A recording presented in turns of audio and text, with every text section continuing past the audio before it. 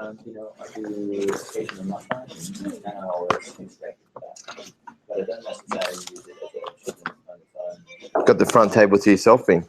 I tried to sit the rest, but I think since you take front row seats. Yeah, front row seats. Yeah, I love front row seats. Yeah. We're ready to go. Yeah. All right. So, welcome to the Quarterly Meetup, February edition. How's everyone feeling? Awesome. Yeah. All right. So usually there's a little bit more excitement in the room. I know it's not. I know it's 9 in the morning. I can hear the guys that are online more than I can hear you guys. So I think we need to ramp it up a little bit. How's everyone feeling? Awesome. All right. Geez, that's better. So quarterly meetups are always very exciting. One, because I think in this digital world, we don't get to connect as much in person. So it's awesome to meet. I've met Amy before, but met Hayden the first time last time, obviously Marcus and Graham. So Lachlan came all the way from Adelaide, Graham from Sydney, and then Marcus from Perth. So appreciate you guys coming down. It's going to be a great session. It's a topic that I would rate it as the #1 skill set in business, and that's selling. And I think we all do that to some degree. For those who are married, you probably sold your wife on a particular movie that you wanted to see and she probably didn't. So you've sold your wife into that, and vice versa. Maybe you sold your wife to take out the bins when you should have taken out the bins yourself. And then vice versa, maybe your wife sold you on a particular movie that you didn't want to watch. So I think when I look at selling, we're all doing it every day, whether that's, in your relationships, whether that's, selling someone at a cafe to, like, for instance, Mark sold me on not having bread this year, very little bread, because he sold me the benefits of why bread's not good for you. I won't get into the health sort of discussion. I know you will. That's why I'm staying away from it. I'm not an expert in it. I've seen the dramatic effects of not having it. So Mark sold me into that. So I think there's a misconception around what sales is. Most people, when they think of selling, they think of, car salesmen. They think of people who hard sell on the phone or whatever it might be. There is an art and science behind selling. And thanks to social media now, there's been a massive change in how people buy and in how you should sell to cater for those decision makers. So today we're going to be covering 3 pillars. One is foundation, building a foundation, which we'll cover here. And then we're going to look at the process and then how to scale. So most people don't have the foundation set, and that's the biggest problem that we see. And so we'll cover what you need to do, such as, understanding your target market, being very, very clear on your mission, and then having a story. I'll do a live example of actually a story. So we'll bring someone out and map out a story, because I think that people buy into people. If you look at 5-10 years ago, you probably bought into a company, then their product, and you probably couldn't care less who was working at that company. Nowadays, people are starting businesses with less. Like Linkfluencer was, not that we couldn't afford it, but I built Linkfluencer with $150. I created a brochure, cost me $150, and I built the whole thing just on that. So if you look at, that's 4 years ago. So nowadays, it's actually become a lot more easier to set up a business. And the reason for that is because of technology, social media, online information, and people are setting up, good morning. People are setting up businesses without even, website. It's just a landing page and they're growing it through that. What that's done is it's leveled out the playing field, and, it's made a lot more competitive. And so therefore, if you want to really stand out, you have to be able to build the right foundations, get your story right. I've done a ton of research on most of the people that are coming here and online on your digital footprint. And I got to say, if you take one thing away from today's session, got to build your digital footprint. It's not non-existent for some people here. And the problem with that, and I've done some research on the guys online as well. The problem with that is, for instance, I'll give you an example. We did a LinkedIn audit, which I'll kind of cover on later on in this session. we did a LinkedIn audit for a company in New Zealand. First time they ever heard of us. They got connected through a particular member. We have a mastermind member in New Zealand. Next week, we're going to present a $20,000 deal based on, you know, the audit that we did. I'm very, very comfortable that they're going to buy. And one of the things they said to us on the call, when was it? It was last Tuesday we did this call, and one of the things they said is, we've done the research.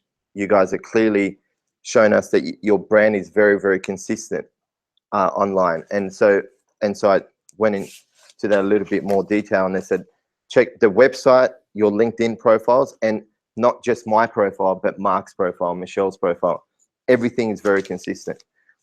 When they went and researched my name, they saw the media publications that I'd been featured in. But rather than just getting media for the sake of saying, oh, we got featured in Forbes, like, it's not a big deal. But what you want to do is you want to make sure your story is ingrained into all the media presence that you get, so people buy into you, not just because you've been in Forbes. And I think that's the mistake a lot of people make. So, and then we've got to get the elevator pitch right. I can't tell you how many times we've opened up a new opportunity just by knowing our pitch. You know, every time we're in an Uber, someone asks us, what do you do? We have the elevator pitch down pat. And we like to keep score of things just so we can see how things are progressing. It's not a big deal, but you know, there's been 25 downloads of our digital guide just from Uber rides. Every time we get in an Uber, like, it's not big, but you're sitting there, you might as well pitch anyway if they're asking, what do you do? And if someone asks, usually, you know, if I meet Ben in an elevator and, you know, we're going up to level 17 for the Quarterly Meetup, Ben might say, what do you do? I say, I'm the founder of Linkfluencer. We're the world's leading online training company for LinkedIn. That's it. Just a one sentence. Because what you want to do is you want to raise enough curiosity for Ben to go, okay, well, what do you guys actually do? And then it gives me the opportunity to then be able to sell him, rather than what most business owners do, which, oh yeah, we run this and we do this, and this is, our clients are getting X results. So we'll talk about the elevator pitch, and obviously the big thing out in the market now, there's too many educators and not enough practitioners. And I think that's really been, and the feedback we got from Michelle, because she does the initial calls with the Elite Mastermind members, that's the biggest difference that has helped us really be able to scale this particular group, because we don't just teach this stuff, we actually do it. And I think it's unethical as an entrepreneur to do anything or teach anything that you haven't done yourself. Like, imagine if we said to you, oh yeah, you should build out this funnel, and then you go, okay, how many funnels have you guys built? Oh no, like, we're just starting off. But I read Russell Brunson's book and he says funnels work. It's like going to a real estate agent and saying, oh, I want to buy a property. So, oh, you should buy in Queensland. Awesome. How many properties do you have in Queensland? Oh no, money's tied up a little bit, so can't really invest at the moment. It's not going to give you confidence to be able to go out and build it yourself. So I think what people are now looking for, they're looking for practitioners, people who live and breathe this stuff. And you know, I think from an ethical standpoint, if you're going to put a video up, if you're going to put you know, an article, it's online course, whatever it might be, if you don't truly believe in it, this is why your mission and passion is so important. It's just not going to work. So welcome. All right.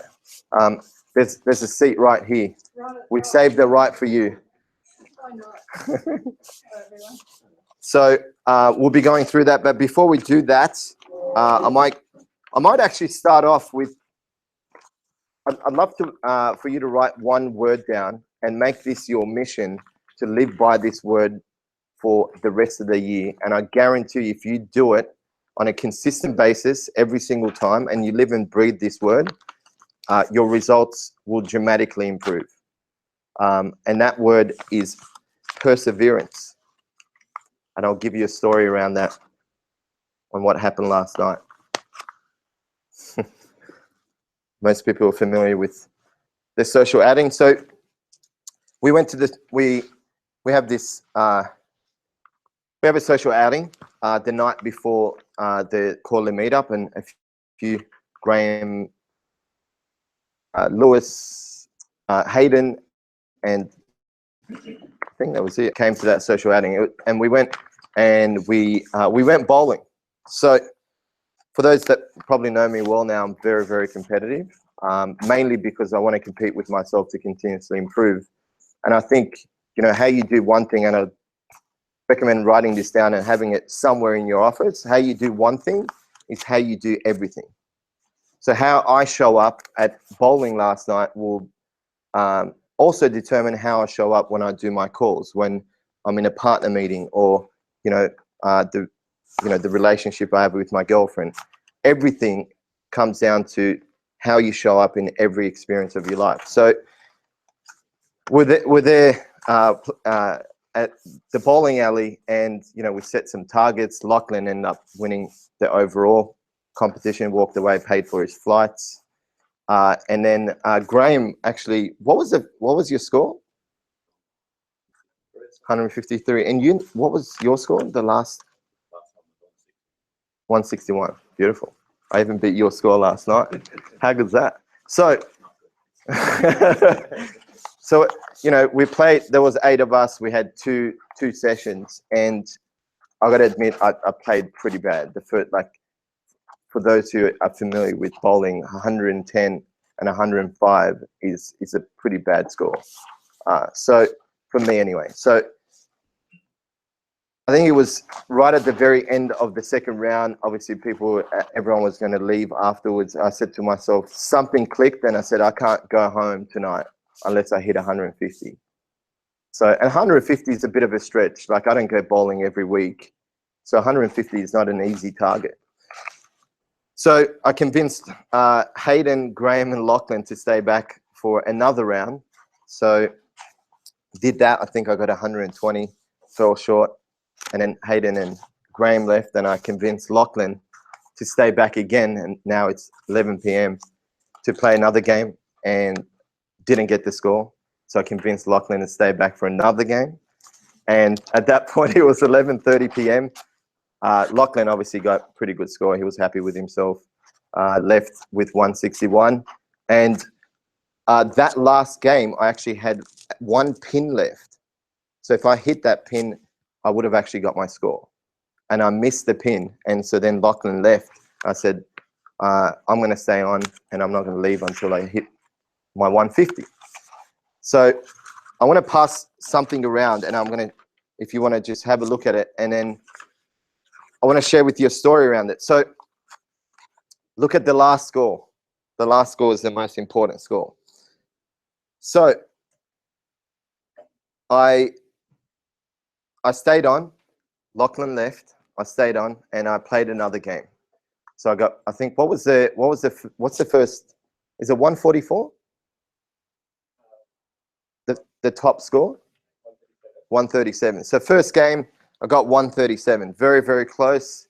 There was about 2 strikes that I should have got that I didn't. So, and mind you, these are, so right now, I think last night there was about 200. What would you call it? Just 200 bowls? Yeah, 200 bowls for 5 hours straight. So I'm a little bit sore at the moment with my right arm. But played one game and then didn't hit my target. Played another game. At this point, the girl at the front counter thought it was nuts and said, "Everyone's left. Why are you still back here?" I said, "I'm not leaving till I get 150." So, and then I played the third game and I still didn't hit my 150. And now I'm getting frustrated.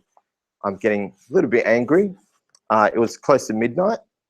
And so I did something interesting that, you know, that we live and preach, but I think sometimes we forget when we're in the heat of the moment. And I think one of the keys to me hitting the target at the very end was letting go of my emotional attachment. And this is a tip around sales. Don't become emotionally attached to the end result. So what do I mean by that? So, you know, you might be on a call, you might really want this client. If you get emotionally attached to the end outcome, and, you know, if you let go of emotional attachment, it's basically you're saying, I don't care. I really want this client, but if I don't get the client, I'm still going to be okay. I'm going to be happy either way. And I think when you're emotionally attached, you will actually get very frustrated or upset if you don't land that client. It's very hard to manage emotional attachment. I think we do a pretty good job at it, but like last night, 180 balls, and I'm still here, and I know that I'm not coming to the quarterly meetup unless I hit my target. So I get emotionally attached. All of a sudden, I realize why I'm actually not hitting my target. So I said to myself, I sat down, I said, okay, I'm going to let go of emotional attachment. I'm just going to have fun. And then as you can see, you know, I think it was 11:57. I finally hit 160, 164, got the highest score for the night and managed to hit my score. So the biggest thing I took away from that is one, letting go of emotional attachment, but also persistence. If you don't persist in sales, and if you, you know, I read a stat the other day, 66% of all sales that come through are based on your follow-up process. 66%.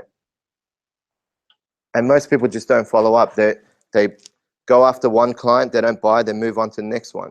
And if you truly want to build out something that's, you know, memorable and you want to really make impact in someone's life, you've got to follow up. So want to share that story with you, and I guarantee you, if you persist and use that word and make it your word for the year, your results will go through the roof naturally. And, you know, I share that with the team. And a good example of that is Michelle, right? So Michelle, hope you don't mind me sharing this. So Michelle, when she first started, previous roles, you know, had no call, like what, you know, yeah. So like her previous roles didn't have any calls built into it in terms of calling people, and especially calling people around a mastermind group. And that wasn't really her main skill set. So, you know, it was something that she needed to build. And, you know, it's got to a point now where Michelle doesn't even use a script. She just walks around the office now sometimes and does a 10, 15-minute call. And there's a lot that she needs to say in a 10, 15-minute call, and she's memorized and structured it. But the reason why I shared that is because when, you know, whenever you're starting something new, whether it's going to, you know, building out your virtual team, whether you're building out your online funnel, you got to keep persisting. You know, it's very easy to get disheartened, especially around an online funnel, because you guys are, you know, fortunate because you'll be able to rely on some of the funnels that we've built. And, you know, we test and measure a lot of our landing pages. So the key with sales and the key with everything is just make sure you keep persisting, because that'll get you through like it did get me through last night. So that's the number one thing I want to share with you today. Before we go into the content, a few things that I want to share. So guys, also, as you're online, welcome. I think I introduced the session and welcomed you guys into it, but this session is not going to be a session where you're just going to hear me speak for 3.5 hours, 4 hours. What we want to do is we want to walk away with some sort of plan and structure, and then for you guys to be able to answer those questions afterwards. So for instance, instead of saying how important mission is, I'll ask you to write questions down like what's our mission? And then what you want to do is, whether you're using a laptop or writing it down, you want to actually write that question down and answer it, because by the end we want to actually create a sales process that's tied in to, you know, your mission, your passion, etc. Does that make sense? Okay, getting no response. Fantastic. So does that make sense? Yeah. All right, geez.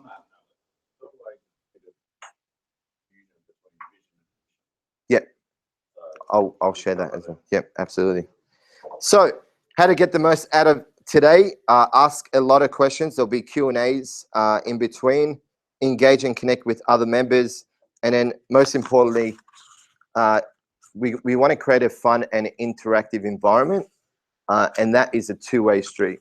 So I'll try to make it as interactive as possible. But if I get nothing from you guys, and if you all sit there and say nothing, it's not going to be as interactive. Does that make sense? Yes. Does that make sense? All right. Geez, tough work. Must be the time. amenities. Now, for those that are here for the first time, if you go straight out, turn left at reception, and you'll be able to see the women's toilets just to the left, and then the men's right at the very end. Coffee and water, obviously, you'll be able to get from here. We're going to be covering lunch, so that should be around 11:30. Hope everyone likes Subway. If you don't, bad luck. And also the next monthly mastermind session, if you want to write this down and pencil it into your diary, is going to be the 30th of March at 10 a.m.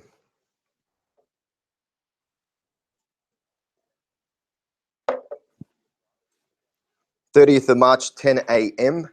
And that's will it be AEDT at that time or AST? Yeah. Still AEDT. So, oh, does it? Perfect.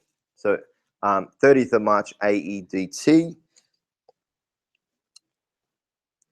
And we've been getting some good feedback in terms of what sessions to run. So obviously sales being a very key component of you building out your funnel and obviously filling that funnel, because you can have the best funnel in the world. And I've seen, Anoop, morning, how you doing?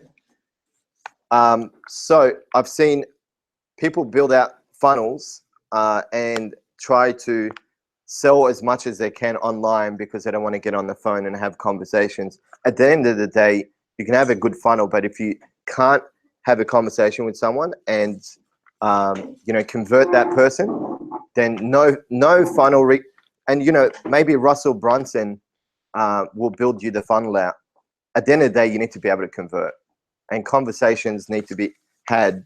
And I don't buy into this notion that you can automate everything. We've managed to automate a lot of our sales process online, but at the end of the day, you've got to speak to someone. Unless you're selling a $37 product, you probably don't need to speak to anyone. But most of you guys, you're in the business of selling something for 37, and that being the only product line. So, and this is why sales is so important. So, member achievements and highlights, obviously. So we'll kick into those.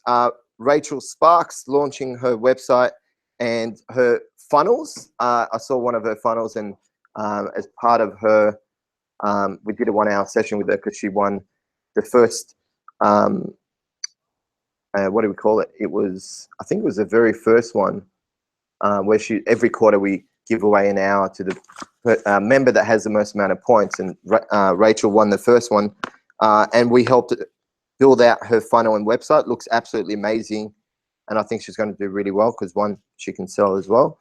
Lisa Maha, for those who knows, oh yeah, Lisa, you've met. So an exceptional person. I've been working with Lisa now for probably 3 months on a more one-to-one level, and I've got to say she's probably the most detailed person I've met to date, other than Erica and Michelle. And she just gets the job done. She's managed to go from just her doing resumes to now looking for her first resume writer.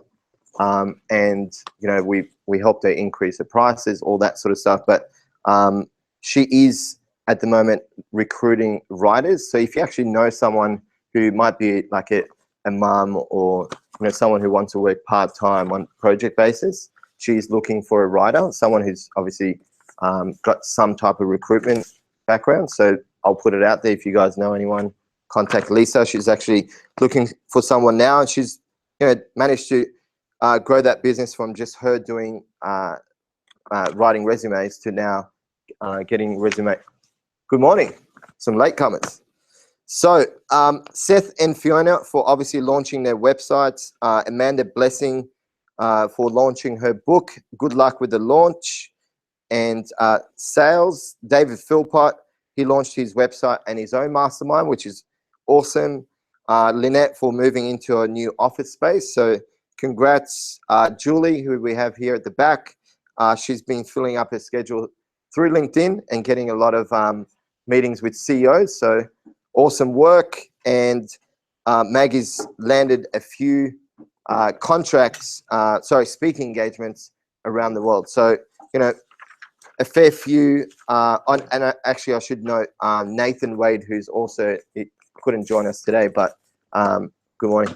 So he's been in the recruitment process, and it's gone from him and a few people in his company to now putting on an additional 2 people, one being an assistant to be able to help him. So congrats to Nathan. Maybe I should go through some of our achievements. So we launched our corporate licensing program. Very excited about that. What we've noticed is probably in the last 6 to 9 months, we've spoken to a lot of sales managers, and what we've noticed is a lot of sales people are struggling big time at the moment, struggling enormously in terms of generating leads. That what happens in the corporate world is they have all these sales trainers and come in and help you and train you on how to sell better, but then they can't get enough in front of enough people to be able to actually sell. So we're excited about that. We launched a corporate licensing program. We've already locked in a fair few 4 now.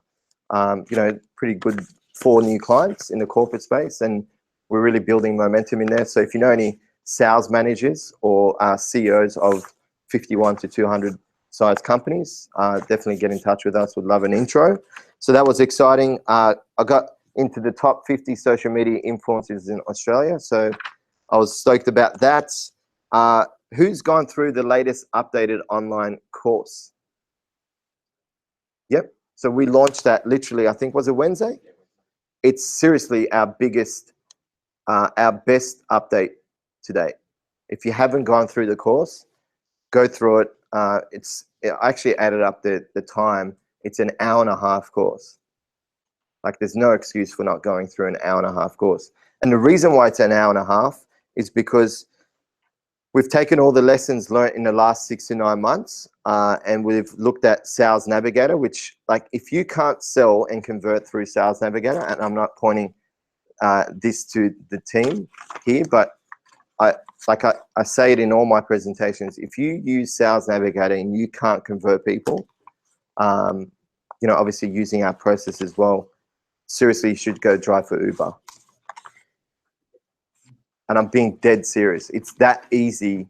Like, I wouldn't say it's not easy as in, you just go and use Sales Navigator, it works. Obviously you need a system, and we've been fine tuning that, and I think we've done quite well to create a system around it now over the last 6 to 9 months. All of those updates are in the new online course.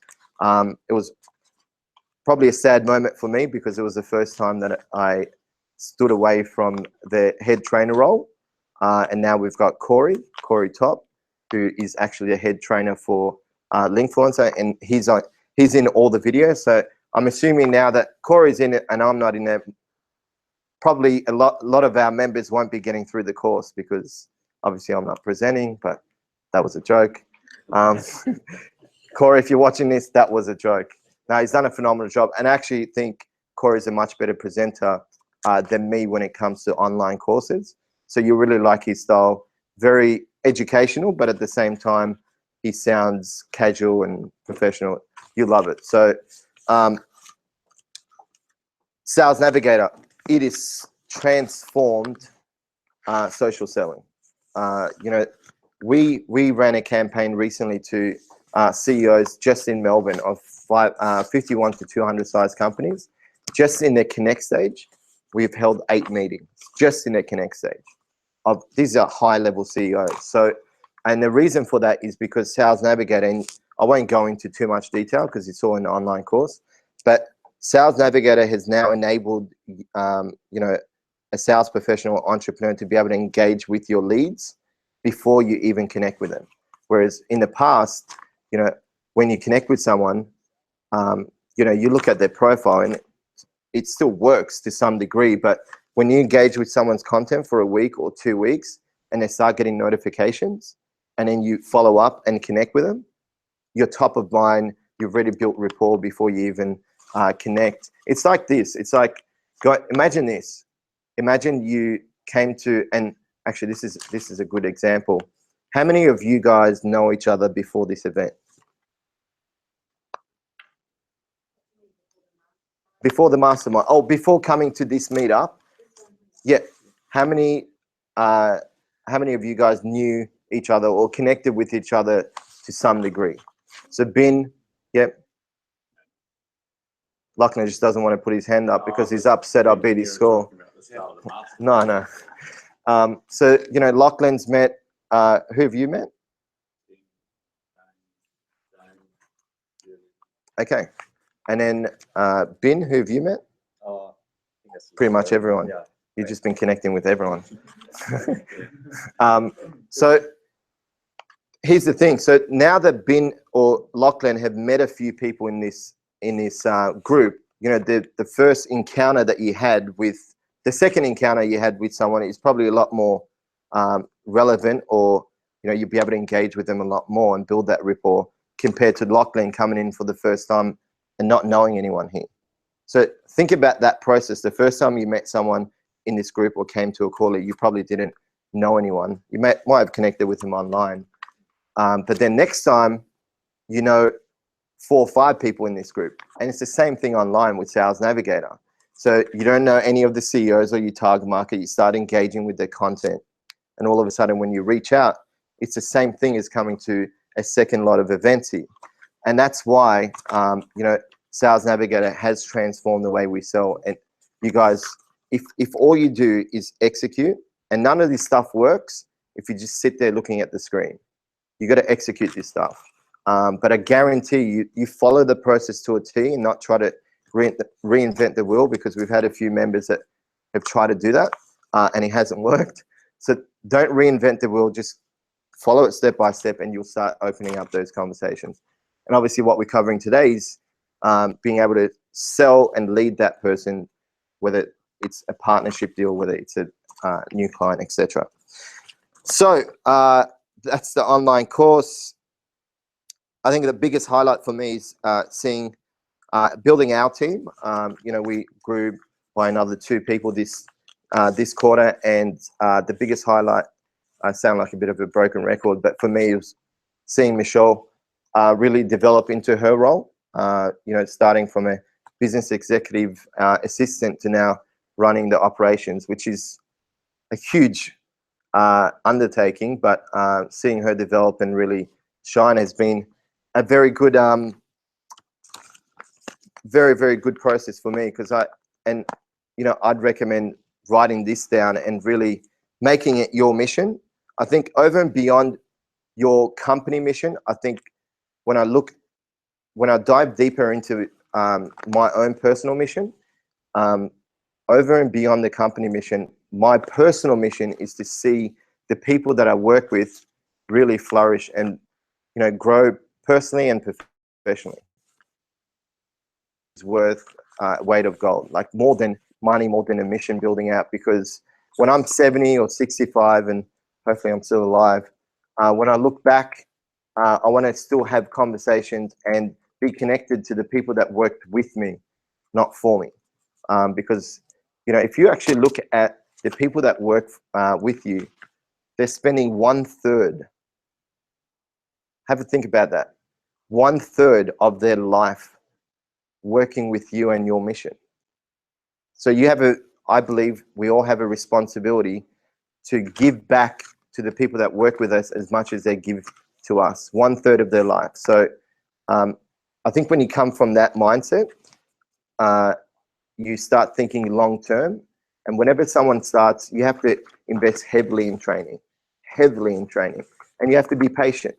So that's the biggest highlight for me. I'd recommend making that your personal mission, that anyone who works with you, you give your all to them the same way they give their all to you. Every day they're coming in and spending, you know, 1/3 of their day working, helping you build out the mission. So that was a highlight. So thank you for, I was a vehicle, but I think Michelle, obviously, and one thing I love about Michelle is she's fearless. So she'll, you know, and that's the whole point of, you know, taking feedback on board and actually doing something about it.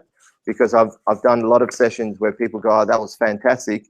Or, you know, in this scenario, you come in and listen to what we have to say today. But if you don't do anything with it, it's actually a waste of your time. So, you know, take on the feedback and really execute it, because that's the key. So we didn't win, but we were the finalists in the 2016 Australian Cool Company Awards. We take a lot of, and that was by Antil magazine. We take a lot of pride in culture, and so that was awesome. And the other thing we are doing, which I think it is the right time for us to do it now, we are writing a book. So, and then if we go back to being a practitioner / educator, most people write a book to build their authority. I believe you should build your authority and then write a book, because then you can, a lot of the examples that you showcase within your book is based on real life results, and you got credibility behind you anyway. So we're writing a book at the moment called The Science of Social Selling on LinkedIn. Should be out by May, probably end of May, depending on how Mark goes with the writing. But yeah, should be out end of May. Very excited about it, and we'll share more details with you as it's come along. That is everything that I wanted to share. What I will do before we even start, because I know Seth is online, and I got to talk a little bit about Seth, because it goes back to consistency, and selling is all about that. So Seth won the last quarterly meetup.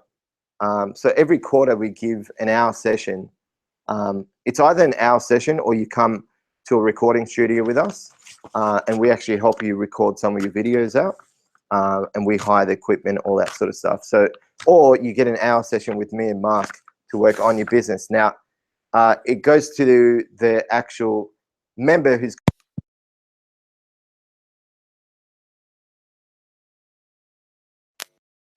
and this time around, it's actually the first time that someone has won it back to back, and that's Seth Brewer. So what I want to do is I want to do a quick video for Seth. So if we can all get around here, I want to congratulate Seth like we did last time.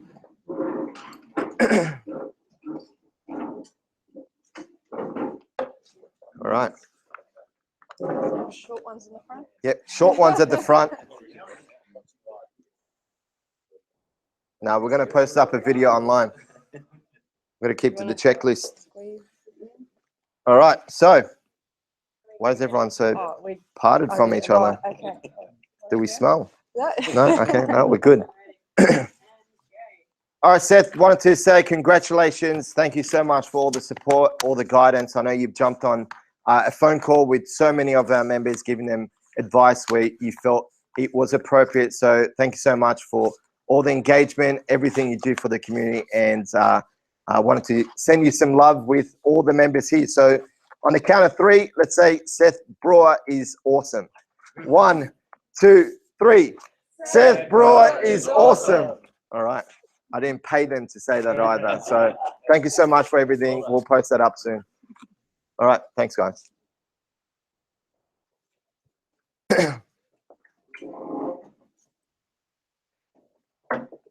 Okay. So there you go, Seth. That's what you wanted. That's what you get. So actually organize, if you can get in touch with Michelle and she'll organize the 1 hour session, that'd be cool. The structure of today. So like I said, it's going to be content rich, but also part of that content is for you to formulate a plan and for you to be able to roll out that plan after the session. We will be bringing members to the front through some of these stages and actually working with you, because I think when you see a live example, you taking the content a lot better than me just talking about it. So we'll be doing that. I'm going to be going through the 3 pillars to sales success. The first and second pillar will be before lunch, and at 11:30 we're going to break away for lunch. Obviously, we're going to open up Q&A beforehand. We do the 3 pillars. Sorry, the third pillar, and I've lost a little bit of my voice because I was screaming at bowling last night, even when everyone left. So we'll open up to Q&A before lunch, 30-minute lunch, which will be provided. We'll then do the third pillar, open up to Q&A, obviously do a recap, and then Michelle's going to pick a spot for us to go for a drink afterwards to unwind and interact. So she'll keep us posted on that. It's a beautiful day, so we might go to South Bank, which is like literally a 5-minute walk. So we'll be doing that. All right, let's kick into it. So Mission. So first step, so if you want to write down foundation, building the foundations is the first step to really mastering sales. You know, you could go read all the books, you could attend all the seminars and learn the best strategies on how to sell. But if you don't have the right foundations put in place, then it doesn't matter how good, how many skills you pick up over time.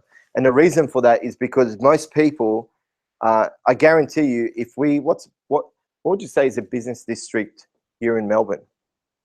Yeah, like an area where, Collins Street? Yeah, so if we went to Collins Street on Monday and we, you know, pinpointed 10 entrepreneurs, I guarantee you 5 to 7 will probably not even know their mission right off the bat. Guaranteed. And, you know, when you're building something, and this is why you should never build or look to build a company just purely for making money, because, you know, once the going gets tough and business is a roller coaster. Who's ever been on a roller coaster before? Put your hand up. Yep. If you haven't, get onto one, because it is the same process as building a successful company. There's ups, there's downs, and if you're in business or have the mindset that I'm just going to be in business to make money, that you won't make it through the journey. And so the mission is really important, because when you hire people, we always tell them what our mission is, and we see how they resonate with the mission. If you don't resonate with our mission, then there's no point working at Linkfluencer, because a third of your life you're going to be dedicating to this mission and to the people that you're working with. So if you don't know your mission and you're trying to convert people to come and work with you, and you want people to then stay with you over time, then it's going to be very difficult if you don't know what it is that you're trying to achieve other than making money. So I think the biggest thing I've got is, every time I start a business, and this is the first tip that I'd recommend writing down, my personal mission is to build products and services that make a positive impact in people's lives. That's it. That's my personal mission, and that's what I'll live by till, you know, till the day I die. And so whenever I start a business, I think, okay, does this fit in with my personal mission? So the first thing I'd love for you to write down is, what is my personal mission? Probably not something you want to answer now, but something you need to think about, and you need to be absolutely clear and confident that that resonates with you.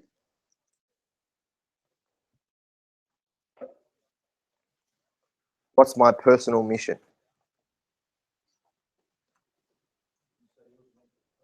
It's to make a positive impact, to build products and services that make a positive impact onto people's lives.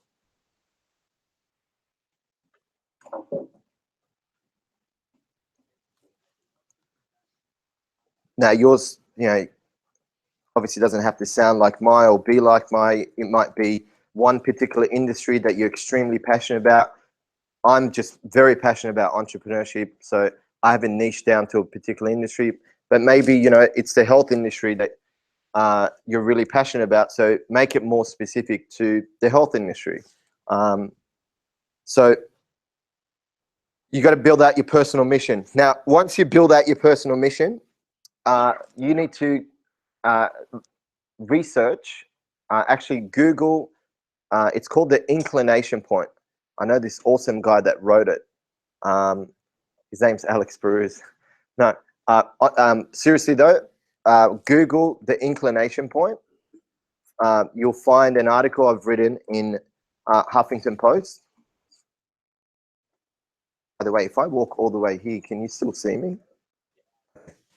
So there's this article called Inclination Point. Follow the step-by-step process in that article, and make sure you write a minimum. So just so everyone knows, my personal mission, I've written 95 reasons, not 35, 95, and I'll keep adding to it. So you might not get 95 at the like, you know, the first sort of time you do it, but I've written 95 reasons why my personal mission is absolutely important to me, and why I want to achieve that mission. So if you can't write 35 reasons why you want to achieve that personal mission, then it's, to me, it's not compelling enough. You haven't thought it out properly. And the reason why we go through, who knows the background to how we came up with the inclination point? Put your hand up. You know the story about Aaron Willis? Okay, if you don't mind me sharing, I'm going to, because a fair few people have it, I'll share it again. So Aaron Willis is a, sorry? I'm sure I'll take something out. Yeah. Aaron Willis, so I do a fair bit of mentoring for a charity called Club Kidpreneur. Club Kidpreneur is a foundation that helps 8 to 12-year-olds start their own micro business. So I met the founder, Carl Price, and he started it because when he was, in high school, he didn't really have an outreach somewhere where he could learn about entrepreneurship. So I met with him, and this is now probably 6 years ago, and I said to him, I want to throw myself out there, and I said to him, give me the toughest school you have in terms of, because we teach their curriculum over an 8-week course, and then on the 9th week, the products that they've built, we actually take it to the markets, local markets, and they sell those products live. So I said, all right, give me the toughest school you have. Now, for those who live in Sydney, there's this place called Kensington. Now, it's not the most affluent sort of suburb in terms of, like, people just don't have the financials. So I said, yep, give me that. So I went in and I realized why he actually gave me that class, because a lot of them were under-resourced. Like, literally, they couldn't even afford to be in that class. And so we had to subsidize a lot of it. So within the first 6 weeks, I was starting to get a feel for the kids. And in the 6th class, we actually ran, and this is another thing, another tip that I'd recommend writing down. It's never about the resources. It's about how resourceful you get with your resources. So I'll repeat that again. So it's never about the resources. It's always how resourceful you get with those resources. So 6th week, and I'm up on front of the room, and I'm telling them that it's never about the resources. It's all about resourcefulness. And this kid turned around to me and said, oh, it's easy for you to say, but the background that I come from, we don't have much money.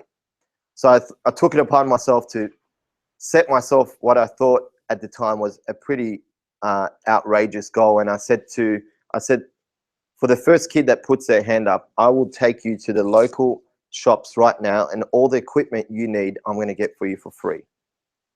So after I said that, I got a little bit nervous and anxious. I thought that was probably a stupid statement, because if it backfires on me, then it really ingrains into their system that, geez, if you're under-resourced, then achieve your goals. So luckily it worked out. So Aaron put his hand up, and Aaron Willis is a kid who has tried to commit suicide a few times. He tried to, at one night, he attempted to take his own life and his parents. So pretty troubled background. And so he put his hand up. This is a kid that anytime you'd ask him a question, I'm sure we've all, where they say yes, no, maybe. There's no explanation. There's just a one-word sort of dialogue that you have with him. So he put his hand up, and his business was Awesome Dogs. So obviously selling hot dogs, and they actually tasted a lot better than Wendy's or Bill's or wherever you go. So I said, all right. So Aaron, we're now going to go to the local area, and I'm going to get you basically, your hot dogs for free. We're going to get bread for free. We're going to get sauce for free. We're going to get drinks for free. So a lot of the kids got excited, and as the more and more excitement that was built in the room, the more nervous and anxious that I got. And so we went to the bakery, local bakery, and I said to Aaron, can you go up and tell, this guy, the owner, what you do, and, could you exchange something where you do something for the owner and the owner gives you free bread? So Aaron walks up, says, okay, this is me, this is what I'm building out. And the owner gets inspired and tells Aaron that, in 3 days' time, come in the morning, Saturday morning, I'll give you as many, bread rolls and as you want. So quietly, I'm, pumped up, and I go, okay, this is work now. Now let's go to Aldi. So we went to Aldi. I got the manager, and the manager came, and I said, look, this is Aaron. Aaron, do you want to introduce yourself? Obviously more impactful story rather than me, because coming from a kid. And so Aaron shared the story, and what do you think happened next? You can't say anything because you know the story. What do you think happened next? Free hot dogs? Okay, what else? Free sauce? What else goes well with hot dogs? Onions, right? So onions, sauce, everything. Needed. And so we've got the bread now. We've got all the ingredients. So so we went back, and the reason why I want to share that with you is because Aaron didn't have the resources, but he got resourceful, or together we got resourceful, and we made it work. So there are going to be times in your business where you're under-resourced, and you have to get resourceful with the resources you have. I'll give you a scenario. When I first launched Linkfluencer, I wanted to build a lean company rather than going out there and spending $20,000 on videos and then paying another $15,000 on a website, etc. I'm a massive fan of building lean with the money that you make. So I reached out to Edgar Neves, who lives in Bondi in Sydney, and I said, we'd known each other for a while, and I said, look, what I've identified is that you are not very good at sales and marketing. I'm not good at videography. I don't profess to be. So maybe we could do something together. So I pitched him on him doing all of our videography work for all in return. So if we generate $10,000 for you and your gross profit is 50%, I want $5,000 worth of videography done for us. So the first campaign we ran for him, we did $32,000. And so he did $16,000 worth of videography for free. That's getting resourceful with the resources you have. So the next question I'd love for you to write down is, how can I get resourceful with the resources I have? Can I ask you something on that? Yes. What do you think was the ingredient though? Because I talk about that, but just for those who don't know, I do counselling with individuals, and I talk about exactly that, about helping people shift and be resourceful with when they haven't got much. The thing that gets in the way is the confidence. Yeah. Whether it's business, whether it's personal relationships. So you did something special with Aaron, but what do you think it was that helped him get over the line? So I'll repeat that. So Tracy is just asking, obviously, one of the things, like how much does confidence play into the whole being resourceful with the resources you have? I think it's a big component. I think it's about being in the right environment. So if Aaron was by himself, he probably wouldn't have gone out and asked for free bread. So I think the way I built my confidence is by taking small steps. So for instance, maybe for you, and I'm not pointing at you, but for you might be, okay, well, I'm not going to go pitch a videographer for 16K. Maybe I pitch $1,000 with someone else first, build up my confidence that I can do contra deals, and then go to something bigger. So like one could be getting a graphic designer that builds out your brochures, and then for instance, the graphic designer might know someone in their family that are having issues personally or within their relationships. You say, okay, I'll do 3 sessions that I normally charge at X if you do me a brochure. Like that's getting resourceful with your resources at a small amount. Then you go, geez, this worked. Maybe I could do it with $5,000. Maybe I could do it with $10,000. With Aaron, did his confidence from the first time to the second time, did the sense Good of question. mastery, Yeah, absolutely. So it's that repetition, the support. Absolutely. Yeah. And so let me finish off the story. I'm glad you brought that up. Let me finish off Aaron's story. So we go to the markets. He's got everything he needs. Now at the markets, you only have 45 minutes because there's literally like 10 kids and you only have 45 minutes and you got to switch over for the next kid. So Aaron arrives and he's left a piece of equipment that warms up the hot dogs. So without that, he's basically got no business today. So I'm running around figuring out, again, getting resourceful. So what we did is we went to someone else who sold, wasn't selling hot dogs, but, you know, hot food. And we asked them if we could borrow the piece of equipment for 45 minutes. We're lucky that someone was there. Anyway, we did that. Now, even to this point, Aaron was still very timid, and he was just standing there saying, waiting for people to basically come. So I said, Aaron, no one's really going to come, you know, come down and actually buy hot dogs just because he's standing there. You'll get, just purely from traffic, you'll get a few people. But if you want to sell out your hot dogs, and he had 100 hot dogs, I said, do you want to walk away with 100 hot dogs going to waste? Obviously not. I said, all right. So what you want to do is let's start off by saying hi to people that are coming across. Because I know that if I ask him, you know, to start yelling out hot dogs, $2, get your hot dogs, he's not really going to do that. So it's about building his confidence.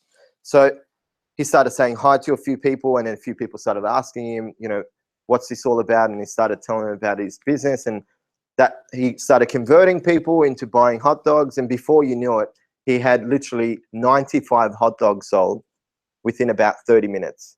And like me and a few people were actually helping making the hot dogs for him. So now he had a few people actually working for him. I'm like, this wasn't in the game plan. What am I doing serving hot dogs? So, and then the last, I think it was at like probably the last 15 to 20, he started screaming to a point where the event organizer came up to our store and said, you guys got to slow down. Like, other people are getting pissed off that Aaron's, you know, going out there screaming. I said, they should be doing the same thing as Aaron. You know, they should be passionately talking about their product. Shouldn't like that. We weren't invited back there, but that's all right. Aaron sold all of his hot dogs. And the interesting thing he did was all the kids who had sold a fair few products went in, you know, basically wasted all their money buying, you know, food and lollies and stuff at the markets. Aaron didn't even spend 1 cent. He reinvested everything back into his business. He paid off his parents the $20 that they gave him to buy some of the equipment. And then I basically mentored him for 3 months, and he's now selling hot dogs at just local markets. And he's working at his dad's mechanic shop. Mind you, when we first started, he didn't even want to know his dad. And now that he's built up confidence in himself and he's got a bit of direction, all of a sudden, you know, the hatred that you have towards some people or certain things, it's not there because you got more confidence in yourself. You know, perception is projection. So I want to share that story for 2 reasons. One, you know, it's never about the resources you have, it's how resourceful you get. So if there's a particular area in your business that you're under-resourced, start thinking outside the box and think to yourself, how can I get more resourceful? And then the other thing is obviously confidence. I think, you know, whenever you're, let's say it's a new sales funnel that you're building out, obviously you're not going to be as confident when you first build it out to the point where we are now, where we know, okay, if we spend $120, we're going to get 1 application for our LinkedIn audit. That gives you a tremendous amount of confidence, because, you know, even if we spend $5,000 getting 50 applications based on our sales conversions, which we'll go through later on, we know that every $2,000 we spend turns into $10,000. And that is what's going to give you confidence. That won't come at the beginning of your sales funnel process. You can obviously lean on us to give you some of that metrics, but confidence comes in stages, and you've probably seen that as well. And so whenever you're doing something for the first time, you know, LinkedIn, building an online sales funnel, maybe selling online, you got to expect, you know, I call it growth pains. So when I had the door-to-door sales company, we went from 2 staff, me and it was actually, I was sharing this story with, was it you, Graham, last night? Sharing it with someone. When we started, I just failed in my 4th business. At that point, lost close to $1 million in those first 4 years. And I had $3,000 left with another, my partner, who's named Alex as well. We went to Wollongong. We knocked on, this is how resourceful we got. We knocked on 2,000 houses between us every week.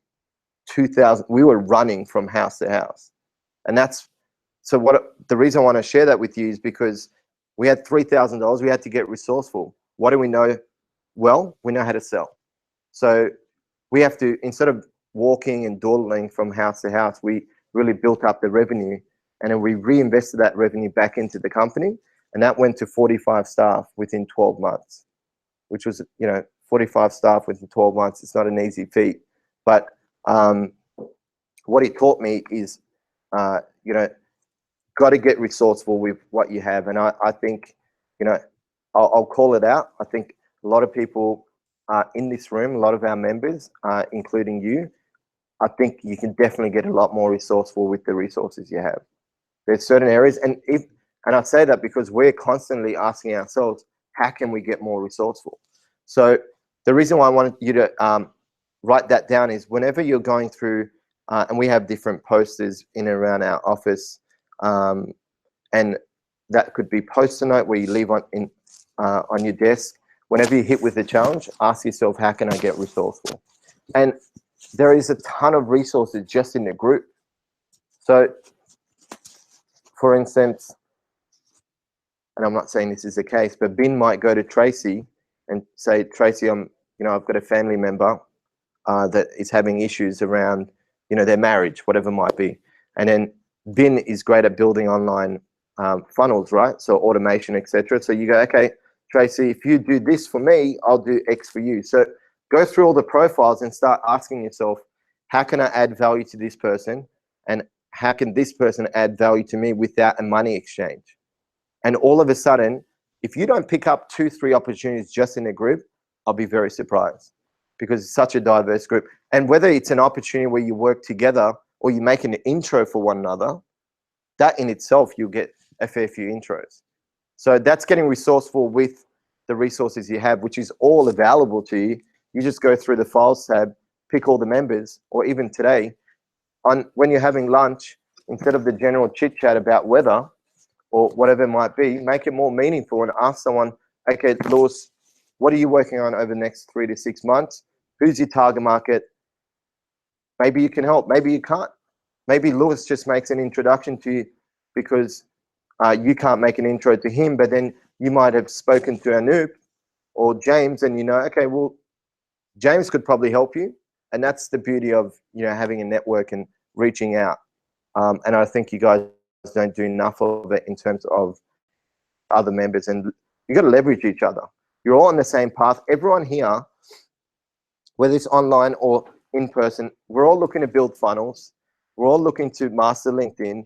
We're all looking to build influence. We're all looking to get partnerships. So like if I was, and we're doing this at the moment, like for instance, we launched a corporate licensing program. We reached out to a few members, including Lachlan, and we said, Lachlan, do you know anyone that could, benefit from having LinkedIn training? So he made a list and slowly working through that list to make introductions. He made the first one yesterday. But if we sat there trying to do it on our own, it's going to be a slow grind compared to reaching out to people, sharing the mission. If they enroll into that mission, then obviously they'll be able to help you out. So, and the beauty of this group is that we've got connections into the media. If you're using the Influencer Blueprint, which we've updated as well, one thing I didn't mention, that Influencer Blueprint strategy that you have, we actually updated the entire thing to be reflective of Sales Navigator and the latest changes on LinkedIn. So if you haven't gone through it, definitely recommend you do. And so like everyone's in different industries, but for instance, like if Lachlan's in the software industry, and then let's say another member is in the software industry and they've connected with someone in Sydney Morning Herald, and then Lachlan's connected with someone in BRW or Financial Review. If you know, and if you've connected well with all the members and taken the time to get to know each other, Lachlan can introduce that person to Financial Review, and then the guy will say, okay, well, I know someone at Sydney Morning Herald. Why don't I introduce you to?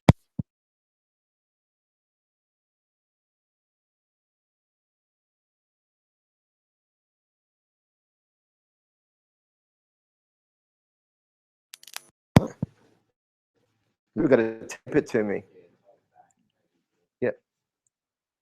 So we're writing an article for, so there's this guy called Bhupinder, And so I met him through a guy called Josh Steele, who writes for, you know, Forbes, writes for Mashable and a few other people. So I said to Josh, I said, and I've known this guy for a while, I said, one of my goals this year is to write for Forbes. And so said it within one of our conversations. A couple of weeks later, he introduced me to a guy that writes for Forbes, an article now, but that leads into me contributing, etc. But the reason why I shared that is now that I've built the networks in the media, I don't just stop there, and I don't want to just continue using an influencer blueprint for new connections. Everyone in the media, like all media journalists and editors, know other editors and journalists. So what you should be doing is you should be, if you connected with 5 or 10 and built relationships, find someone else in the group who's built 5 or 10 themselves, and then cross-reference some of those. If they're relative, get introductions, mate. That's getting resourceful with the resources you have. And it's not like this group is scattered where someone's working on Instagram ads and someone else is doing Twitter ads. Everyone is working on one platform. So you really got to leverage it. Does that make sense? Does that make sense? Yes. All right, awesome. So mission's really important. So make sure you build your mission out. So that we talked about the personal mission. Now we're going to talk about the company mission. So, and we'll talk about the vision as well. So I think for me, it's really, really important to have a company mission that ties in with your personal mission. So Linkfluencer being an example, you know, our mission is to change and transform how entrepreneurs and sales professionals market themselves. So when someone asks us, what's your mission or what do you do? We go in with the elevator pitch, which is, you know, I'm the founder of Linkfluencer. We're the world's leading online training platform for LinkedIn. We pause. They say, okay. And then we ask them what they do. And then, oh, tell me more about Linkfluencer. Well, you know, our mission is to change and transform how entrepreneurs market themselves. Pause. Like, I didn't give too much info because I want them to come back and say, well, how do you do that? Because then they give you an opportunity to basically pitch them. So then you got to have that crystal clear. So if you don't have your mission, you know, the question I'd love for you to write down is what is our company mission? And then the second question, I guess the question after that is, how does that tie in with my personal mission? And if it doesn't, then, you know, you need to evaluate and sit down and think, you know, is this the right business for me? Do I need to change my personal mission to be reflective of the company mission, vice versa? If the two are not aligned, I wouldn't get out of bed. Like, people ask me, I got home at 1 in the morning last night and I was up at 6 and I feel fine. And, you know, Mark has seen my work ethic over the last, you know, would you say I'm probably the hardest working person you've met? Yeah. So, and the reason for that, I don't actually see it as work. I get up every day. The moment I wake up and I'm not excited to get into the office and work is the moment that we sell this company. Because every day I get into work, the mission that we're working on is obviously compelling and it's reflective of my personal mission.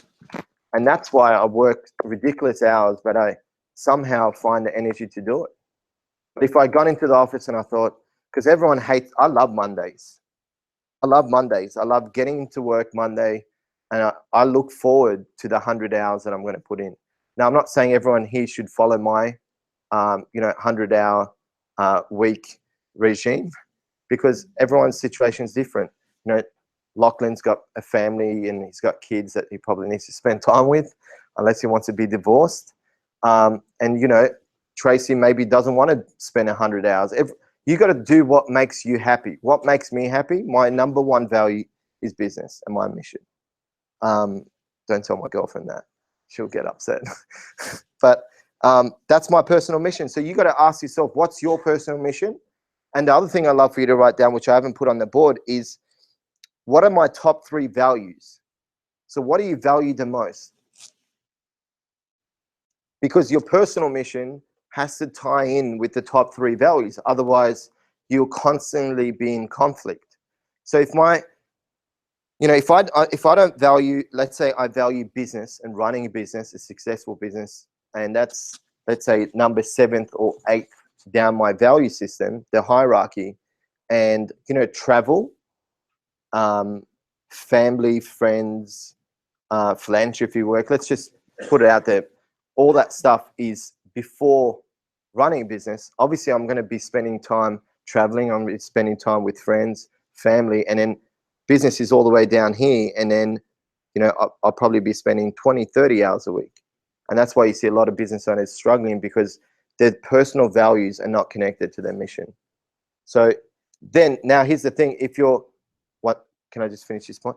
If your personal mission is family, so your number 1 value is family, then your main driver for success in your company is family. If your personal mission is travel, you got to build a business around you being able to travel.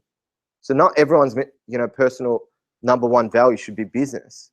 The reason why I work so hard and I work ridiculous hours is because that's my number 1 value. If it was family, maybe I would spend, maybe I'll spend the same amount of time, because I know that I'm going to work for 5-6 years hard, so then I can spend more time with my family, build the right foundations. You got to see what your values are and then connect your personal mission to them.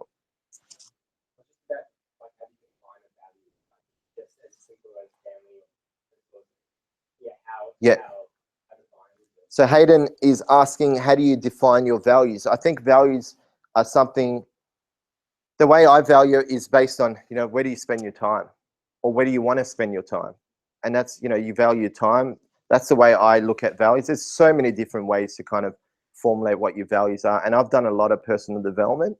So I think if you're looking to really define and figure out what your values are, I think, I don't know whether you've done a lot of personal development or not, but I'd recommend doing it, because it'll help you really understand, what your values are. For example, it's just a matter of asking questions. If you went into a bookstore, what would be the first section you'd go to? So if someone goes into the cooking section, you know that they value cooking. If they go to a travel section, they know you value travel. I think you look at your time and look at what your personal mission is, and then from there you'll be able to figure out what your values are. So what would you, just off the top of your head, what would be the top 3 values that you have? Just what comes to mind?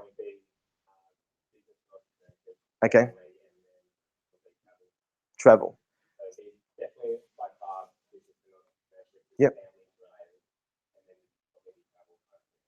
Yep.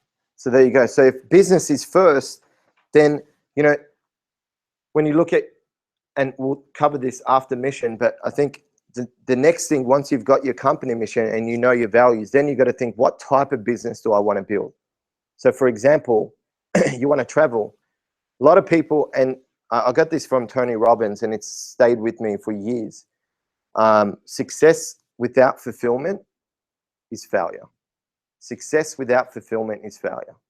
So if you don't know your values, and if you, I know a guy right now who's doing about $8 million in revenue. He's miserable. Because when I asked him, what's your personal mission? I don't know. Well, why are you in this company? I saw a gap in the market. I knew that I could fill it, and he's done a pretty good job filling it. 8 mil. He's doing ridiculously well for himself, but he's just miserable. And the reason why he's miserable is because his number 1 value is family. He's working 100 hours a week. He's not spending time with his kids, which he values, part of his family.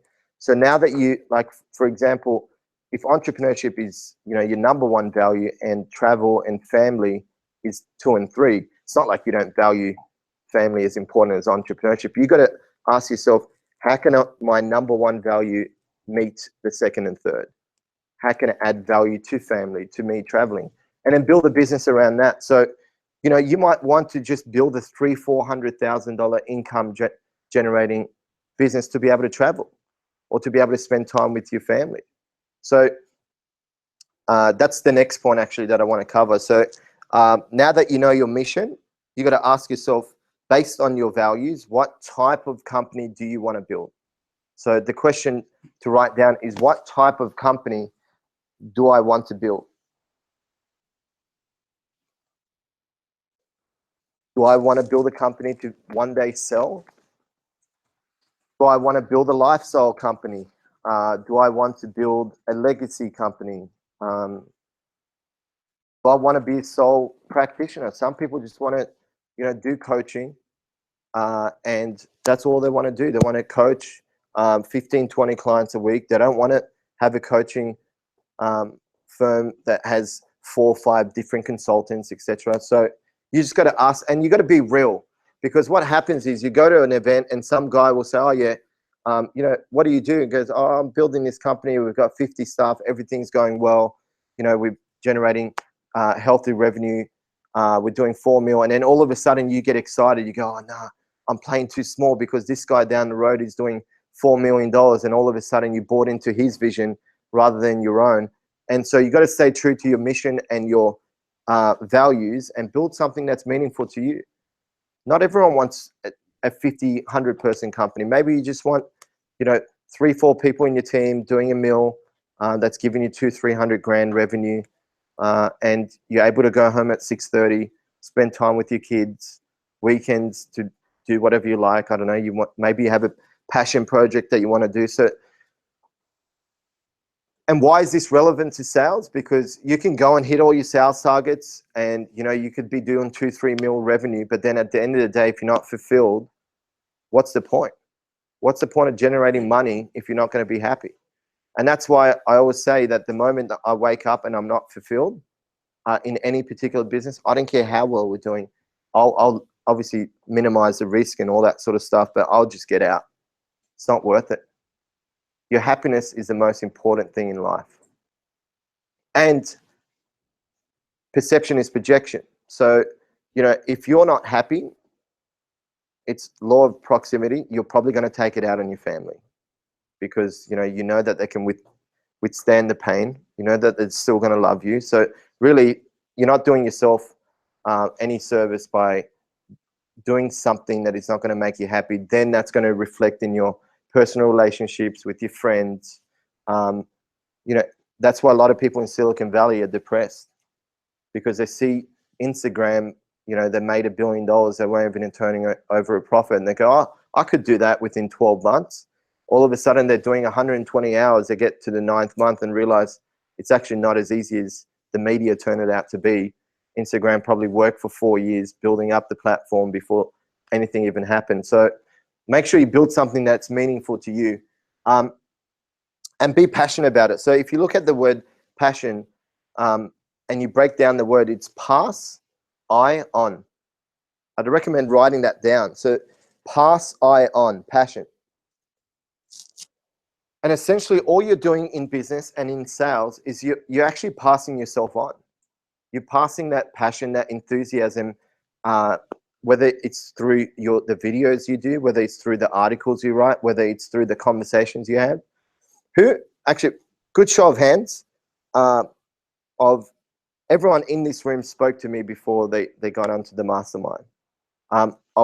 Let's use Graham. What did you feel before you spoke with me? What were your thoughts, and then what were your thoughts after you spoke with me?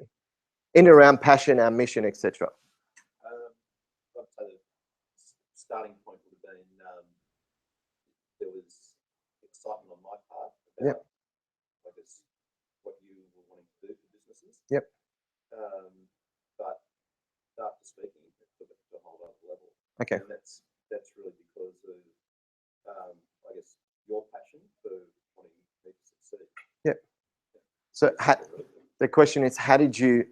Because and as you know, Graham's talking, think about how you could do this within your sales process. So I'll give you an example. Before I had a chat with Graham or anyone, we obviously created a game plan for you, and we've got a picture of everyone's game plan.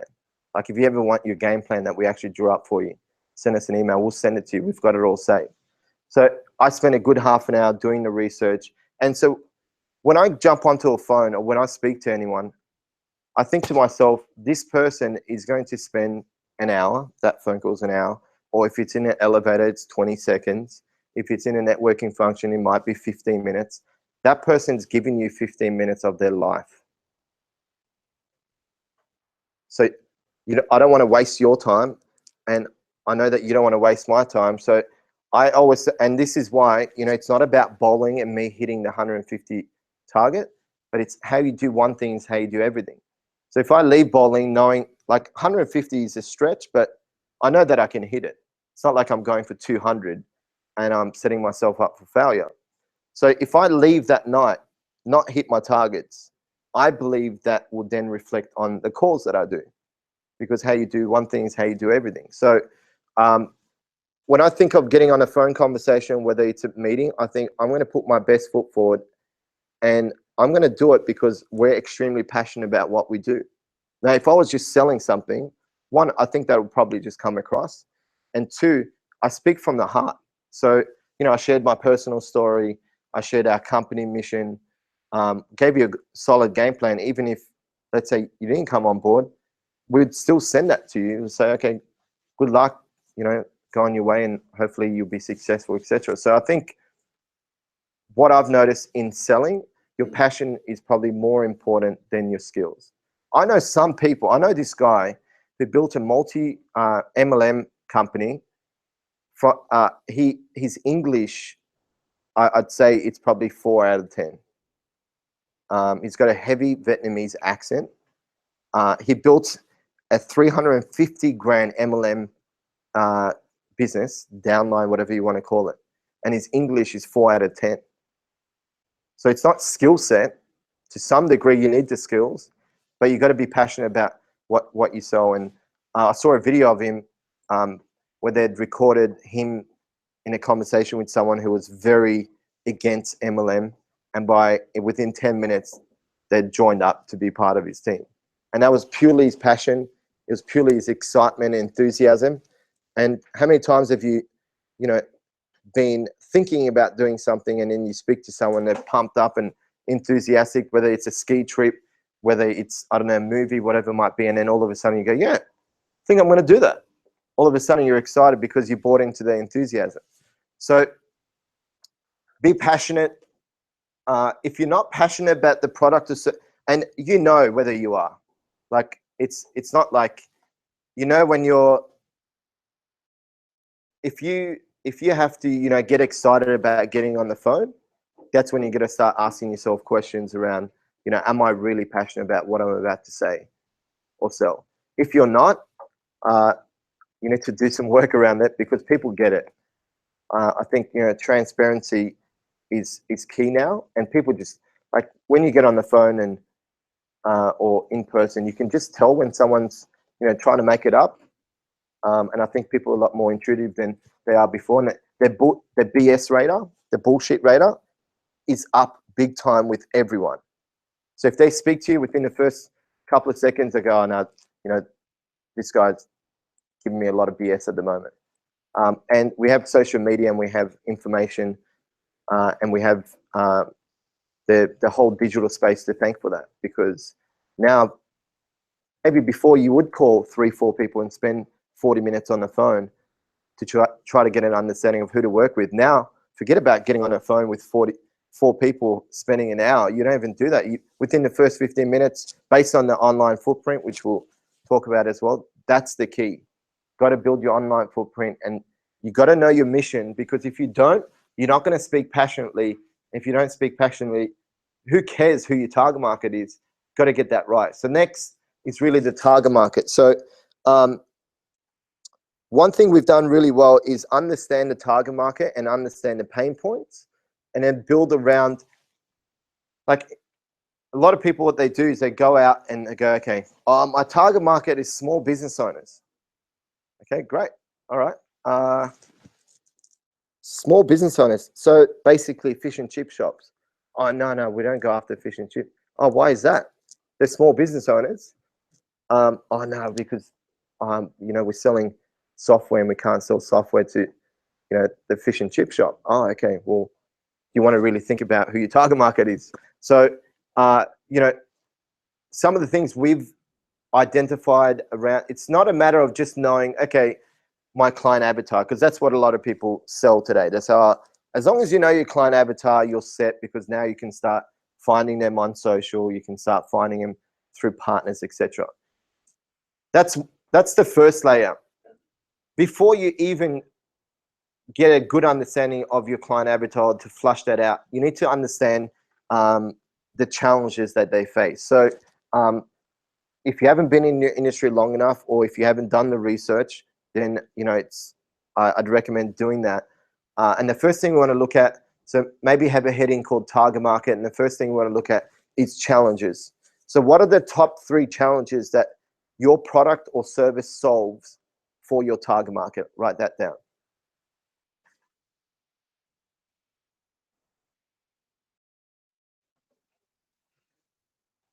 What are the top 3 challenges that my product or service solves for my target market? It might be more time.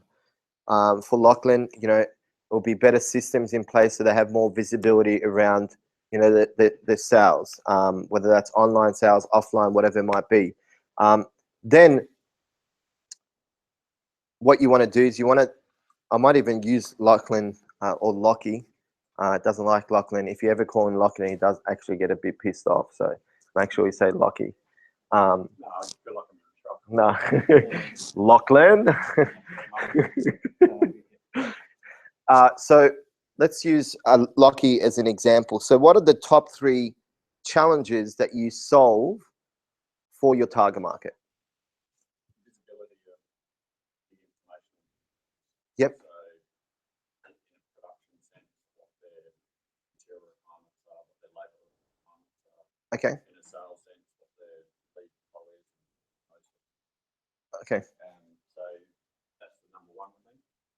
So let's just start with that. Actually, you've given us enough meat to work with. So what are the top 3 challenges that you solve for your clients? So now Lachlan, who owns a software company working with clients in food and bev, obviously your software enables those companies to be able to have more visibility around whether that's sales, whether that's the orders that come through and all that sort of stuff, right? So what the question you want to ask is, it's not a matter of just knowing visibility. So that's the number 1 challenge, but you got to go deeper now.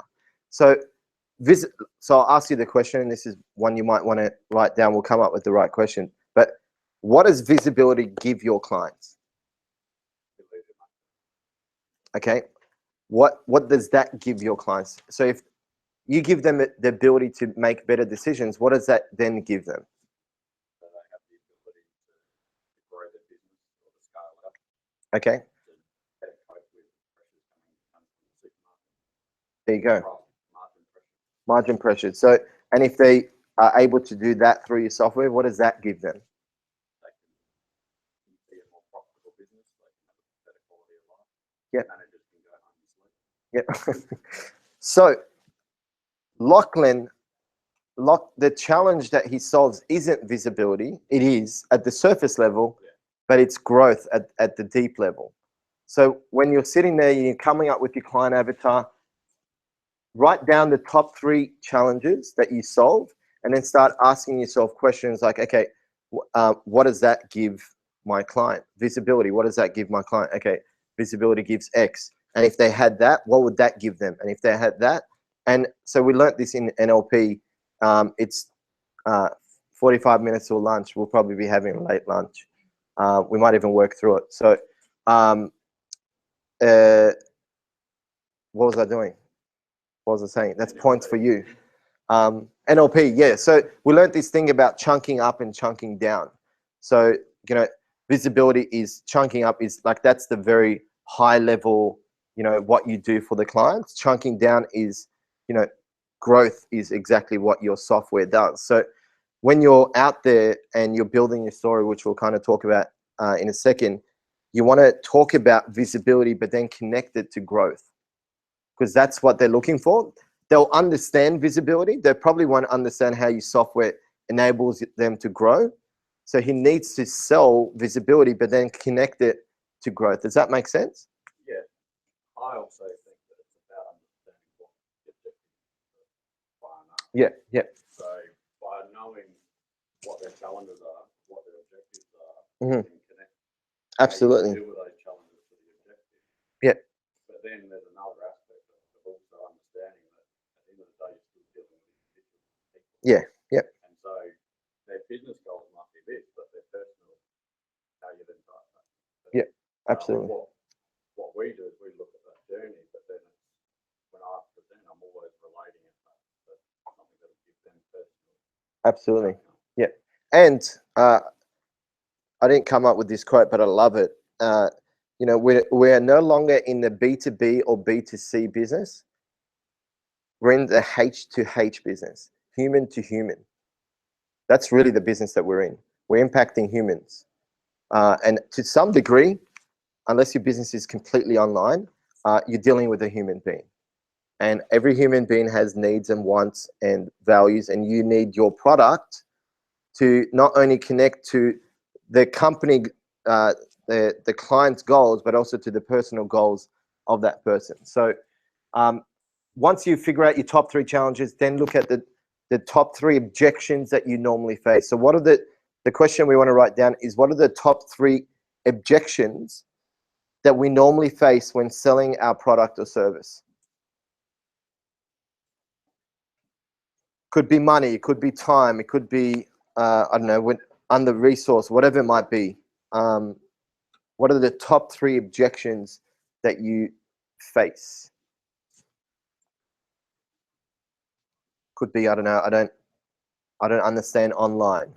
You know, we get that quite a bit. We don't understand online. And essentially what we've done within a lot of our material is build the fact that, you know, one, online is something that can be taught. Online is something you need to build out. Like, it's not a matter of whether you should be online, because it's all happening there now, but it's something that is teachable. And a lot of our material, you'll notice our blogs are very systematic.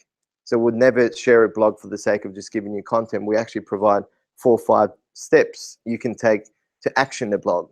So that's one way of us combating, you know, LinkedIn is a bit of a minefield for a lot of people that don't get it. But what we do within our content, and hopefully you've seen this in the online course now, it's very step by step. So the video, you can't actually finish. If you go through the entire set of those 11 videos, you'll have your first campaign set, everything within the video. So we build it that way so people don't get to the end and they go, okay, what am I meant to do? So for instance, they're creating a compelling profile. We actually say, stop the video now and do this part. Stop the video now and do this part. Because by the time you're done, you would have created a compelling profile. So make sure that you know your objections. And obviously the 5 metrics that we work off, this is purely on LinkedIn, is obviously niche down to a specific industry.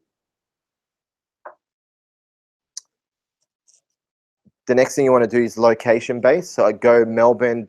Like within your marketing, you should definitely be on LinkedIn specifically. You should be basing your communication on specific cities, or to some degree even suburbs. So when we had the advisory firm, we started connecting with accountants in Sydney, Melbourne, Brisbane, and Adelaide. Did you have a question? Oh no, you're just saying hi. Oh, okay. So those were the 4 states. Now, the reason why we went state and why it works is because when you start your 3-part email communication once someone connects with you, we then followed up with those emails and we said, oh, we're actually going to be in Sydney, funnily enough, Chatswood, which we know is their area because it's on their profile, and would love to connect with you with actually connecting with another accounting firm in your area called X. So it's so targeted based on a specific area. This for partnerships. So you could do that with your clients, and you know, go after CEOs like we went after CEOs in Melbourne. Now we're going after CEOs in Sydney. So the good thing about that is you can put in, like for instance, if you find an article that is relative to a CEO, and you share that with them, and it's another, let's say, CEO in Sydney, and the article is relevant to them, that's going to be a lot better than just sharing a news article that was on Sydney Morning Herald. So the point I'm trying to make is the more specific you are with your marketing, the more you're going to stand out. and you're going to cut through. So you do that by niche into industries and niche into location where possible. The other thing is obviously knowing the key decision makers. So who is the right person to speak with to open up that conversation? So, key decision maker. Another thing you want to really define is number of employees, so company size. So this person, this key decision maker, like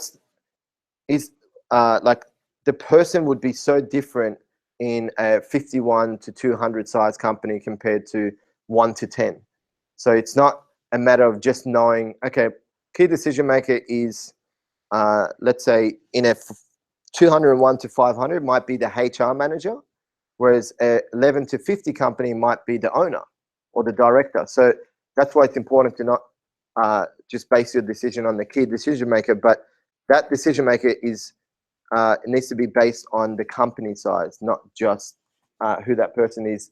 And then obviously the other thing is certain keywords that people would use in their profile, and profession. What's the profession of the person that you're connecting with?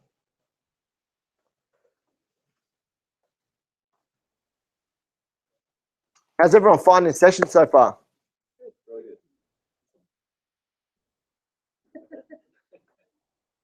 Should we just go to lunch? Let's go home. How's everyone finding the session so far? All right, we're going to go again. I can hear the online guys more than the actual you guys here. So let's just try this again. And hopefully we don't have to go through this back and forth where I go, let's try it 4 times before we get to this point. How's everyone finding the session so far? Oh, there you go. Jeez. Pumped up. Be good to get the feedback from the guys online as well. Great. Awesome. Good on you, Paul. So now client avatar, another thing is the benefits around the target market. So what are some benefits we've seen? So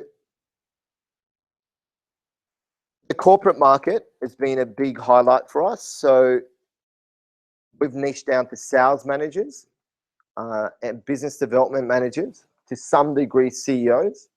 And so what that's enabled us to do is, and we'll draw out our sales process soon, but within a lot of our calls, so many of you probably wouldn't know this, but the conversation that you had with Mark, there is actually a script behind that conversation. It's not a word-by-word script. I would call it a guideline. It's a guideline we have, and I'd recommend actually your sales calls should all have guidelines.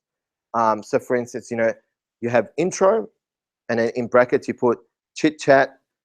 Based on my research, talk about a few points that you've kind of dug up before the call, and then from there you go into, like, you got to draw out the sales process within the call. But there's actually how many pages is that script?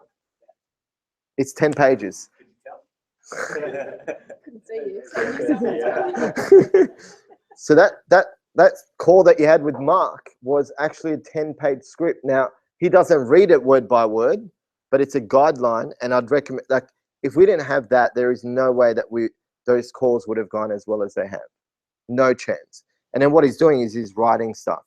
So then when we have the phone conversation and Mark goes, let me do a recap, he's not doing a recap based on, oh, I think Tracy said this, and then you say something, you go, I didn't say that, and then all of a sudden we don't have rapport. Another thing that I want to share about sales is you've got 2 ears and 1 mouth, and you should use it in the same ratio. 2 ears and 1 mouth. Listen more than you talk. Question everything. And it's about so another thing is question, pause at the right times. That's very, very important. There'll be times where it's actually, we had a corporate client who we got in front of, this was 4 weeks ago at a law firm here in Melbourne, and we wanted to gauge to see what their budget was because he wasn't giving us the numbers. And so we wanted to package in something that was $40,000, $50,000 because they have a fair few lawyers, over 100 lawyers, and we didn't want to put the offer out there before we knew what they could actually spend. So I said, you know,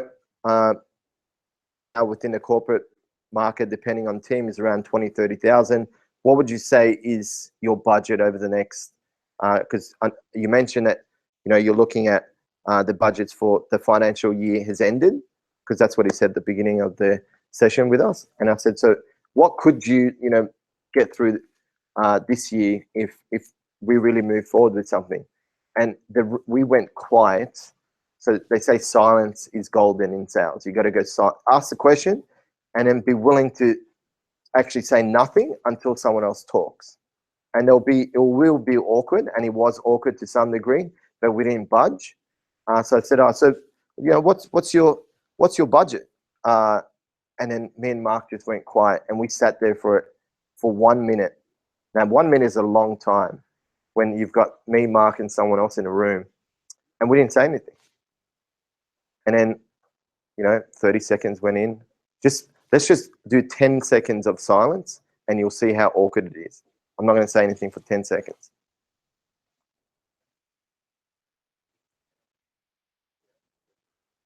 That's 5 seconds. Now that's pretty awkward. So imagine 1 minute. Now, the reason why I want to share this with you is because there'll be certain times where salespeople actually lose sales because they talk too much, right? Ask a question, be interested to, you know, and my dad shared this with me a few years ago. He said, to be interested, to be interesting, you have to be interested. If you want people to care for you or care about what you say, you have to care for them first. So a lot of salespeople, what they do is they get on the phone, they say, yeah, you should, and Infusionsoft's a good example of this. There's this guy called Frank. He's come around now. I kind of taught him a few things. But he's a guy who, pure enthusiasm, he sells. Just his enthusiasm. Lacks a few issues around his sales. What he does is he just verbal diarrhea. You should be doing it. And actually, another thing with Frank, if you're selling to a market, you got to understand the market well. Frank is American. Americans are a little bit more loud and out there. That's just the truth. It's not a bad thing or a good thing. It's just the way that they communicate. Everything is about, you know, building hype and getting you all excited, and you buying based on hype. Whereas us Aussies, I think we're a little bit more, you know, tell me what I'm getting. What's the end result? So it's very structured and trust and everything like that. Whereas Americans buy on hype. And so Frank is selling to Australians the same way that he's selling to Americans, which doesn't work. So that's another thing for you to think about. Sales tip is when you're selling, think about your target market and think about the behaviors.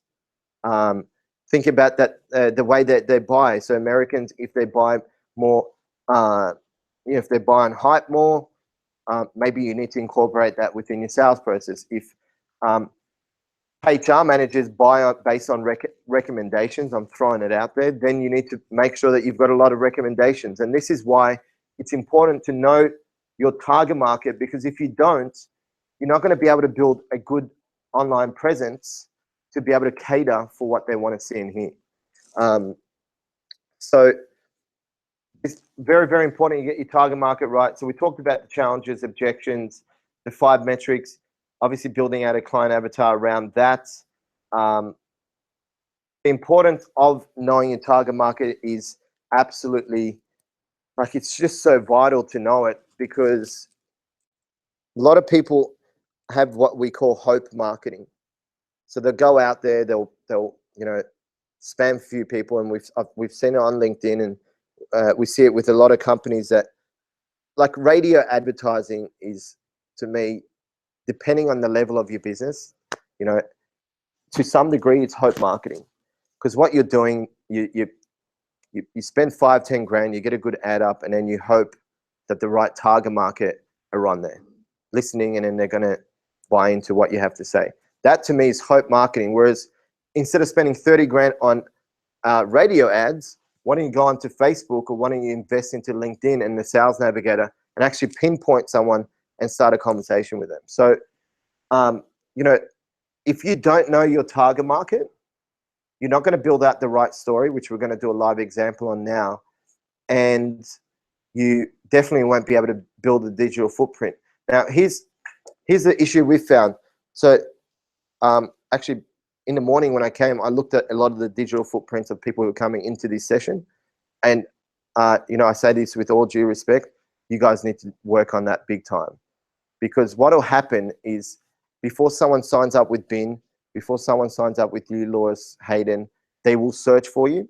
The first thing they're going to see is your LinkedIn profile. So like that's a given. You got to be able to build that out. But the first page will, and there's this thing, I don't know whether I've shared it with everyone or not, but I'd write it down. It's called TMOT. The moment of truth. TMOT, the moment of truth. This is when someone will search for you based on what they see on your LinkedIn profile.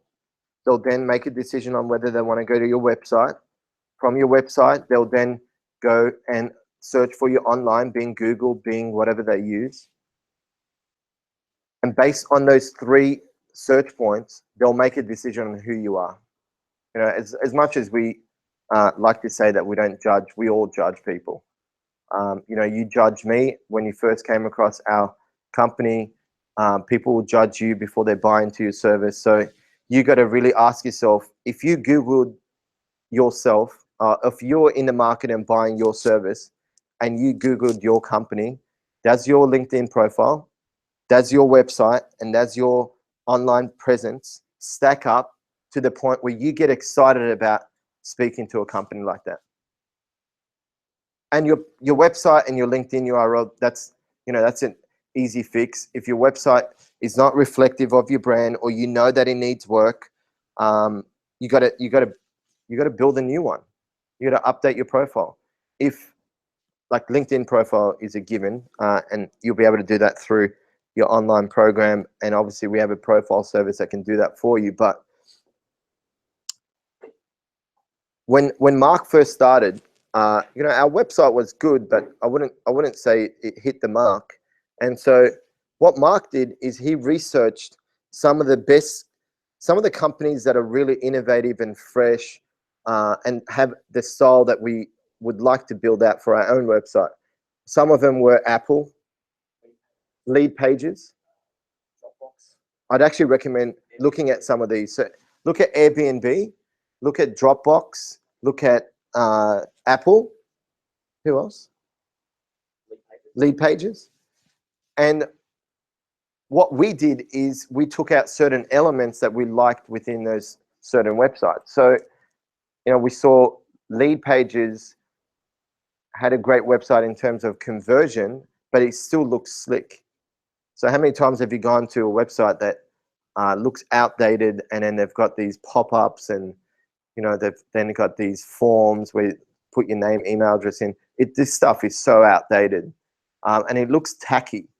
So your website still needs to convert. And we have, like, our landing page for the LinkedIn audit is at around 7.8%, and that's 7.8% of people filling out an application and going through booking in for a call, which is ridiculous. The initial landing page, what's the initial landing page?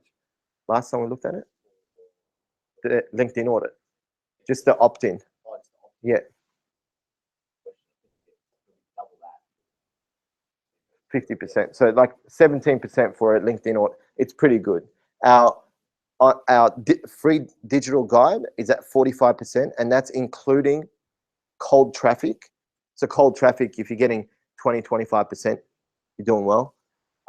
So the reason I brought that up is you want to make sure you research the companies that you're inspired about, and that might be relative to your industry or not. And what you want to do is you want to look at the elements that you really love about them. And then one thing Mark did well as well is, you know, he's got a lot of experience online, but he started speaking with a few of our clients as well, and really asking them, you know, from a user perspective, what do you look for in a website? Like if you were completely brand new to us and you jumped onto the website and it was your first time ever interacting with us, what's the first thing that you look for? What's the second thing you look for? Okay, so tell me about the first thing. So, first thing you'd look for is for a bit of content to understand our methodology. Okay, what would you do? Okay, now we have a page called Free LinkedIn Training. So you got to build a website that looks professional, that resonates with your audience, and then from a user experience, it's got to be so slick and so easy to use that it's just natural for people to go through it. So that's the benefits of knowing your target market. And obviously, we're now going to work on a live example. And in order to do that, I'm going to pick out Amy. Amy, you want to come to the front of the room? Amy's joining us all the way from Brisbane. So let's show her some love. Everyone welcome Amy. Now, can people pick up Amy's voice from... Oh, they will? So, okay. So I don't need to repeat it?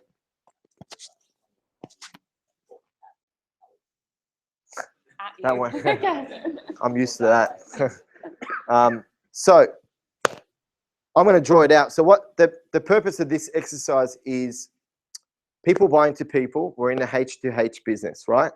And so what people buy into is not you. They're buying into your story before they buy into you. So one thing I've done really well is, and I know my story. If you said, tell us about your story, I'd know how to tell you about my, within 5 minutes, I'll tell you from the start to end, and I'll tie that into the objections.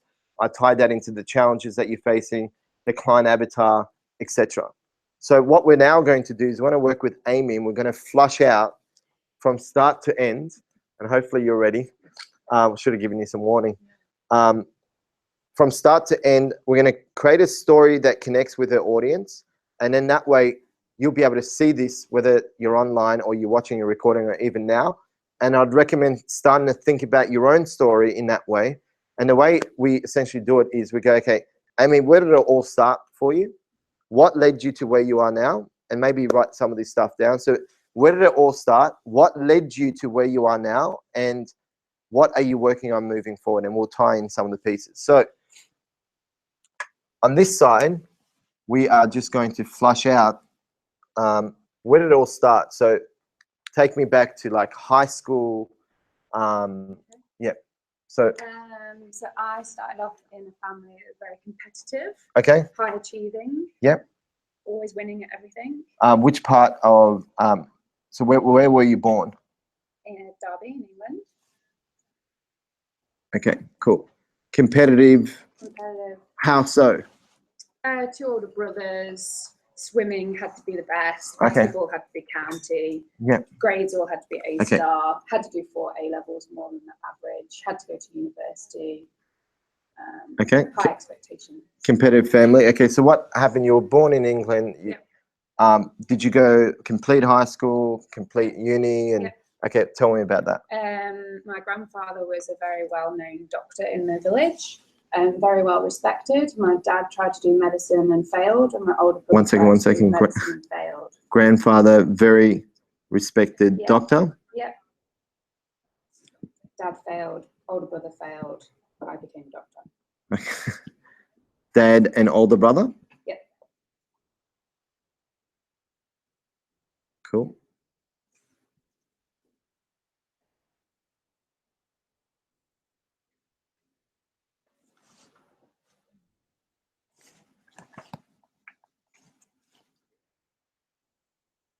It's weird seeing all of that.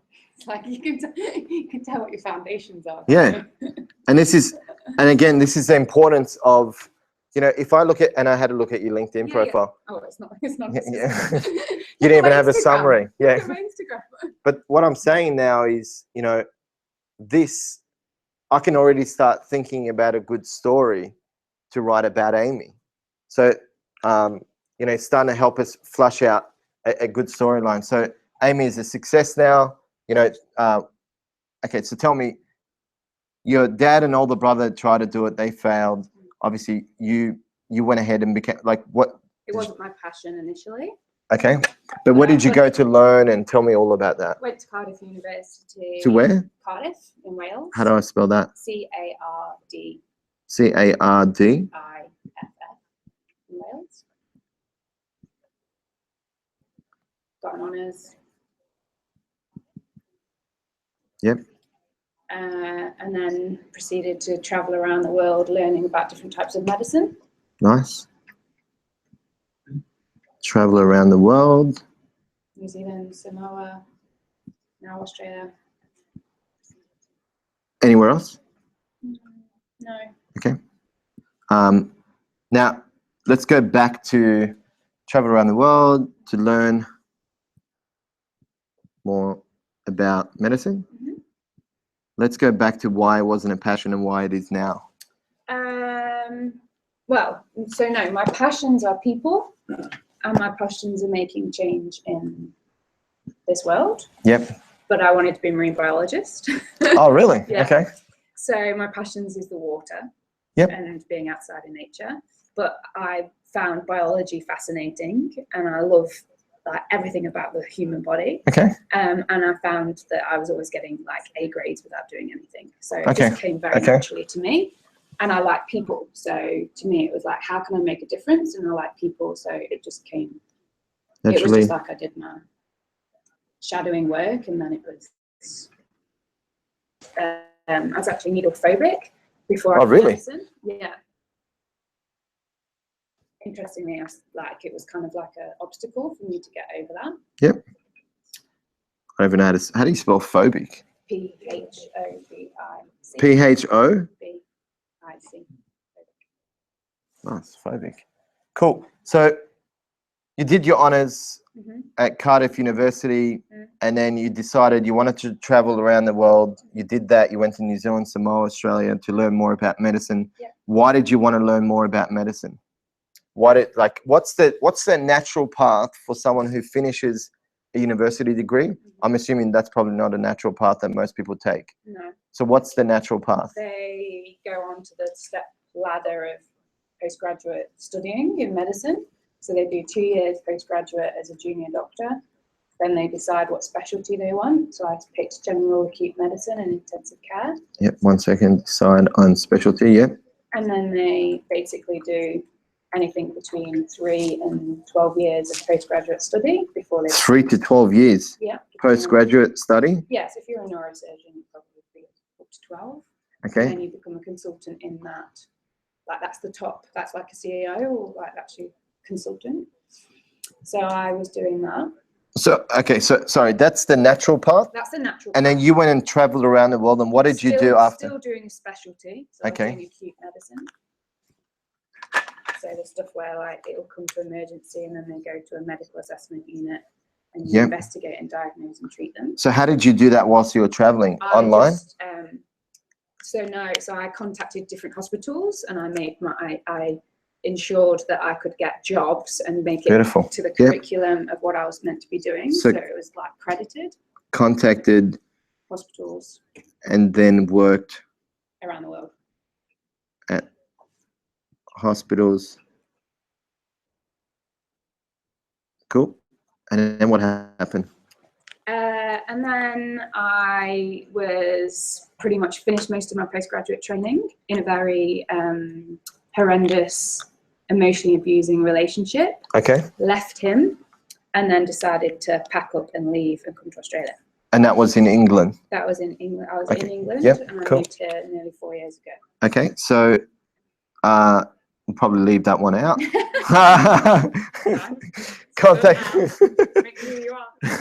Contacted and then worked at hospitals. You then went back to... Came here. But you went... you went back. Forth. Okay. This is like 8 years of doing this in England and New Zealand. Okay, cool. So, and then you found... So then I found my home. Yeah, found...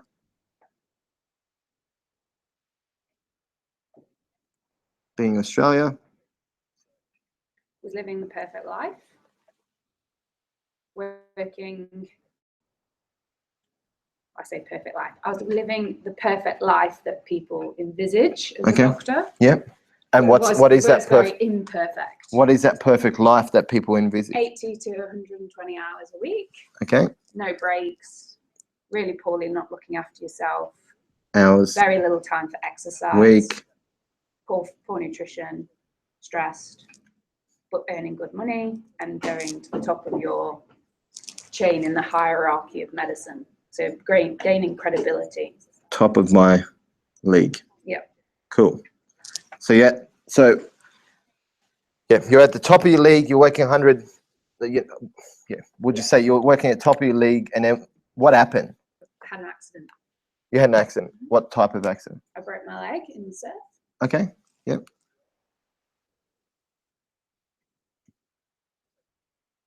Now, one might stop there, but can you see how we're getting into the specifics? So, this is all high level, but if we don't break it down, and if I just said, okay, you went from England to, okay, you then started traveling, we can't build a story around her, Amy going from England to her traveling. So, okay, so you had an accident surfing. Yep. And then what happened? Just huge realization. I tried pushing forward, even though I'd broken my leg, to continue to do a lot of stuff. Okay. And then I got even sicker. Yeah. And like essentially the universe stopped me. Yep. And I had to sit and reflect, and like I wasn't able to speak. My whole mouth was swollen. Oh, I wasn't really? able to walk. Yeah. From a broken leg? No, I broke my leg, and then I got really, really like run down and tired because I was working. Yep. And then I basically got like mouth ulcers, and they wanted to admit me, and I couldn't like give me IV like fluid because I couldn't eat, and I also couldn't move. And if you've ever broken your leg, it's just quite a disabling thing. Yeah, my brother once broke my arm. Yeah. Well, I've broken my arm 8 still times. hate him for it. So breaking your leg's a bit harder. Yeah. Couldn't move, and I'm just writing stuff down. So, some of it we leave out, some of it we put in. We're trying to build the storyline here. So, okay, so you run down, okay, and then what happened? Was there a moment, or was there a situation or experience? Yeah, So I wasn't allowed to work, so I flew my mum from the UK to Bali, and I went to Bali with a broken leg. I made them put me in a soft cam boot so I could be in the water. Okay. And I spent 4 weeks in Bali with my mum. And I read a lot, and I read the 4-Hour Working Week. Read the book. 4-Hour. And there's a guy in there that's, I can't remember what he does exactly, but it was similar type of work. He was working really hard, and then he had a parachuting accident, and, and he loved surfing, and he built a surf camp in Portugal. Oh, wow. Okay. And I bolted upright on the beach in the middle of Bali and said to my mum, I'm not doing this anymore. I'm not working every Christmas, Easter, bank holiday, missing social events. Like this, I was at that point, this was 2.5 years ago. Yep. So I was like, 30, just turned 30. Okay. 31. And I was just like, I'm not doing this. I haven't got this isn't how I want to live my life. Okay. So. My mum freaked out. It's like, You're not leaving medicine. I came here on a holiday not to get freaked out. And then I just decided that I needed to educate people on health. Okay. So read this book, changed your life. Yeah. And the defining moment was this story that resonated with you. Yeah. Maybe we could explain a little. Cool. And then, okay, so what happened from there? You made a decision that you're going to go down a different path. Yes. And what's that different path? So I started off going part-time. So the job that I was in, they really respected me. I was running the medical assessment unit. And one second. And just had really good connections with the consultant and people. And I just said, this isn't what I want. Scaled down to part-time. Yeah, so that was the biggest thing, really. Yeah. Went down to part-time. And then really since then it's been a learning journey. So then I became a Reiki practitioner, personal trainer. and now doing nutritional diploma, and now doing all my diplomas and fellowships in integrative medicine. Nutritional diploma. What was the second one you mentioned? Personal trainer. Yep. And now all my fellowships in integrative medicine. So I found integrative medicine. I'm assuming that's fellowship, right? In integrated. Integrative medicine means basically natural ways in order to have true health. So looking at health not in a physical sense, looking at your nutrition, your emotions, your family, your social environment, your finances, great, everything. And what's the vision for you moving forward? What do you want to build out? Well, I want to show people that there's a demand that people want to naturally keep healthy and have prevention rather than getting to the iceberg where they're sick, which is where I used to work in acute medicine when they were on the death table. Yep.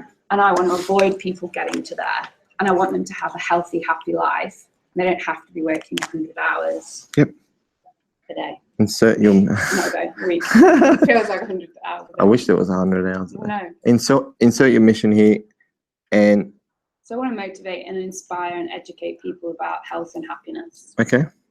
Nice. Discuss your...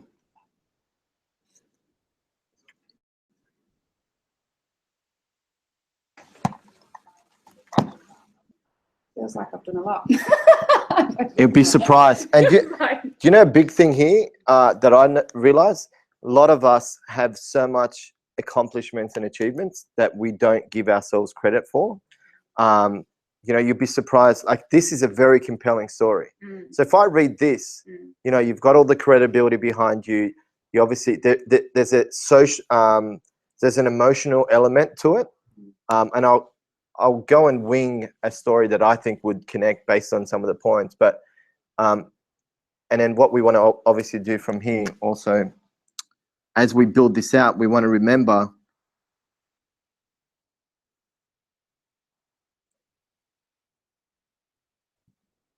so we want to remember the 3 objections, the challenges, and unique point of difference when we're building that out and we incorporate that stuff into the story. So essentially at the end you go, okay, you know, this, you insert your mission and then you discuss how you're actually building out that mission. So how are you building out that mission? Do you want to do it through an online course? Do you want to do it through build out a practicing sort of firm? What would it be? Yeah, speaking events. The biggest thing I've done so far is speaking events. So really, I want to speak to the mass. Yep. And then now, really, it's about I want to build online courses. Yep. And then I want to build a culture and, like, as you said, like a lifestyle company. Yep, great. People have an online course and they go through it, and it goes from like beginner and intermediate and advanced. Yep. And that will cover all the topics of health. I want to be able to approach corporates because ultimately corporate people, absolutely, like, I've got the credibility to come to corporates. Yes. The foundations are set for you. Yeah. I haven't done anything. Yeah, just like been surfing too much. Yeah. No, I'm joking. Yeah, and I want to write a book. Okay, there you go. Book. Yeah, I want to write a book. Book. And also products. Yep. One being the online course. Yeah, but like actual products. So I've also, during all of this, have turned vegan. And so, like, because I've learned so much about health. Yep. Like, I was brought up as a meat eater, you know. And so, like, I'm really interested in showing people about veganism, like almost like high vibrational foods. So if you've got your own farm with 30 acres and your chicken lays an egg, fine, eat it. But the problem is we're getting so much packaged food. Yep. So I want to be able to build products as well that are Dr. Amy products. Okay, nice. Move over, Dr. Ross. Yeah, Dr. Ross, move over. Move over. None of them are young and female. Yeah, exactly. Yeah. So, so first of all, before I kind of go in and try to formulate a story around this, what have you, let's go around the room, maybe 2-3 people put their hand up. What's the biggest thing you took away from this exercise? Anu? There you go. See, that's all. And this is what selling is about, right? Now, here's the thing. Up until this point, had you had a conversation with Amy? No. But how much more compelling is that conversation going to be now that you know her story compared to Amy saying, well, my mission is X, you know? So if you get this story right across, you know, social media being LinkedIn, Facebook, all that stuff, website, make sure that story is consistent, and then media outlets and, you know, speaking engagements has to flow exactly like this. And you could put this into like a 30 to 1 minute spiel, like that's easy. And give, and the good thing about this, you give people enough info. When they want more, they'll ask for it, and then you tell them more info. So, okay, so you're going to speak to Amy. You're going to speak to Amy, Anoop. Yeah, like what I said, like you took the turning points really well. Like whenever you went through a challenge in life, you could see that the universe was guiding you, and you embraced that, and because of that, like you've come this far. And I can really see that I'm an intuitive person, and I can see your journey going really, very far. So like in about say 3 to 5 years, you will be among the top 5 in the world in what you're doing. That's what I want to do. Don't forget the little people. Yeah. I'm joking. I'm joking. Remember the mastermind. Say, when you're on TV, you say this mastermind was the turning point. Hashtag. The quarterly meetup on the 25th of February. Yeah. What else? So let's go in terms of what you got from the process. So let's see a few more hands. Graham, what did you get with that? Your hand's not up, but we'll...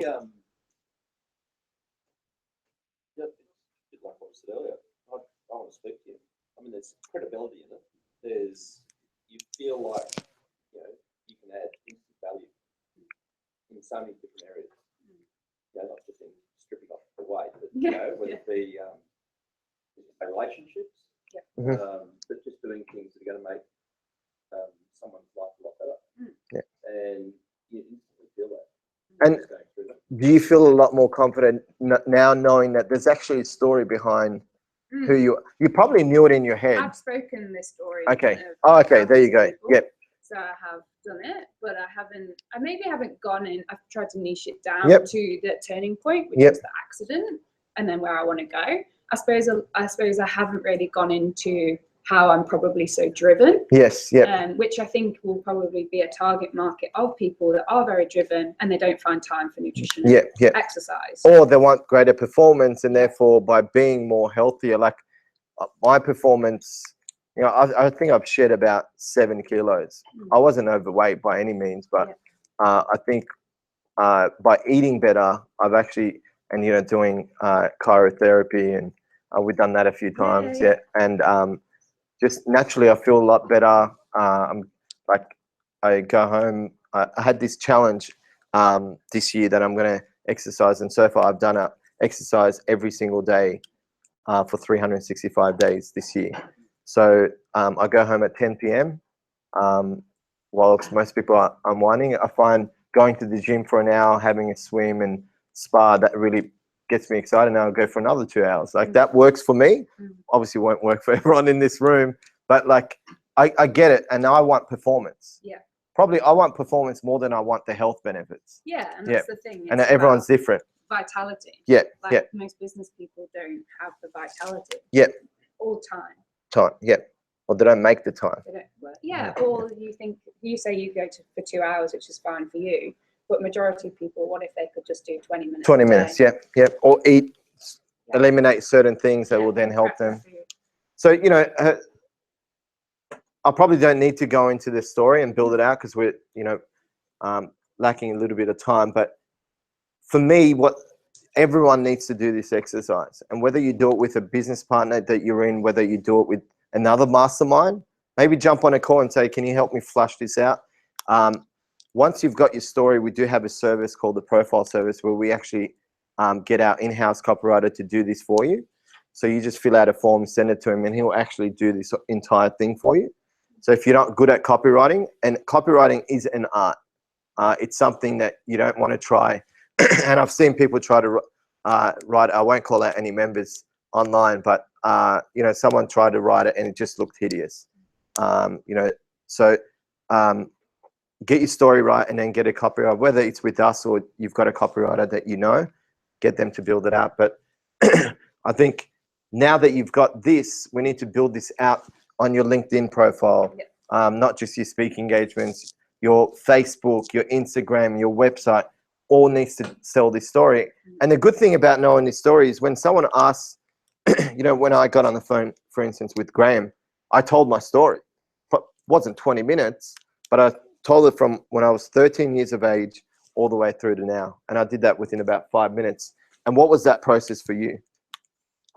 Well, I think a lot of it just adds credibility about where you're going, Yeah. and what you're doing. Yeah. And what it does is it helps you connect with the person that you're about to do business with. So all of a sudden, you've shared your mission. You know, you've got Tracy who wants to talk with you. You got Graham who wants to talk with you. And that's really what selling is. You got. Everyone wants to. It's fine. Oh, sorry. You got more people wanting to talk to you than me. What the hell's going on here? It's about Building Yeah. rapport, yeah. That's all you've done here is go through a process to bring out the connection point. Yeah. That when you're talking to someone, it either piques their interest or you find common ground. Yeah, absolutely.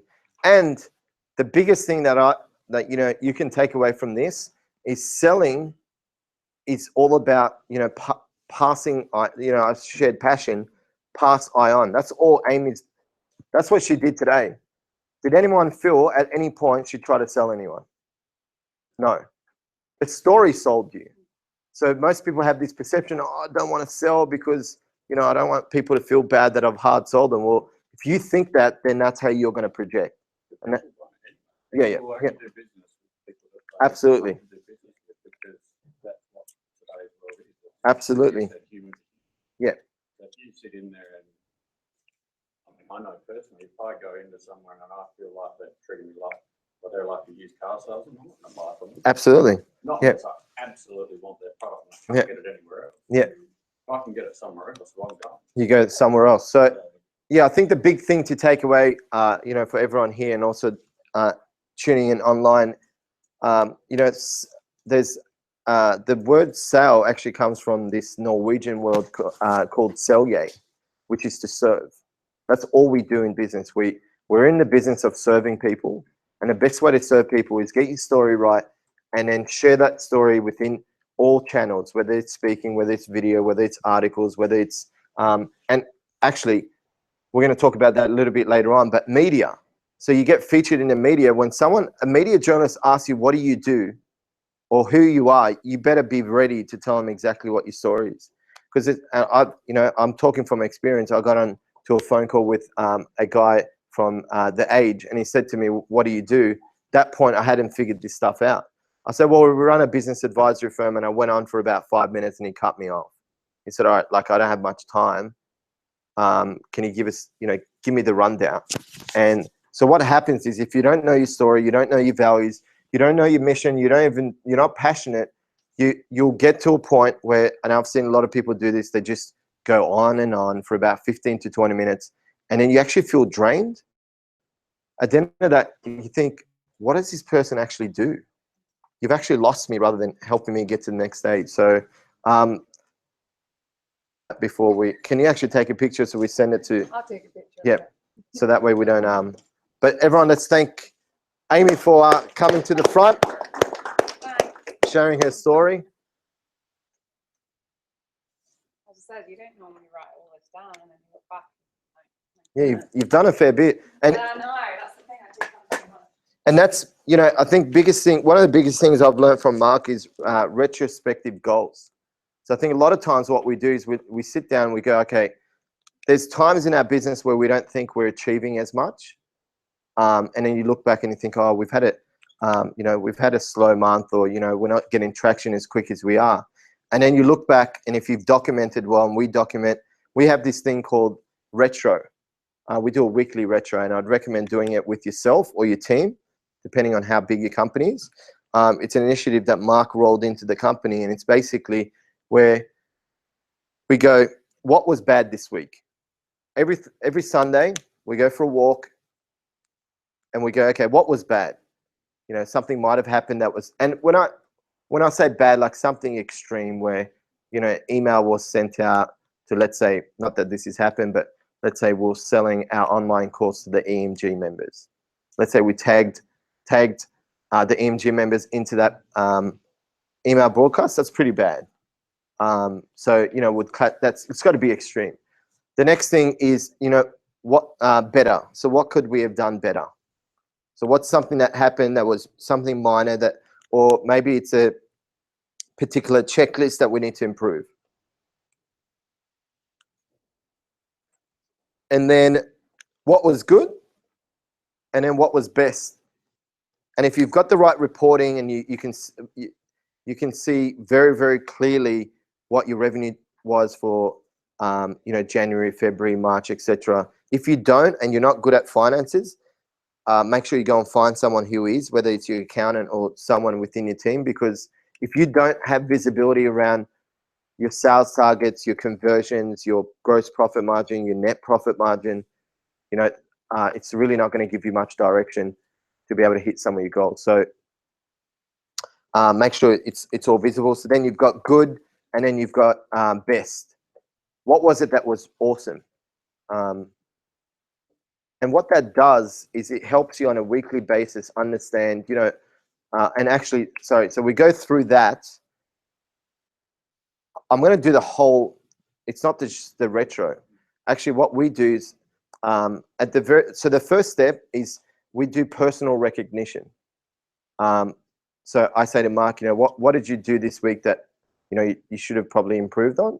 And what did you do that was great? Mark will then go on and say, you know, we don't have many things, you know, you'll find that there isn't a whole lot of stuff that you need to improve on every single week, but it's always good to recognize yourself as well. And I don't think we do that enough. So we go, Mark will say, you know, I probably should have done better in that call, or, you know, that I sent out an email and didn't really think about it. And I'll, you know, next time this is what I'm going to do. And then he'll say, okay, well, I did, you know, killed it with our LinkedIn strategy or killed it with our Facebook ads. And so we'll go through that. And then the next step is the retro that I mentioned, you know, what was bad, better, good, best. And then once we do that, we look at the goals that we set for the last week. So, you know, we might want, you know, 3 new MG members, open up 3 accounts, generate X amount of revenue, whatever that might be. You write down all and you could put a task and a signer for this. That's what we have. We tick it off. Next week, we come back and look at the data.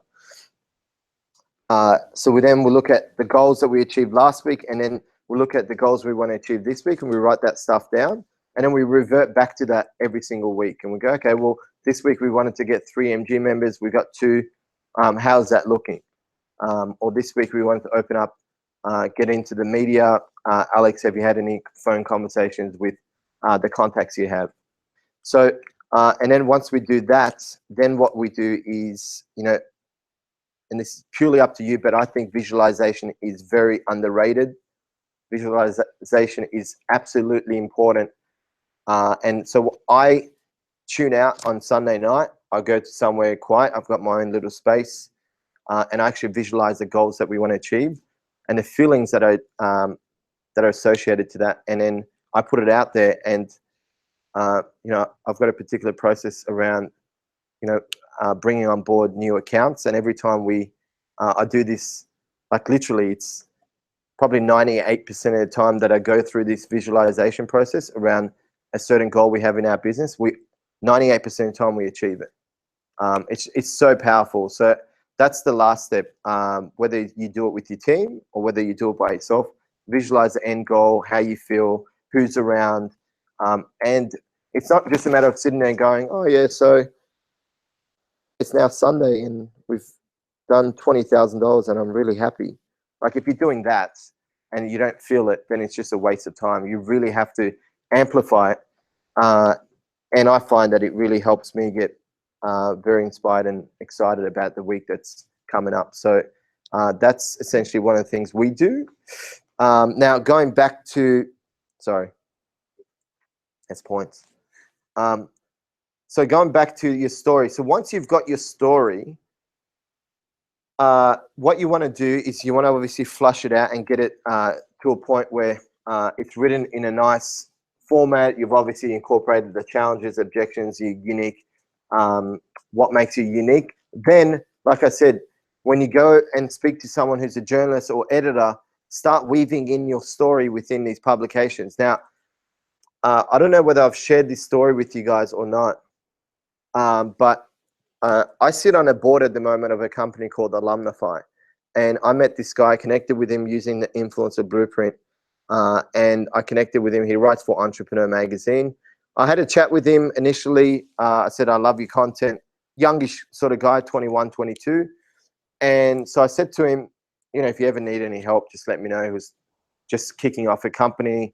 He'd got 500,000 worth of capital. He raised 500 grand in capital. And so what happened was he came back to me 3 days after our initial chat, and he said to me, oh, I'm writing this article about sales. I've read a few articles you'd been featured in around that topic. I'd love to interview. So we did the interview for Entrepreneur. And then he, after that, got featured. I think it was like 3 weeks later.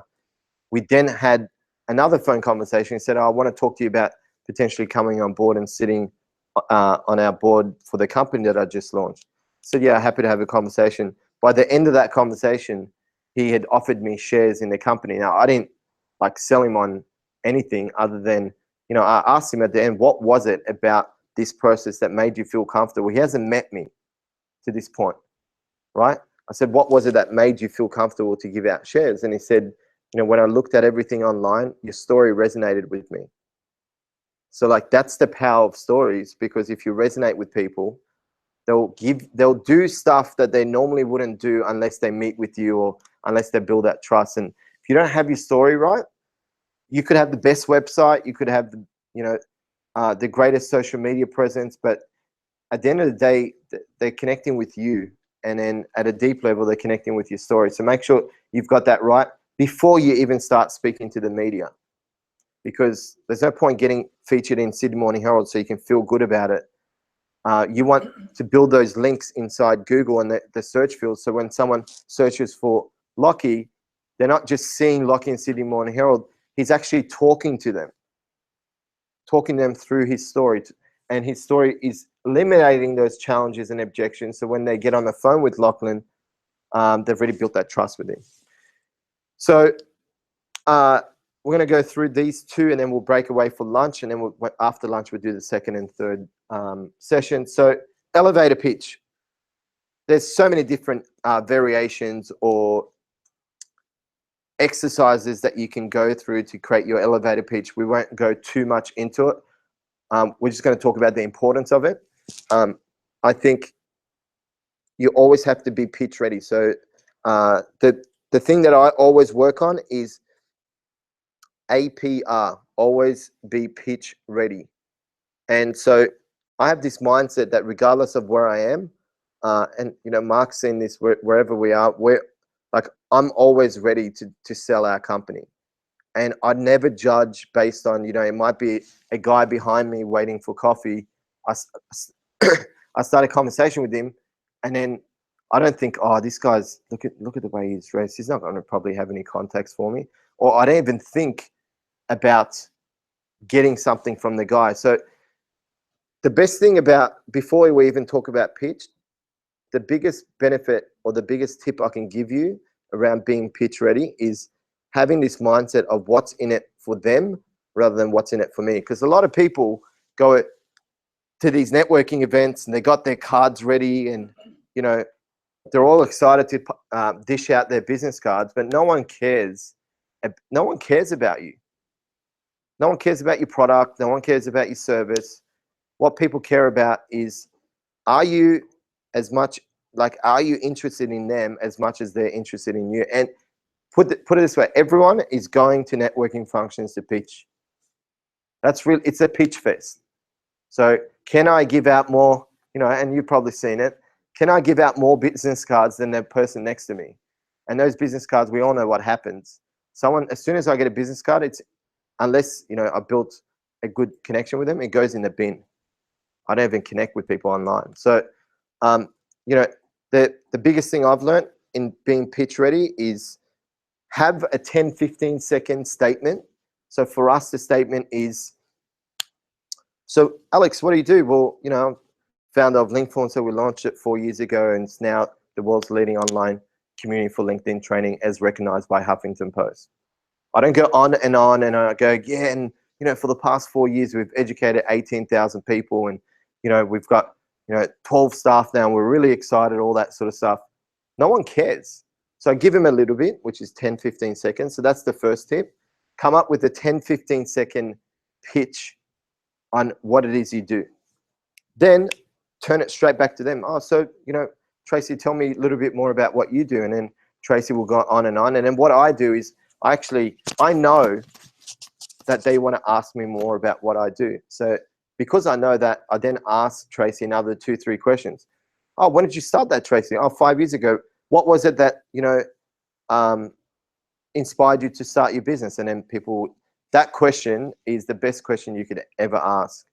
You know, what inspired you to start your business? So then Tracy will go on for a couple of minutes, and then naturally, you know, if she's a good person, and I'm not talking about you, if they're as interested as you've shown in them, they'll come and ask you, you know, so Noop or Tracy or Marcus or Graham, can you tell, like, what do you do?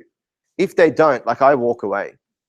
If I've spent 5 minutes with someone, they haven't even asked me what I do, I know that their mentality is what's in it for me, and can I grab something out of this person? I just walk away. So, and that's what most people do. So to be pitch ready, you need to have your 10, 15 second statement, say it, pause, and then ask 2-3 questions.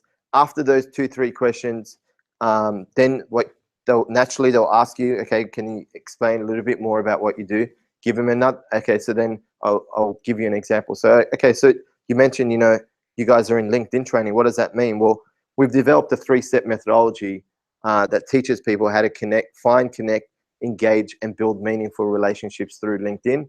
We educate people on this methodology, but through our mastermind program, our online course, as well as you know, working with sales teams. That's it. So, you know, that's probably what, 20 seconds? So, you know, you were saying, Tracy, you were inspired by, you know, your mum to start your business. How's that business going? You know, tie it back. So I guess the next layer to that, once you've given them the 20 to 30 second pitch, is asking them another question, but that question has to be tied into something that Tracy said. So not just asking a question, you'll say, okay, Julie, or, you know, James, you mentioned earlier, you know, it's 4 years in, how's the business going? And this question, it's not, there's no template to what question, it's just based on what you feel, how the conversation's going. And then you've got to really evaluate from there whether you, like, there's certain situations where we've been in an Uber and the guy goes, oh, can you tell us a little bit, you know, how do I find out about you guys? And then we give him a card. If someone, you know, we're speaking with someone at Uber and they might know someone that could be a good partner, then we exchange details. Like, you just got to evaluate to see what the next best step is. And later on, I believe it's in the second stage, sales process, yep. We are going to be talking about why it's important to know your sales process, because what happens is a lot of people don't know the sales process. All of a sudden, I'm going to try to say, imagine this, I meet you at a networking function, Tracy, and then we speak, you know, everything's going well, you're interested in our product, and then all of a sudden I say, okay, well, Tracy, yeah, have you got 5 minutes? And you say, yeah, I've got 5 minutes. Let's go take a seat over on that couch. I'll just get the payment terminal open. You're obviously clearly interested. So we've got an offer at the moment where our online course is $197.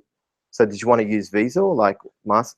Like, and people don't do it to that degree, but they are selling them. So they'll follow up with an email. They go, oh, you're interested in, you know, our LinkedIn course. So here's the page. I'll follow up with you in 2 days' time if you haven't purchased and answer any questions. Like, that's a bit too, it's too full on. So you got to know your sales process, because you could have the best pitch, you could get people excited, but then if you're taking them to point D instead of point B, you've already lost them.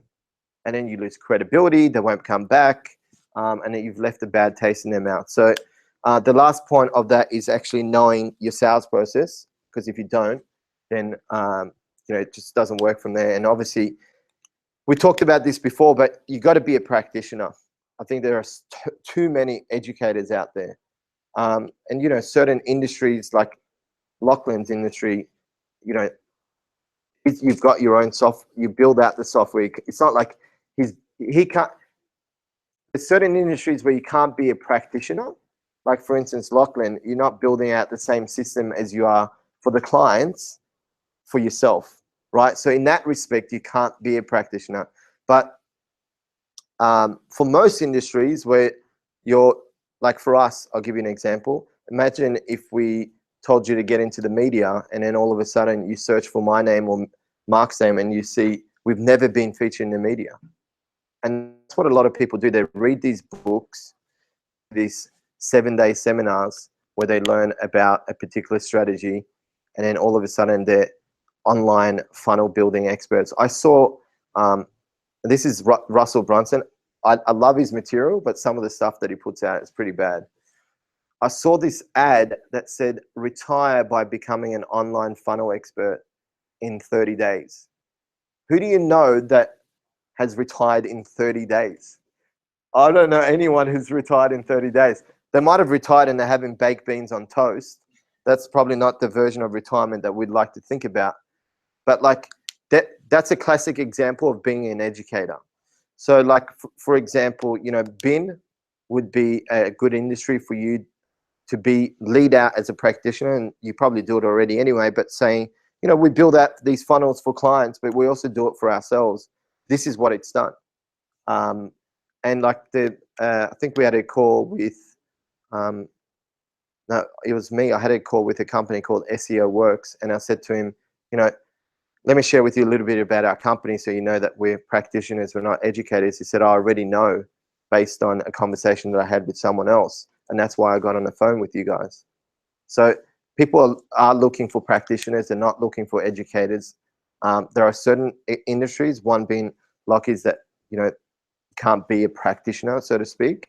But if your industry is relative to you being a practitioner, like for instance, if you run IT services and you don't have your own IT system set up within your company, you can't really expect people to buy, you know, IT services. Or let's say if you run a digital agency and your own digital footprint being your website, one of the most key elements, it sucks, then like you can't be teaching people digital if you don't have your own shit in order, so to speak. So be a practitioner, not an educator. And I would even weave that in there because you know that that's one of the, like, we know that that's one of the things that a lot of people are now looking for. They're looking for practitioners. So like, Amy, I'd definitely be looking at putting that into your story and showcasing, you know, a lot of people go through this path, and this path sets the following challenges. And we know that, you know, traditional medicine, a lot of people are now starting to walk. Like I haven't gone, other than, you know, feeling I had a stomach ache last week, I went to a doctor, right? If I probably knew that there was different ways and did the research, probably wouldn't have gone. And I haven't been to a doctor once. I've been to a doctor once in the last 6 years. I just hate going to doctors because I know that all they do, their profession is actually writing stuff on paper, which is prescriptions.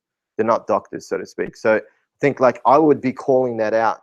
So that the other point would be, you know, if you know your industry well, call out certain things within the industry and weave that into your story. So we know that a lot of people in our industry are educators and not practitioners. So for Amy, it would be different. You know, a lot of people are probably now sick and tired of going down the traditional medicine or getting medication to fix their health issues. So if that's a particular call out, mention that in your mission or in your story. You might say, part of the reason why I am setting up the online courses, I am writing the book and I speak around the world is because I want to change and transform the industry as we know it because I can see X, Y, Z out there.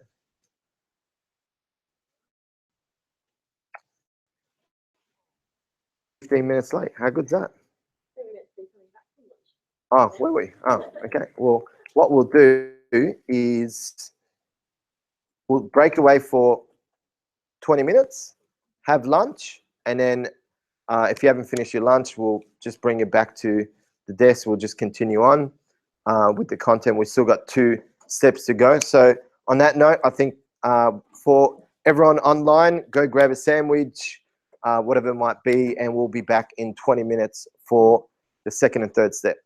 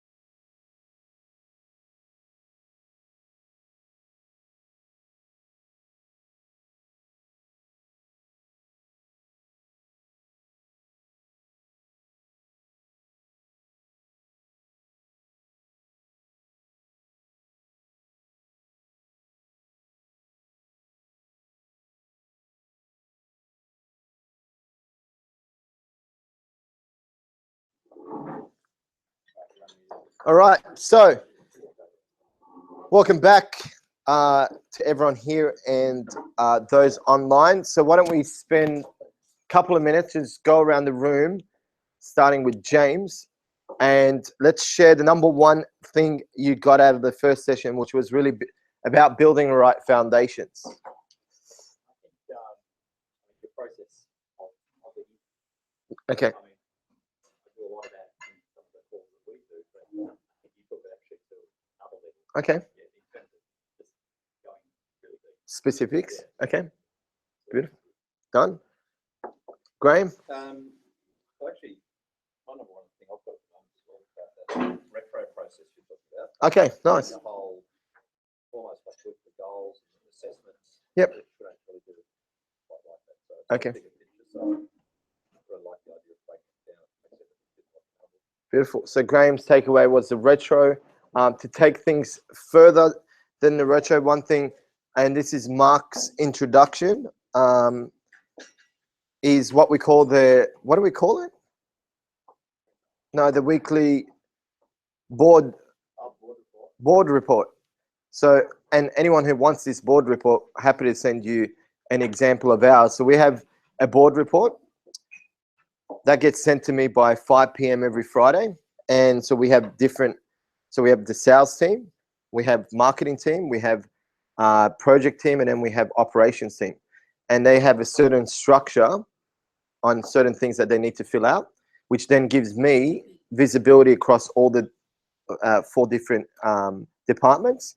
And then what I do from that is, and I'm again happy to send this to anyone who wants it, I then create a weekly team meeting based on a structure that I have. So for instance, I might start, actually it's in Evernote. Can you bring it up quickly?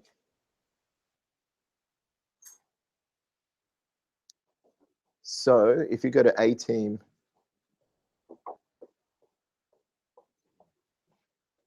yep, there you go. So I start off with team performance. Maybe write some of this stuff down. So this is essentially, so what happens is you go into your weekly team meeting, and I think not having a structure for the team meeting is going to be very difficult for you to give everyone a high level overview of how the company is performing. And one, get people excited about the week ahead and what's happened last week and what were some of our challenges, what are some things we need to improve, what were some of the wins. So one thing I do is first and foremost, we talk about the team performance. Now, depending on how many people you have in your team, I would put, as like even us, I put at least 1 or 2 points about each team member. So I look at the weekly, the board report, and then based on that feedback, I then say, you know, Erica, I saw in the board report you did really well with stopping that email broadcast. I just want to kind of recognize you. It's a 2-second thing that makes a dramatic impact on, you know, Erica or someone else in your team. So list all the people within your company. Now, if you've got 50 people in your company, then, you know, this probably won't work as well because it'll take quite a bit of time to go through it. But if you're at, like, let's say up to 10, 15, even 20, I think it'll work because you're just giving a high level, you know, a quick acknowledgement. If it's 50, then you might want to get your team members or your sales manager or whatever that might be to do this process with them. After that, it is team feedback, lessons learned. Okay, so next thing you want to jot down is feedback and lessons learned. So throughout the week, there'll be certain things that'll happen where, you know, they're lessons that you've learned to improve processes, or maybe you did something that wasn't good. I always go in and put it into the weekly team meeting, and then everyone needs to hear about it. So for instance, a big focus for us has been going into the specifics. And so, you know, I make a note of that and we put it into the weekly team meeting. We talk about what happened and what we need to improve, and everyone needs to cross it in the whole company. What's next?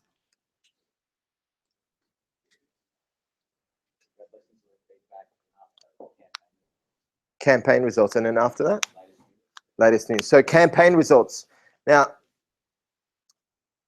the reason why we have that next is because everyone in the company needs to know how it's progressing, right? So we have campaigns around Elite Mastermind Group. We have campaigns around our audit. We have campaigns around, you know, our slow funnel, the number of digital downloads. So we'll say, you know, last week was a successful week. We had 250 people download our digital guide. You know, the page was converting at 40%, which is awesome. You know, Elite Mastermind members, we had 3 new members. We opened up we got 3 partners on board to promote our audit. And what that tells your team is, one, they can see it consistently. You know, it's reinforcement that, you know, the hard work that they're putting in is actually being rewarded because of the results. And what I've seen in a lot of companies is most people who are working in the back end, you know, doing the grind work, the admin team, the project team, if they don't see the results, then they're just coming in and going through the motion of completing their tasks. But if you can say to them, and we tie that back into everyone that's worked in the company, and say, you know, we got these partners, we got the Elite Mastermind members, you know, we'll manage to update our online course because of, you know, Erica managing the email broadcast, because of Michelle making sure that their quarterly meetup ran smoothly and she had everything set up. So it's not just a matter of saying, yeah, here's all the results we achieved. It's tying that in to certain people in the team. And, you know, that's great recognition. It's amazing how, like, a lot of people think, you know, money is the solution to rewarding people. People just want recognition. I know I want that. You know, I like getting recognized in our meeting to say, oh, you know, thanks for your support over here, really made an impact. Then you know that you're really building culture. This sort of stuff has taken us, like, this took probably about a year to kind of come up with. We were doing it here and there, and our meetings were kind of scattered, and they were going on for about an hour and a half, 2 hours. Before you know it, we're at lunchtime, and we realized, okay, we've lost half the day. So, Can I just ask, given that you're a distributor, how are you having them? When are you oh yes, good question. So Lachlan's question is, obviously we've got our team is in 4 different continents. So how do we essentially do it so it fits everyone? So we have it at 11:30 on Mondays. We do it through Google Hangout, and that's basically how we do it. So everyone's on video? Absolutely. Oh no, not on video. No, just voice. Yeah. Now, one thing we have thought of is recording it for people who, like, let's say someone's sick or can't attend. We are starting to kind of record it and then just put it into our drive. So if someone misses it, they have to listen to the recording to be up to speed. Because the last thing I want, and I've seen this happen where, you know, someone's sick for 2-3 days, and then all of a sudden the first hour they're asking, you know, how are we going with this campaign, and how. Just listen to, if you want to recap, listen to the recording. What's after that? We talked about results. Oh, latest news, and then okay, latest news. So for instance, last week, being actually last Monday, we said, oh, we got the quarterly meetup coming up. We're all excited about that. You know, again, thanks to Michelle who set it all up. We got the online course. Erica, thank you so much for you know, getting all the attachments ready. And then what else did we talk about? We talked about we had a couple of audits coming up for the corporate licensing program. Basically, that section, the latest news, is what's happening in and around the company that people aren't aware of. And then what's after that? Goals this week, yep. And then, okay, goals this week. So me and Mark have done our, you know, talk on Sunday. We come up with the goals, and then we put those goals into the weekly meeting note to say, okay, guys, the goal this week is to get 4 new members, is to open up 10 new accounts, is to generate 10 applications for our LinkedIn audit. It's to, I don't know, to update our online course. So whatever that might be. So goals for the week. What's next? Meeting notes. We have a spreadsheet. So what happens is I go through that document, and it's the CEO talking. So it's not like everyone is jumping in there. It's a high-level overview of where the company is, the goals, recognizing certain team members. There's a section where we got called meeting notes. So that's the next step. Now, meeting notes is a spreadsheet that everyone has access to. And throughout the week, if they feel like there's a specific note that everyone needs to know about. So Erica might have changed the checklist for when we do audits for, let's say, the corporate market. Everyone probably needs to know about that. So Erica goes into this spreadsheet, she puts a note in there and she says, okay, discuss with the team about the audit checklist that was updated. And then Erica is assigned to that. And again, happy to provide you this spreadsheet if you guys need it. All the team have access to it. Every week that spreadsheet gets updated with a new tab, which is the following week. And if you haven't, and what this will do is it'll stop interruptions. Because what happens is you're going through your week and all of a sudden someone will come and ask you and say, oh, you know, can you help me with this? Now, if it's urgent, you help them. Or I need clarification around this particular thing that we're doing. Now, if it's not urgent, we say you can wait till the weekly meeting. If it's urgent, you need to get it done, you do it at that point. And then I've noticed a lot of times in the other companies that I've consulted to, they'll like literally we've been in days where I've been consulting inside the firm and, you know, the sales manager will come up to the sales guy and say, oh, I just want to let you know we're updating this process and here's the new one that you need to kind of follow. And then the salesperson diverts his attention from actually doing what he's meant to and then starts reading that, gets distracted. Before you know it, he's made no calls. And then he's getting in trouble from the sales manager for not achieving his goals because he's been distracted by him in the first place. So it stops distractions, it stops inefficiency, and what it does, it provides structure around your meeting. So if you've only got 1 or 2 people, if you're solo at the moment, probably no need for this sort of stuff other than the retro. But if you've got a team, I'd highly recommend it. I think you'll get a lot of value out of it. What's the last one? Roundup. So we have this rule that if there's, let's say, me and Michelle, or Michelle, let's say Michelle and Erica are working together and she's got 4 or 5 things that she needs Erica's help on or clarification. The rule is if it's under 4 tasks, then you do it through Slack. And if it's not a task where you need to speak to someone, you do it through Slack and say, oh, I just need help with X, Y, Z, and you list the 4 things. If it's more than 4, then you jump on a quick call because you can spend a quick hour and a half on Slack, and then before you know it, you haven't even answered all the questions. So jump on a quick call, and sometimes I find I need to explain something very small, but it's extremely hard to put it in writing. But if you do a quick call, it's a lot easier. So we use Slack for just day-to-day communication. What else can how did we get on this topic? Oh, the retro, yeah. Oh, yeah, sorry. Jeez, we went for about 15 minutes there. All right. Hey, you guys hopefully got a bit of value from it. Okay. Lockie?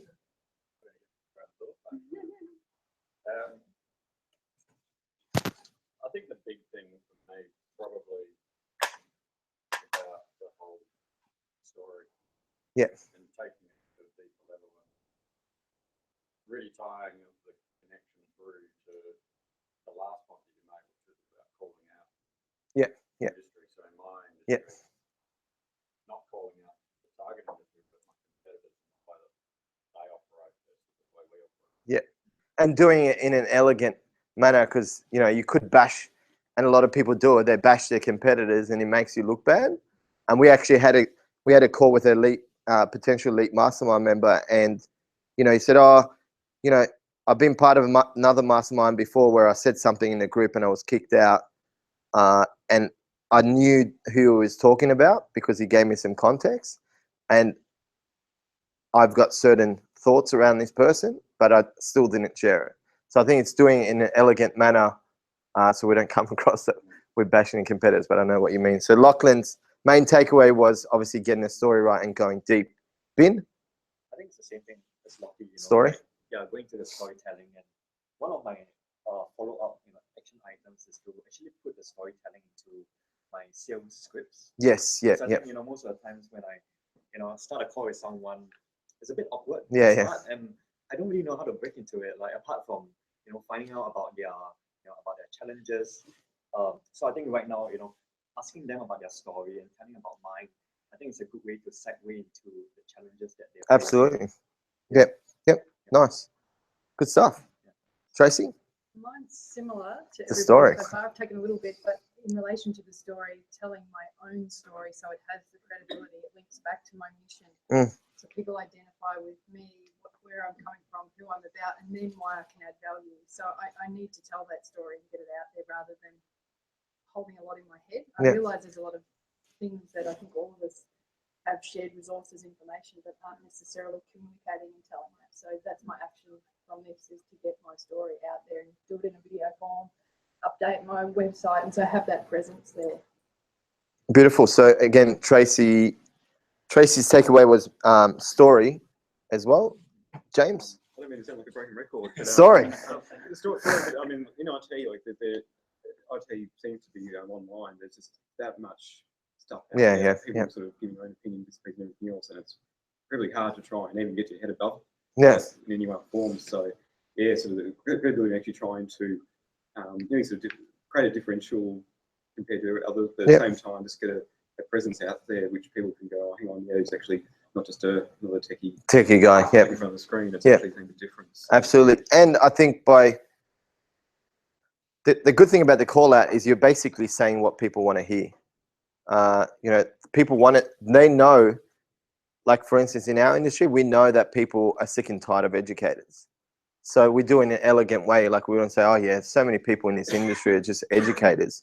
We say, one of the things for us is making sure that whatever we teach from an ethical standpoint, like if we're teaching you stories, you'll see a story. You'll hear a story from us. And I think that resonates with people. So I think it's important that you spin it in a way that kind of connects with them as well. Marcus?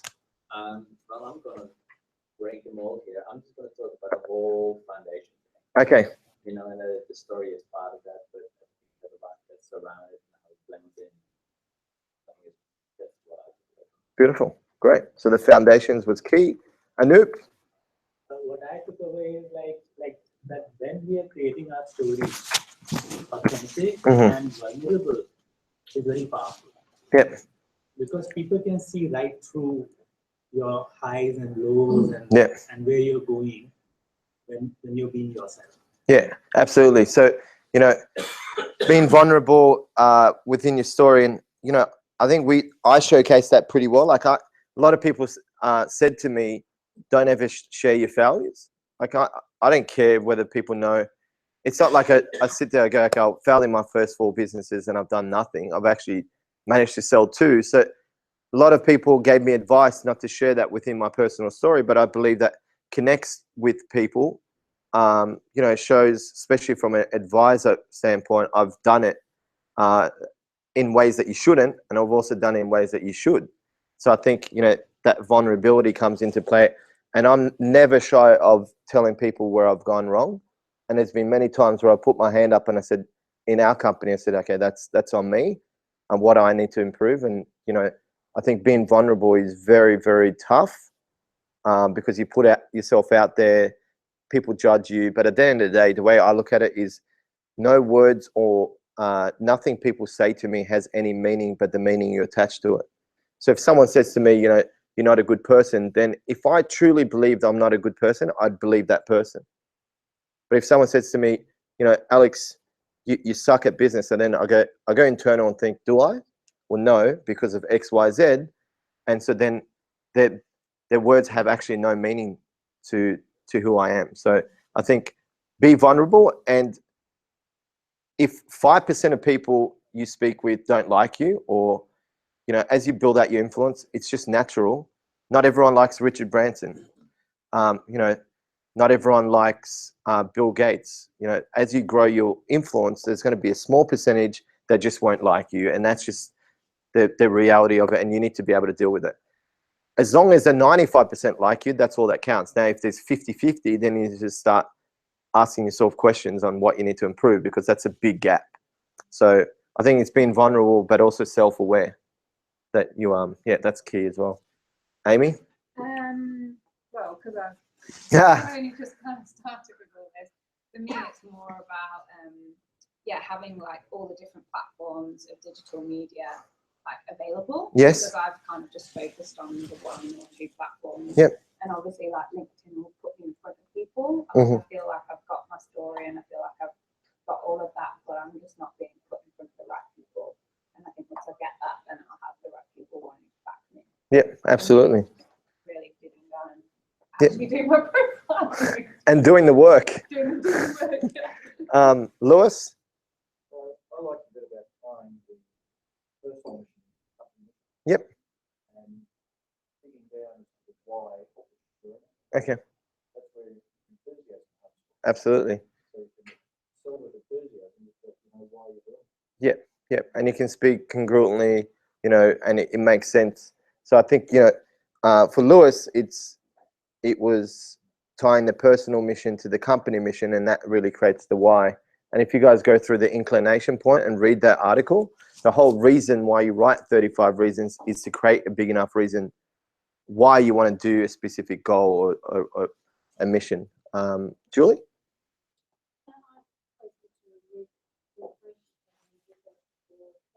Yep.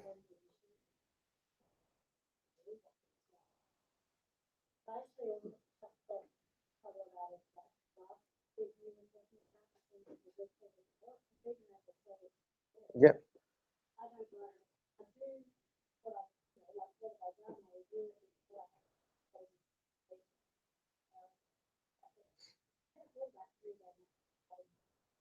Yep. Yeah. Great. Beautiful.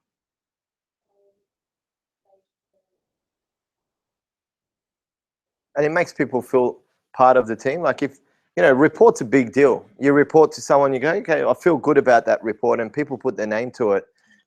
So if you need that report structure, because we've got it.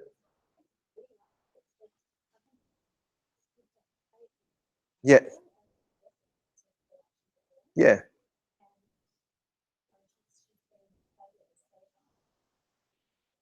Yeah.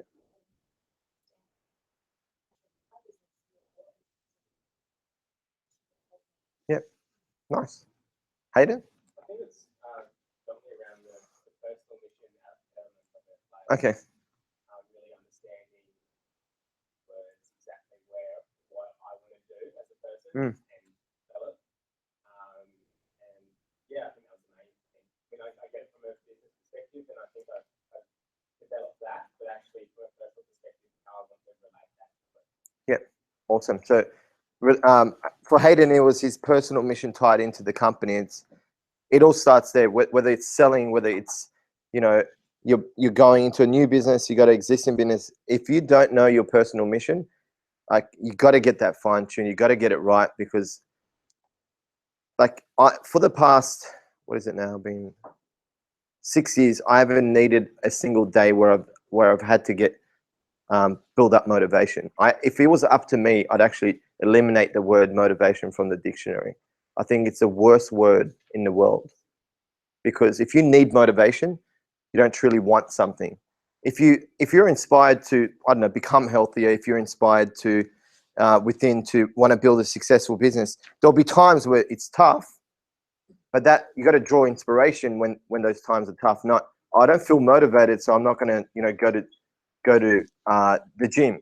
What that really says is that you don't want the health, or you don't want the fitness as more than the pain that you're facing now. And that's why motivation is like that. Whereas, you know, I think inspiration is just you're going on a straight line. So is there anyone online that shared?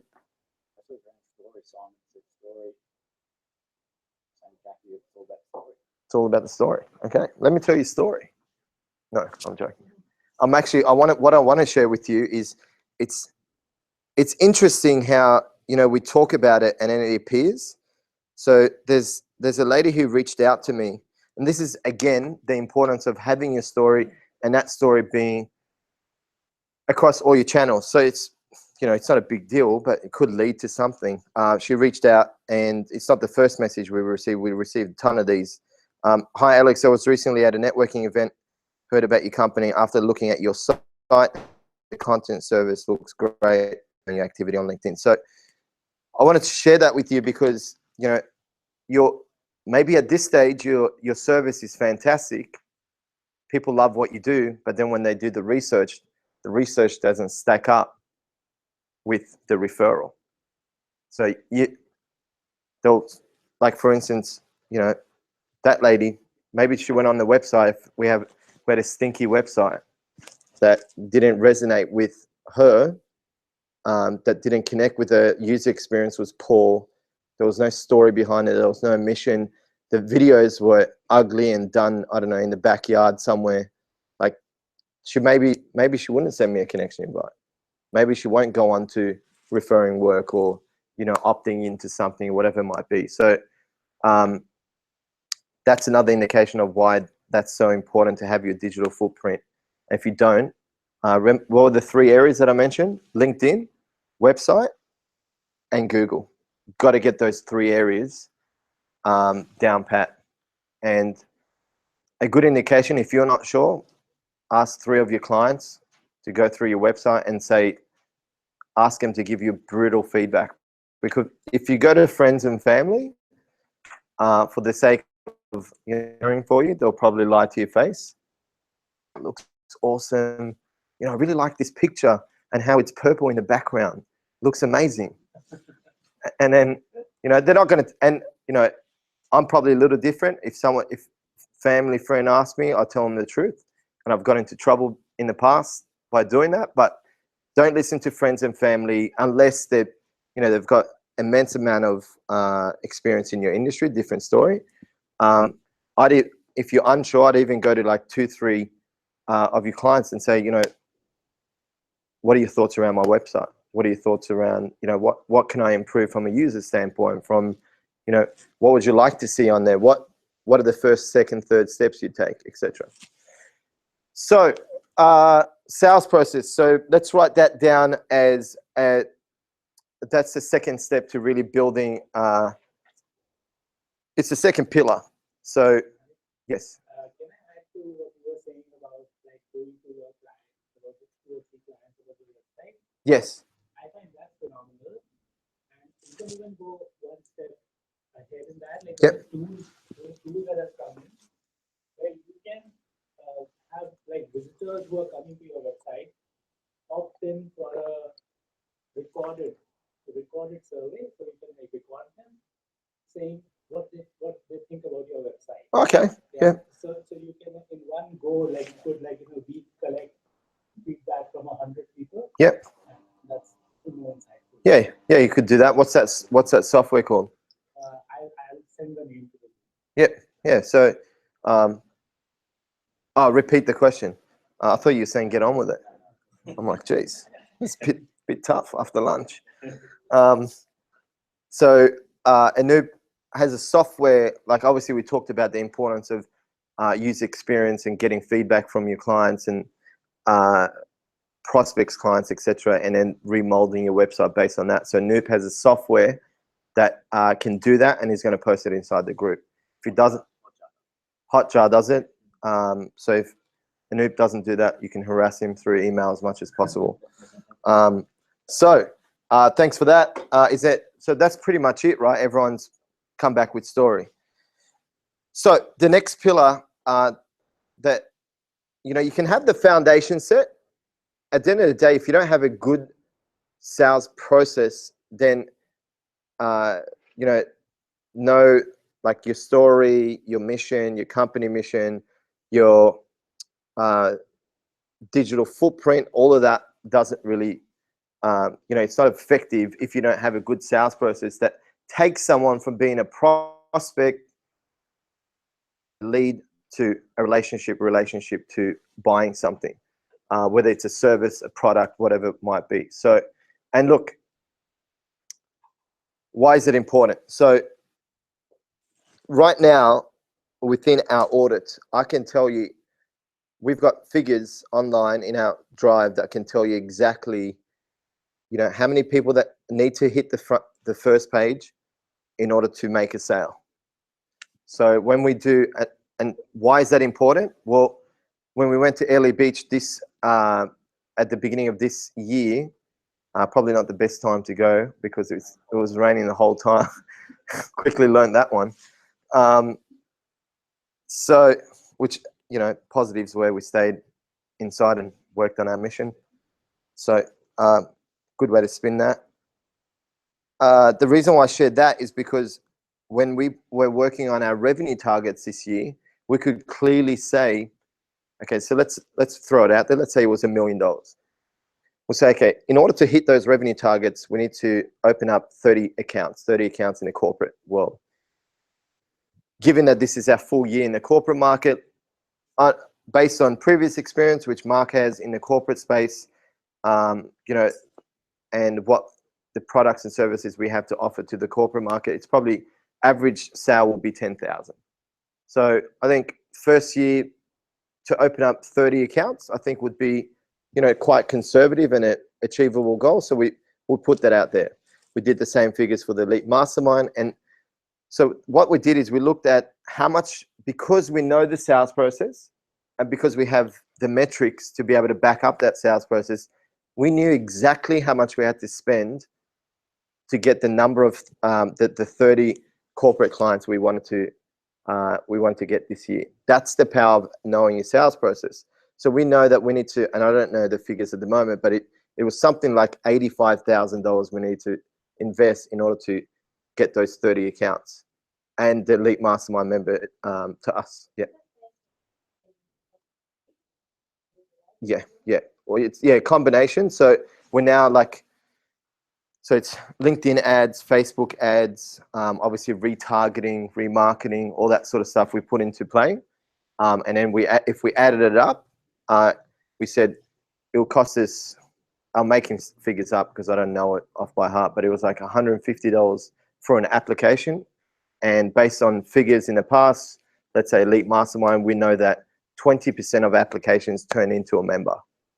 So all of a sudden now, in order to get, let's say 100 members this year, we know that we need to generate, what would that be, 100 members?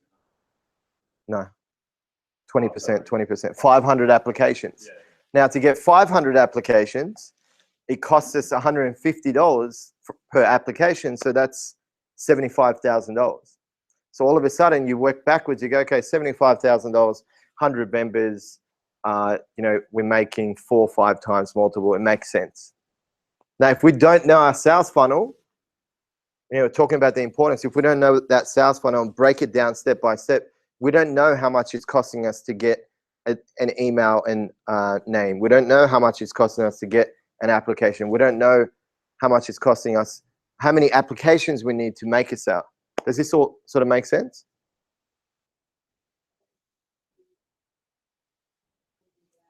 Yeah.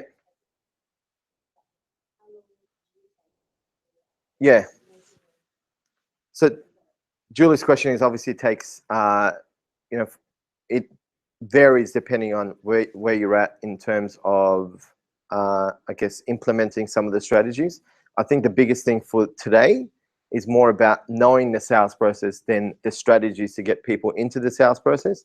But that, I think Mark probably took us for EMG, what, 6 months? Yeah. To get solid, like you have rough figures after a month or two, and after you get, I think it's like 400 or 500 people to a specific page. If you got the right analytics, you start to tell. But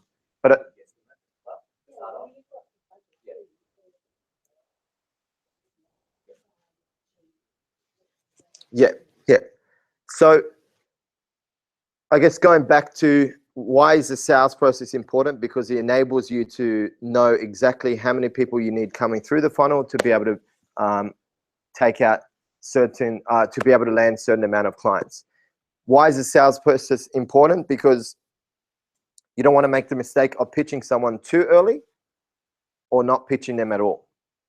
So for instance, imagine imagine this. Imagine, you know, Graham, you got onto a call with Mark, and he said to you at the end of that call, he said, all right, well, you know, I think he has a set of questions that he asked you, and he answered those questions. He said, all right, Graham, do you want to use Visa or MasterCard? What would be your feeling at that point? Get lost? What's that? Yeah. Not interested.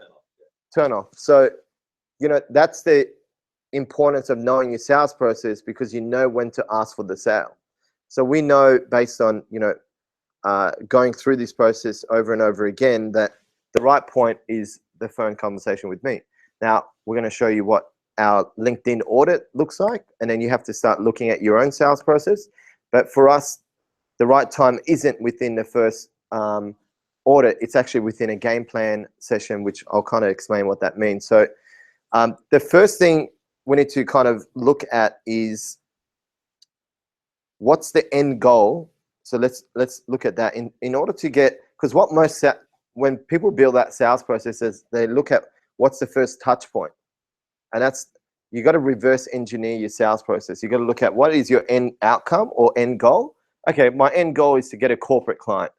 Okay, what does that mean? Corporate client, is that a 30 grand deal? Because if I'm getting a corporate client for $2,000, the sales process is going to be completely different to $30,000. So obviously going to be a lot longer. There might be other factors that come in, which is, you know, they have to get sign off, who's the main decision maker, all that stuff. So the first, and I'm going to show you our audit, but what I want you to do is, as I'm going through it, I'll ask you to write some questions down. And at the end, you'll have a step-by-step format on how you can flush out your sales process. How's that sound? All right, so we're done, guys. We finished for the day? Yeah. How's that sound? How does that sound? All right, geez. Got to get some alcohol here next time. Some shots. Some shots after lunch, because everyone will get quite excited after that. Yeah, it is the bread. Yeah. You have to bring us some vegan treats next time. Seriously. Where's yeah, done. Yeah, I'll do that. I'm all for new experiences. So there you go. Yep. If you're coming to the Quarterly next time, and that's for everyone online as well, we are eating vegan food. If not, then you'll have Amy to consult with. So, so sales process. So the first thing we want to do is write down, what is my end goal or outcome? What is the end goal or outcome I want to achieve by the end of this sales process?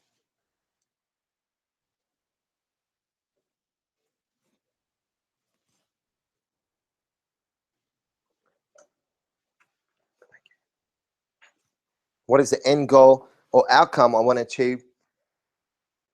And please make sure it's not airy-fairy. Like, I want to generate an additional client. Well, if someone came and gave you a client that's worth $50, you've achieved your outcome. So what's my end outcome or goal?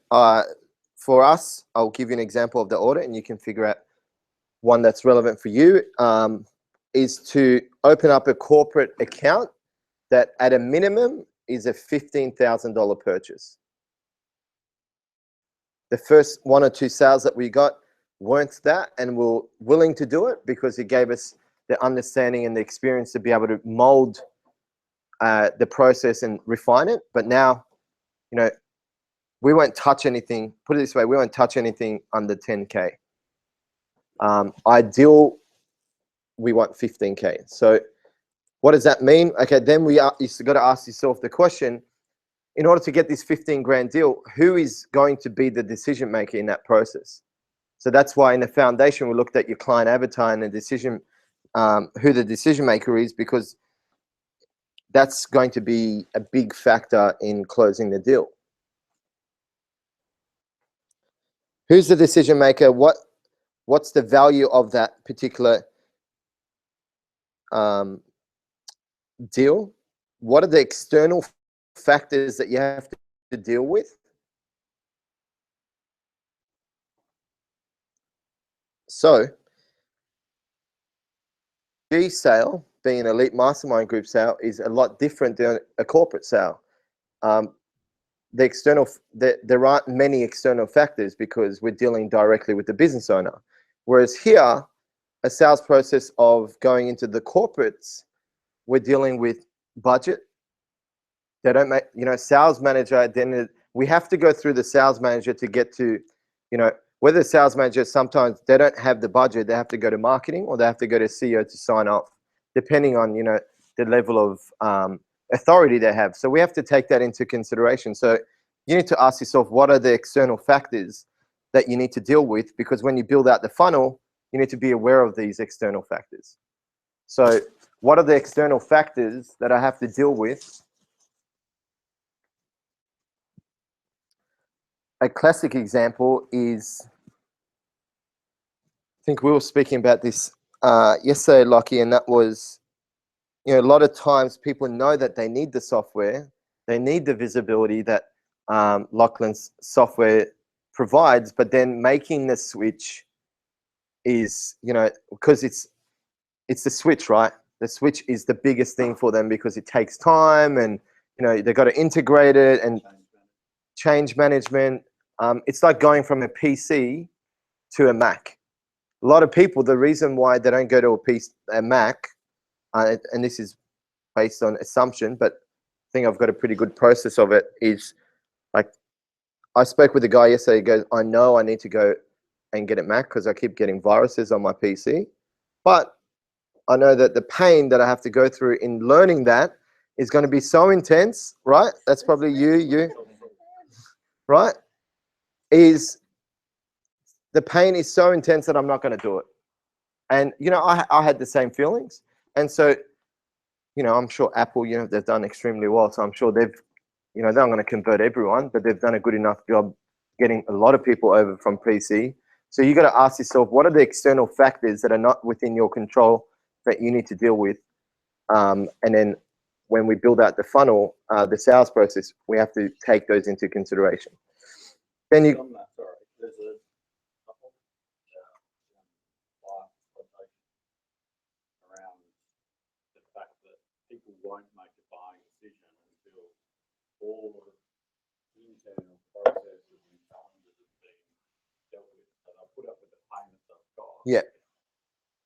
Until everything is aligned, then they'll start that. Yeah.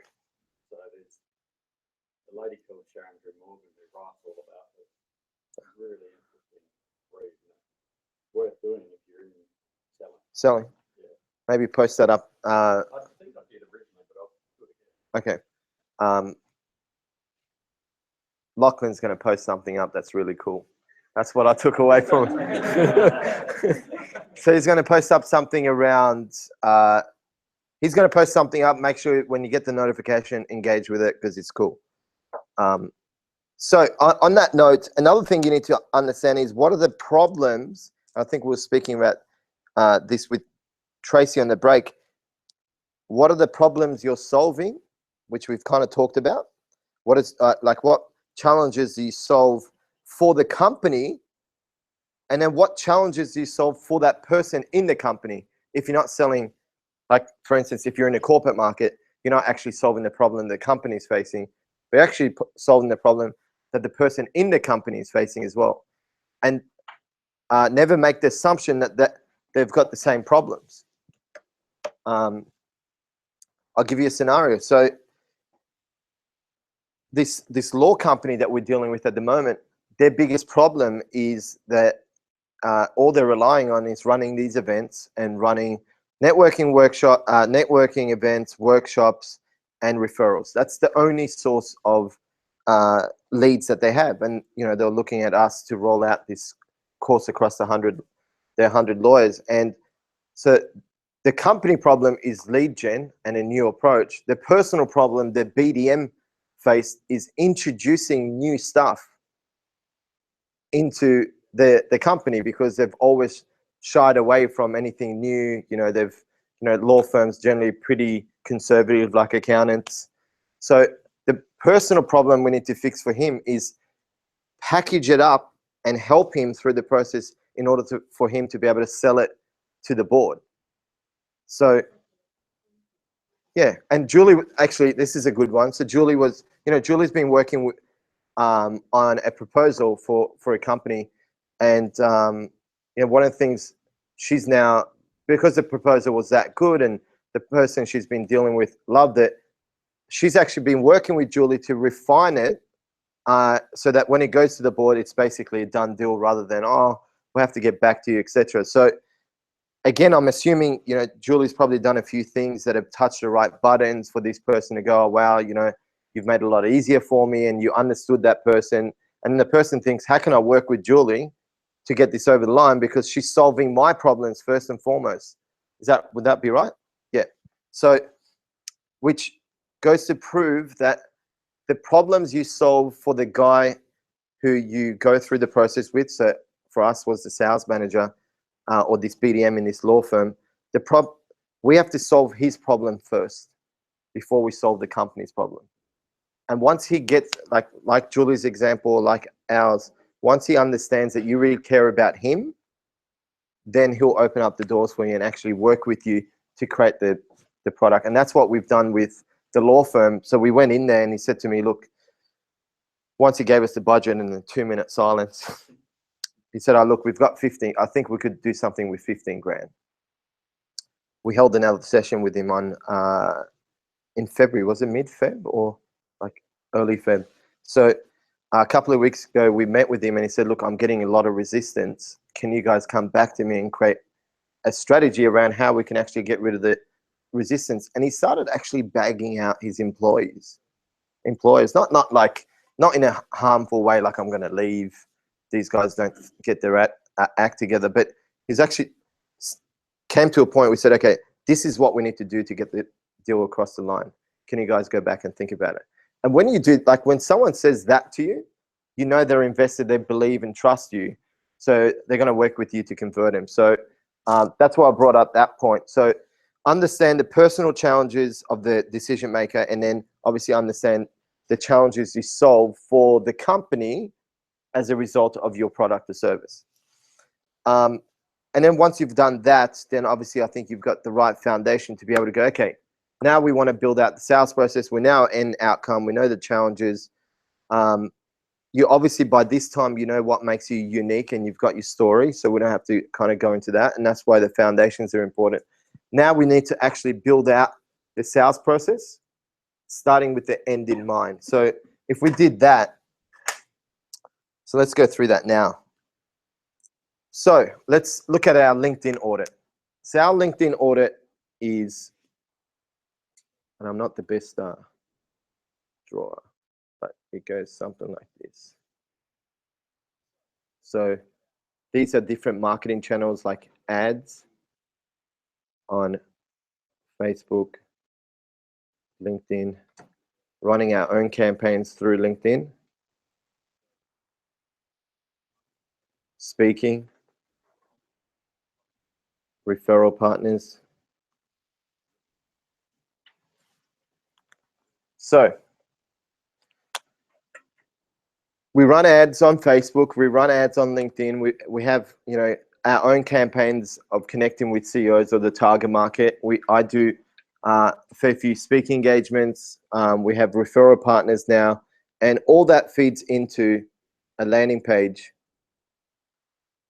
And your process will not necessarily be this, but I'm going to give you guys a step-by-step process of what we do and how it all comes together, and then you need to create one for yourself.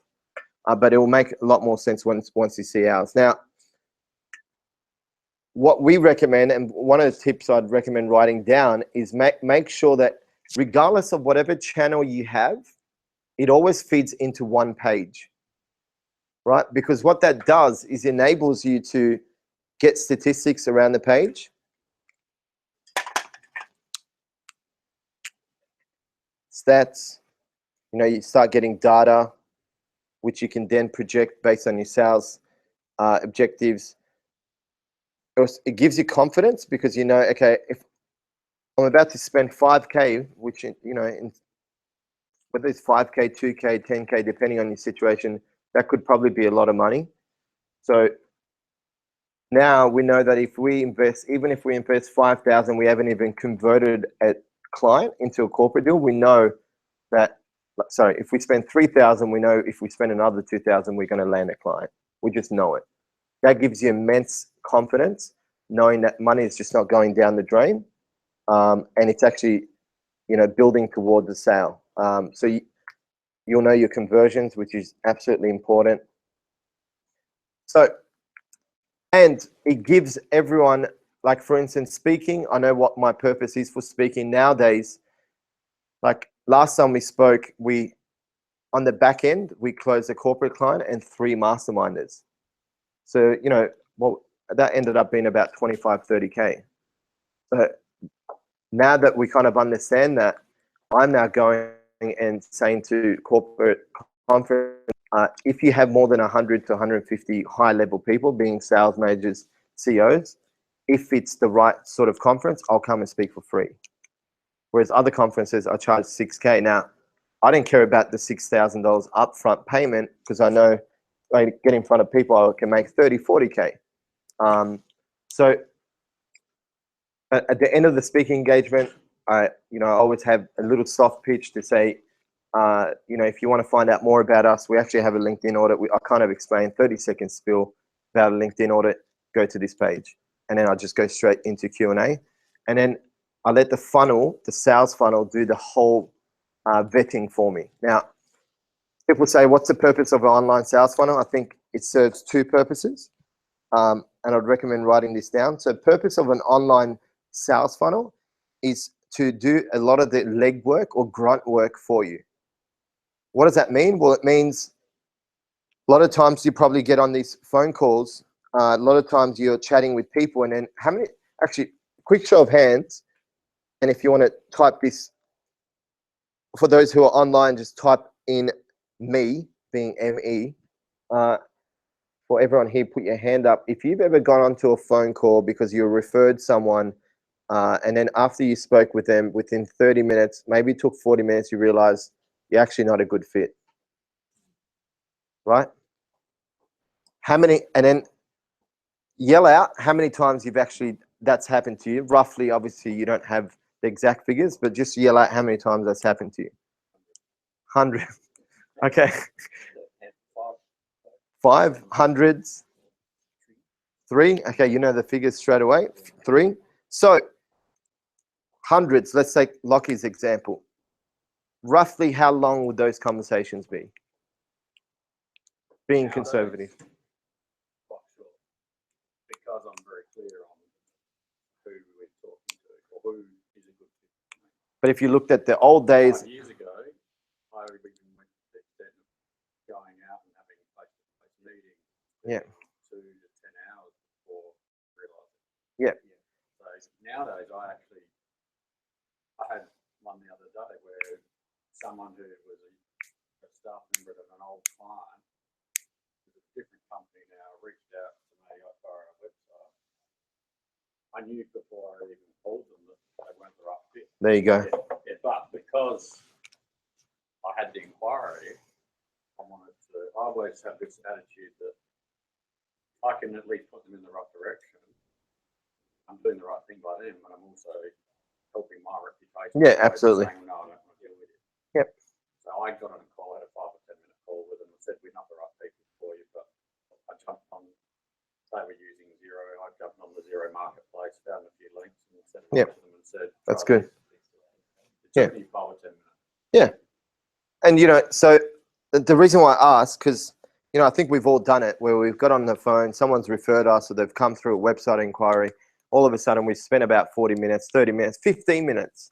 It's preparing for the call and then doing the call. The purpose of an online funnel is to build a process that at the end of the process will help you identify, that will help you bring out the right type of clients that you can work with. Help you identify those clients that you, 1, can help, 2, have a need for your product or service. That's the sole purpose of an online funnel. That's it. Because what you want to do is that, like, for example, we'll take EMG. We get applications every week, and there's certain applications that Michelle vets, and we automatically know based on a set of metrics that we have. And that's another tip. I won't write it down, but one thing I'd recommend when you're building out your funnel, have a criteria. So say if XYZ happens, they're a good fit. If ABC happens, they're a bad fit. So I'm going to put out some of the things that we vet for. If someone is a startup, 0 to 1, so we ask the question in the application form, which I'll explain in a second. If someone says to us that they have 0 to 1 years experience, their revenue goal is 100K, it's a no-no. We don't have the conversation, even if they've written an essay. Very rarely, you know, unless it's a bit iffy, we're not quite sure. We'll have Michelle will do the call, and then she'll ask certain questions to gauge whether, you know, they're the right fit. We just don't have a conversation because we know the end goal, the type of person we want, isn't the startup that has 1 year experience in that industry. Whereas if they had 10 years experience in the industry and they were just starting up a business, maybe because they've got a good sort of foundation built. So what did I get on that topic?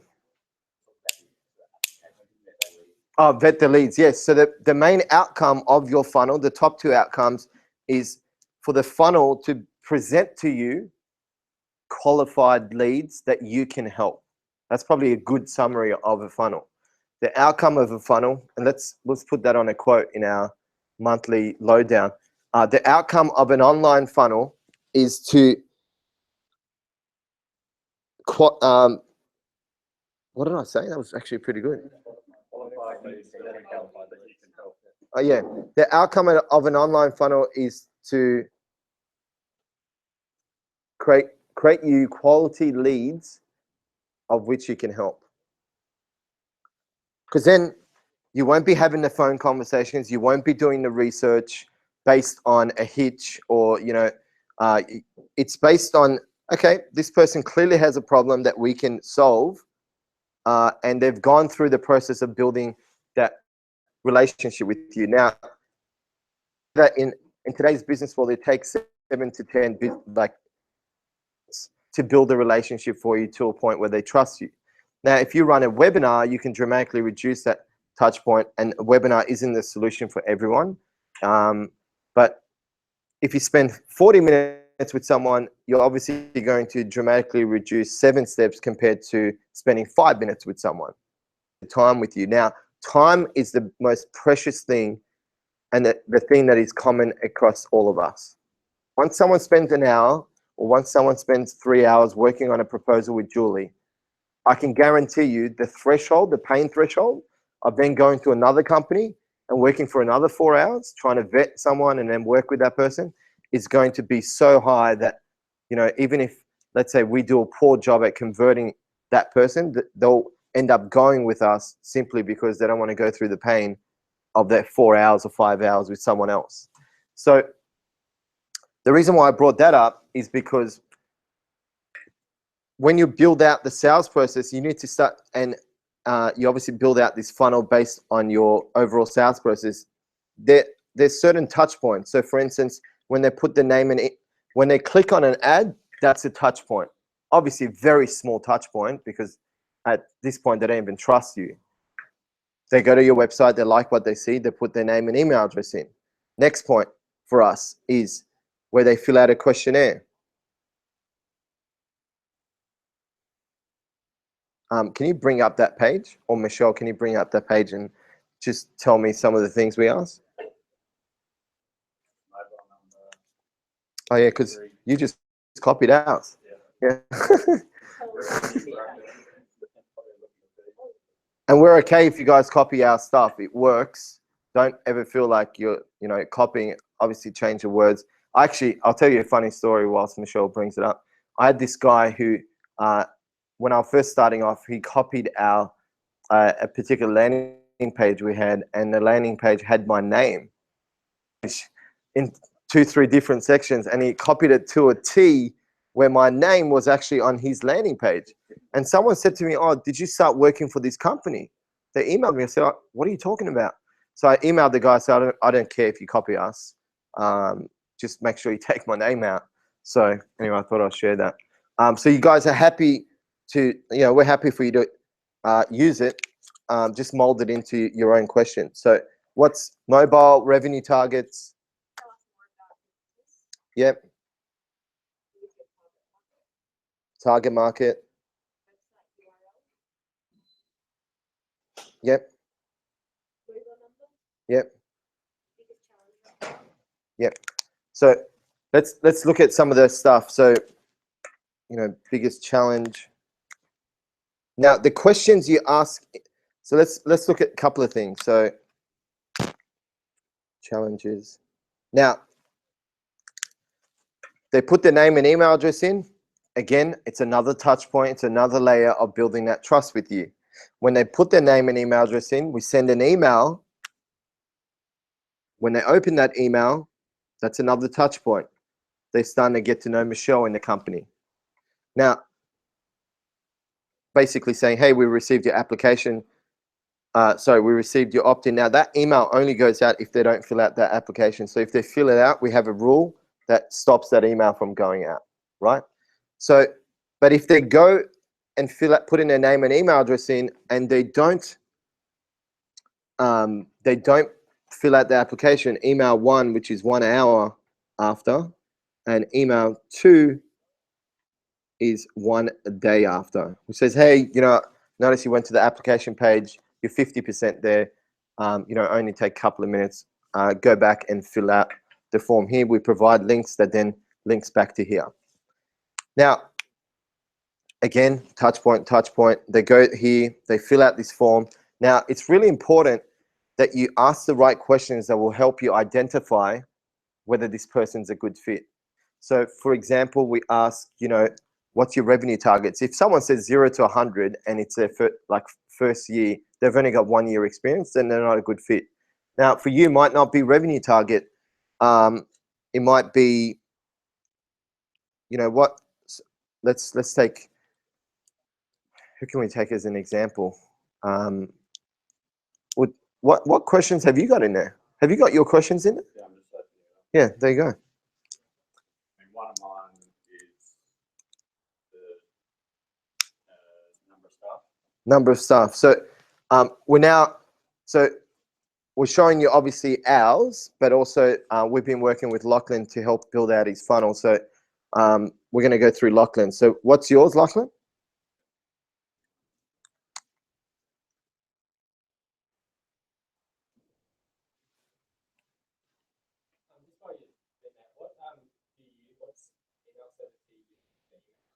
Infusionsoft, yeah, unbelievable software.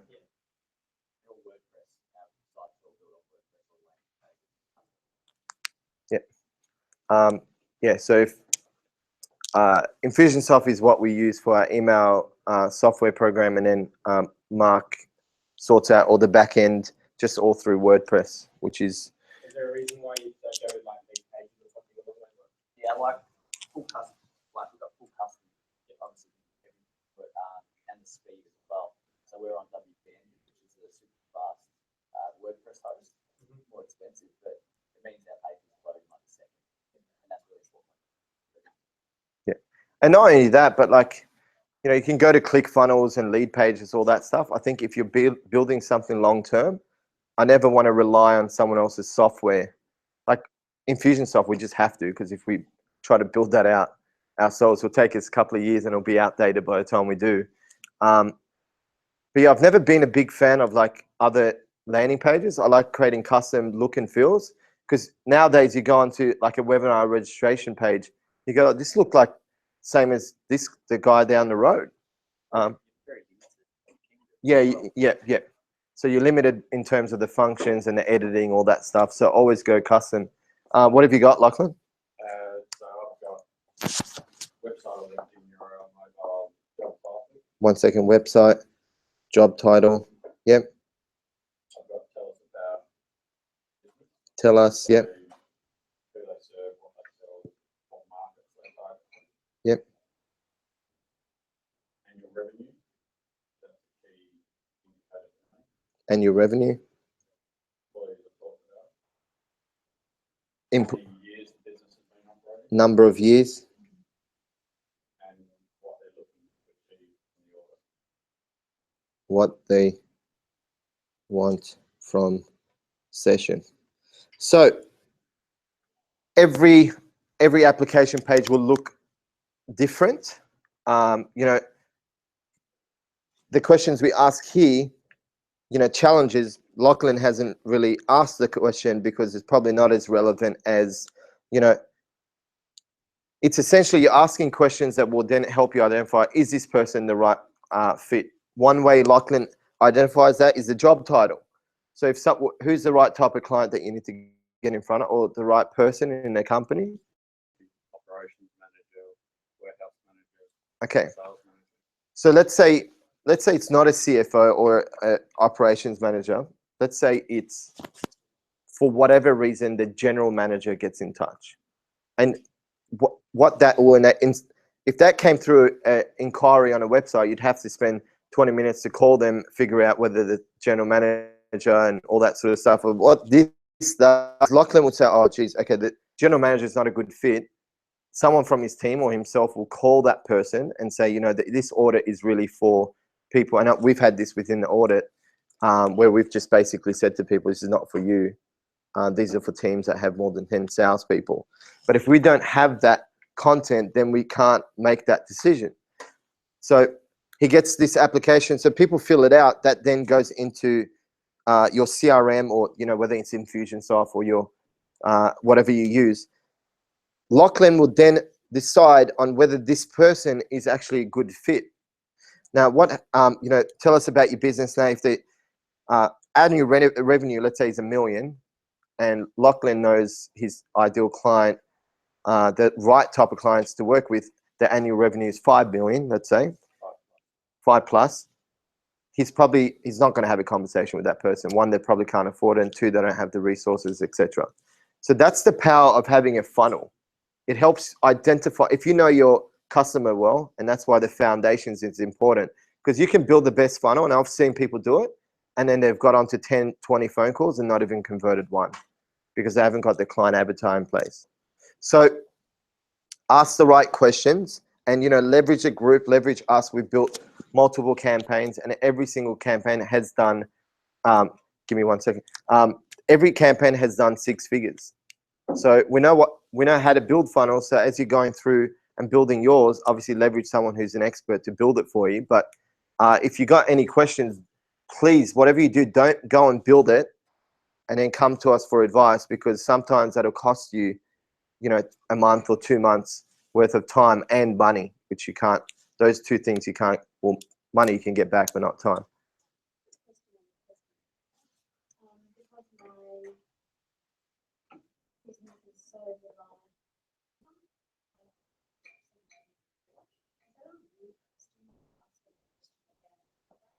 You could find out indirectly. So you could find out, you know, what's your budget? You know, you could, and I don't know whether that's the right question, but, you know, asking what the budget is. So like, for instance, yeah, do you have a budget? And then once they say yes, they're bought into your question. And then the next question is having multiple choices. Is your budget within 0 to 50K, 50 to 150, so on? So you guys starting to see how, like, this whole application page and the whole port, and yours might not be an application. It might just be another way for you to identify whether that person's a good fit. We've found that audits work really well because it helps get those sort of statistics out. So now,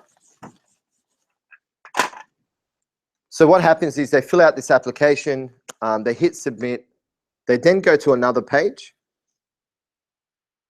If you don't have a testimonial video, I'd put this down as one of your tasks for the next quarter or for the next month, 2 months. Go and get testimonial video done. Yes, it will take you a bit of time. It will cost you a bit of money, but the return that you get for the money you invest is just, you can't compare the two. You know, we've got a testimonial video that we have on this page. And so what happens is they go to this page, they then, you know, we say, thanks for filling out the form. We're evaluating it at the moment. Book in for a 10-minute call, like for a 10-minute review. So that's a call to action for a 10-minute review. They get to play the video that into our story. Again, another touch point. 1, 2, 3, 4, 5. And that's another, you know, and I'd write this down, another valuable impact that a funnel makes is the touch points without you having to physically do them. And if I was to have a very quick sort of guesstimation, I'd say that at least 15 out of the 100 members that we now have in Elite Mastermind solely joined the program because they wanted to go through the process. We love the process that much, we want to go through it. And like, I don't say that to brag or anything, but that's the value of building something so compelling that people just want to be part of it so they can learn from it. And so when your clients go through it, so for instance, you know, let's say Julie implements this and she's starting to get a few clients going through it. People appreciate the fact that, you know, you've taken the time from a user experience to get that information from them in 5 minutes compared to a 40-minute call with her or 30 minutes, whatever it might be. People appreciate that stuff. And, you know, we had one guy the other day say, you know, I appreciate the fact that I've gone through this process because at the end of it, I know that you guys know what you're talking about and they're the type of people we want to talk with. So another benefit is not just, you know, getting data, but it's also saving the time, not just for yourself, but the other person on the back end. And people really appreciate that. They'll say, you know, you saved us a lot of time. Knowing the sales process and the next step will obviously help as well, but thought I'd mention that. Now, they're booking for a 10-minute review. Now, we use Calendly. Now, if you don't have Calendly, it is the best software program I've ever come across that helps you manage appointments. You can rebrand it to look like to have the look and feel of your company, and it ties in with a lot of the other software programs we use, like Infusionsoft, and it ties into your Google Calendar. So basically, people go, they click onto that, and then they go to Calendly website, and basically they pick the date. So say which date, and then once they pick the date, then it's times. And we've already set that for 10 minutes, which means when they book that in, that automatically goes onto Michelle's diary. And when she gets in on the day, she just knows, okay, these are the calls that are coming up. And we've got them tagged inside Infusionsoft. So if they book in, we move them to a certain stage, which I'll share with you in a second. So they're booking for a 10-minute call. And then what happens is so they're booking through Calendly, and from there, we do a set a call. We call it set a call booked. Now, set a call booked is obviously a phone conversation at the moment is with Mark, and then as we build out the sales team, it will be with someone within our sales division. So that is an hour, sometimes an hour and a half phone call, and yours will be different, but this is just our sales process. We know that to get someone from, you know, doing a 10-minute review to, you know, investing $4,500 to $5,000 is a big stretch, right? So you probably need 2-3 other steps in the process. So we thought, what are we going to do to build that value and build that trust, and the fact that, you know, we want to make this session not a sales pitch. And hopefully, you know, the conversations you've had with Mark, he gave you a lot of content up front. You know, he even, I think, created a game plan. Some people never really had this phone conversation with Mark because they spoke with me. But that set a call, there's 3 main objectives. And if you got sales calls, there is an art to the type of structure you should build. And that to me is intro. Actually, do you want to bring up the set a call book? Not go through the whole thing, but I want to kind of just bring up the script. So you've got the intro, So basically we start off, you know, Mark says, thanks for coming on the call. He's obviously done research about the person. General chit chat. I always like to go onto people's LinkedIn profile and do a bit of research. So yesterday, the guy on his LinkedIn profile, I noticed that he's got his accounting degree. Now I've got my advanced diploma in accounting, opens up the conversation. In his application, he mentioned that he's currently working with Chet Holmes. It's like Chet Holmes wrote this best-selling book, and he's now got a consulting where they teach people how to build sales processes. So I took a note of that and spoke about it in the intro. So the intro is just about breaking the ice, you know, showing them that you've done the research. You know, I said to him, oh, it looks like, you know, you guys have been operating since 1971. Who started the company? So automatically you could tell that he had guards up.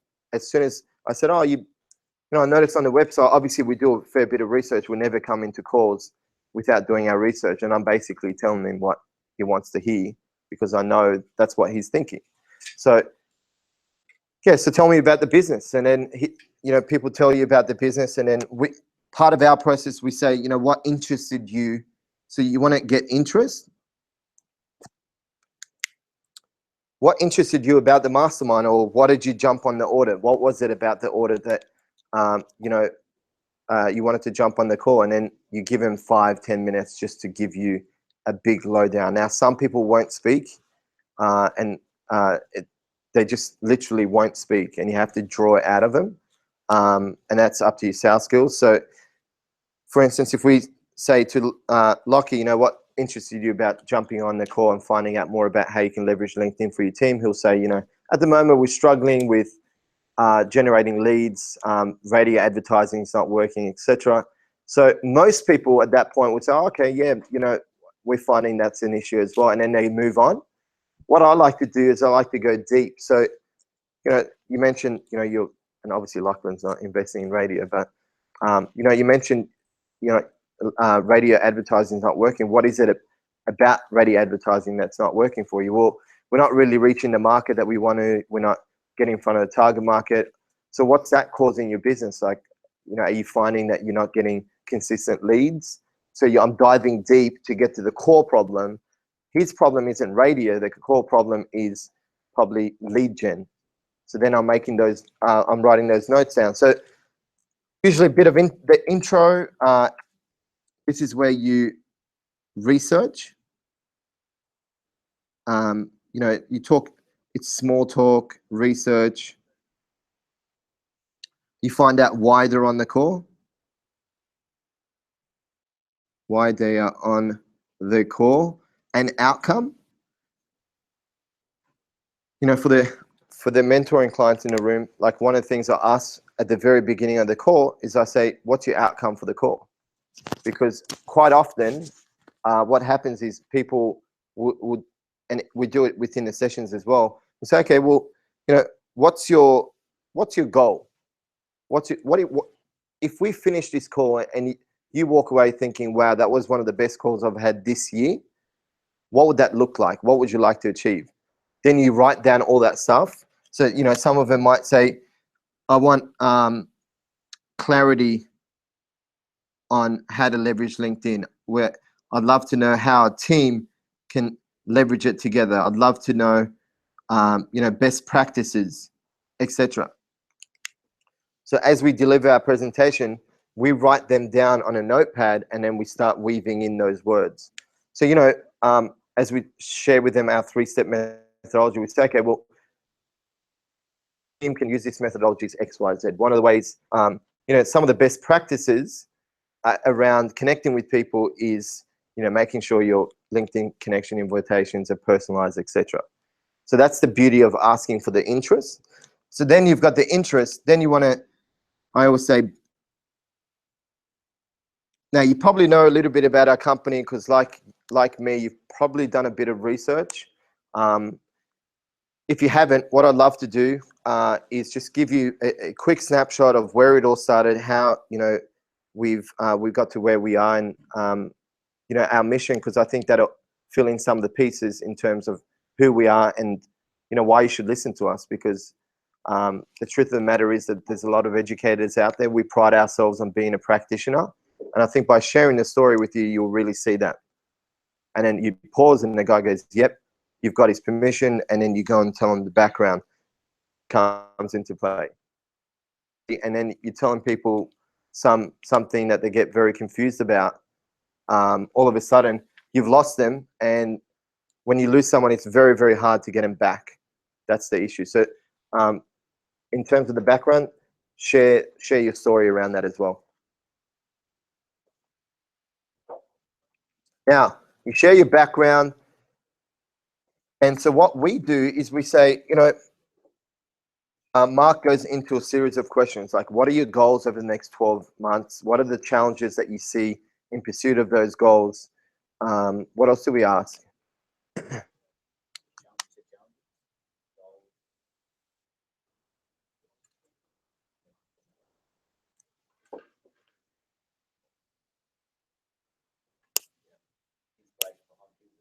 Yep.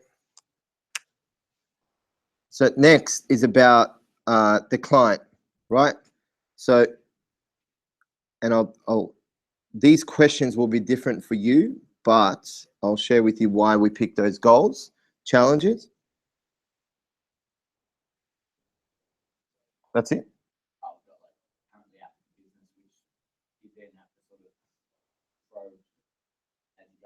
Yep.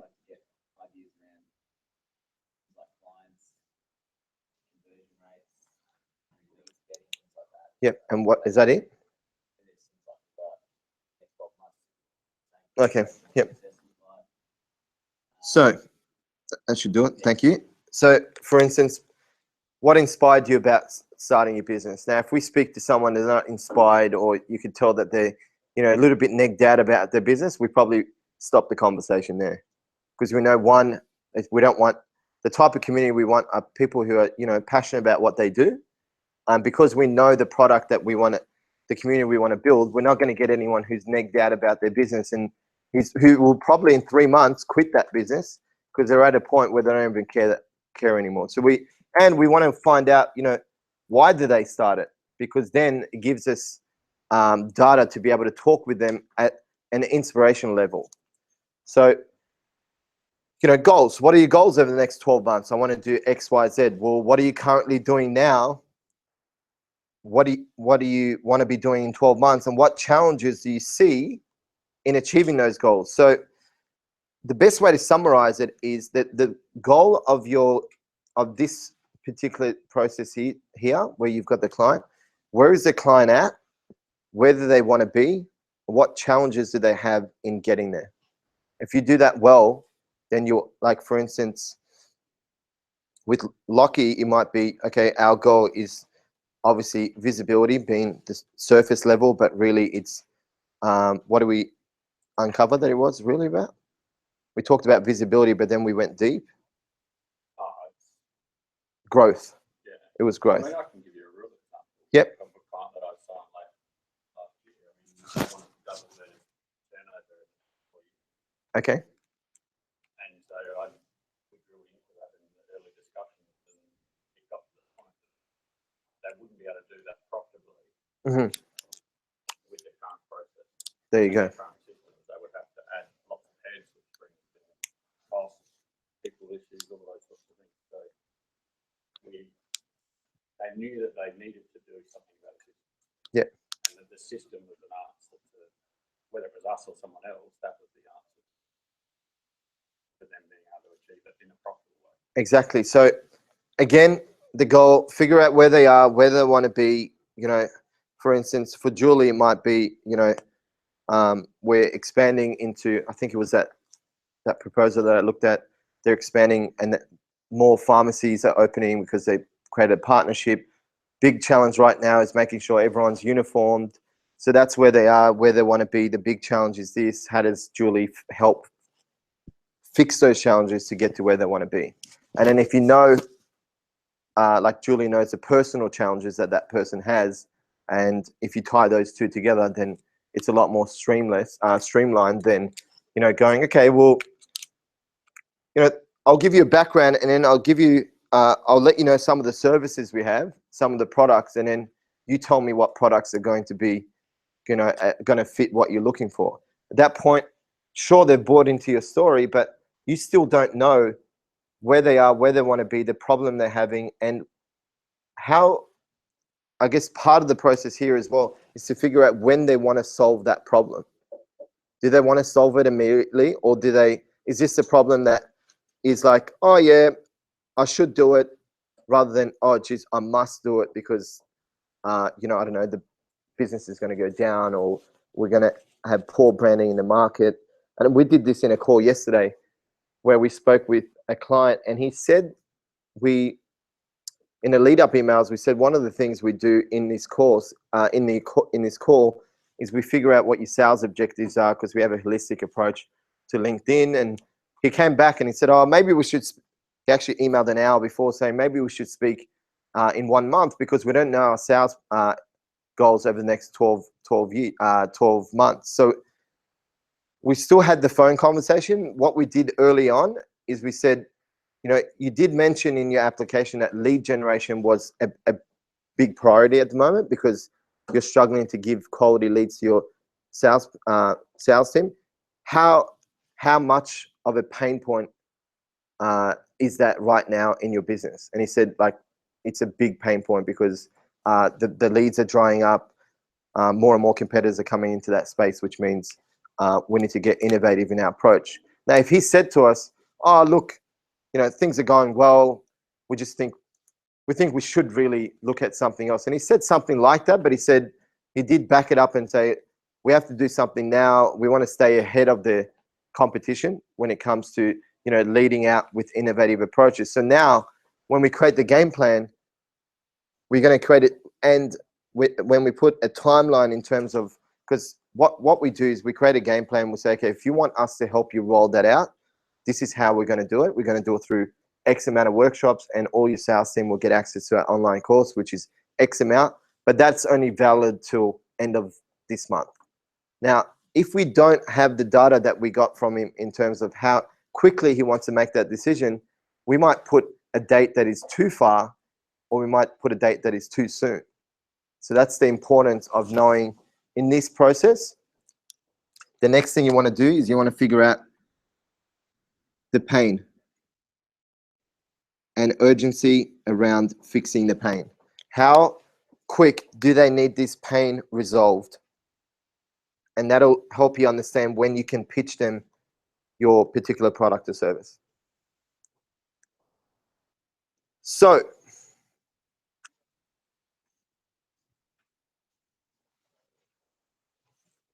now, set a call booked. Then what happens is Mark has a conversation with them. Once he's spoken to them, got their goals, he then sends a brochure. Whilst he's on the call, he talks through the brochure and what's involved in the program. He then asks a set of questions. And obviously, if he thinks that they're going to be a good fit to be part of the group, he then sets up a call with me. Soon, that'll be essentially just the salesperson will go through both the set a call and the close call. And then the close call, before the close call, I come up with a game plan. I do research. We present the story, my story. Well, Mark does a recap of what was discussed. I share my personal story. We then go into the game plan. I open it up to a set of questions. And from there, we basically make a decision. So your close call will be different, but the purpose of the close call is really to go in and research the company a lot more in more depth than what you did in this call. Write everything down. So like we get to a point where Mark summarizes the call that he had previously, and then he tells the client, is there anything I missed, or did you want to add something? And very rarely, probably 1 out of 10 situations where the client goes, yeah, actually you missed X, Y, Z. Because as he's going through the setter call, and going back to what we discussed before, which is listen more than you speak. You got 2 ears and 1 mouth using the same ratio. So as the client's talking, he's writing stuff down on that sales script. So there's certain bits that we've left that are like, it's not empty, but like dead space. So when he asks a certain question, we leave a little bit of dead space and he writes stuff down. We keep all the set calls. We've kept all the closed calls. What I'd recommend is recording some of these conversations. So when you build out the sales team, you don't have to, you can do, sit downs and work with your team, but get them to listen to the closed calls and the set calls or whatever those calls are for you. Yes. Infusionsoft, CRM and email. Yeah, absolutely. So you get on the phone, you do a bit of chit chat. You've obviously done a game plan. So what we do within our audit is we get on the phone, we say, okay, based on our conversation so far, here's the challenge that you presented to us when we first met. And we essentially say the challenges that they gave us here and the challenges that they gave us here. This is for our audit, so completely different to EMG. So, you told us that the biggest challenge right now is generating leads consistently and being able to get in front of key decision makers. So we explain the challenge and we say, okay, we tell them, we'll give them a glimpse of the clients that we've worked with. So we bring up the logos. Can you bring up that, actually, Michelle, can you bring up that PowerPoint? Because I like to give some step-by-step here. So now we have a different way of closing corporates than what most people do. So we don't send out, we don't have proposals. What we do is we have game plans. And so we'll meet with the client. We run through the audit. So let's just assume instead of a set call, now we're talking about the profile audit with the corporates. We have an audit. The audit is to help identify that. Then we do what we call a game plan. So we say to the client at the end, thank you so much for all the information that you've given us. What we'd like to do now is take back all the info, your sales process, your sales statistics, your conversion rates, some of the goals you want to achieve, the target market you have. We get all that in this call. We're now going to do the research for you on LinkedIn. We'll do the advanced search and we'll actually see what the potential is. Now you want to connect with, I don't know, people in HR. We do a research on LinkedIn. We see there's 50,000 people in HR in the industries they want to get into. Then what we do is we say to them, based on your conversion rates, Amy, you told us that you convert 10% on your landing page. Now, 50,000 people, if you follow our process, you should get, let's say, be conservative, 30%. What's 30% of that? It is 16,667. Is that right? What's 30% of?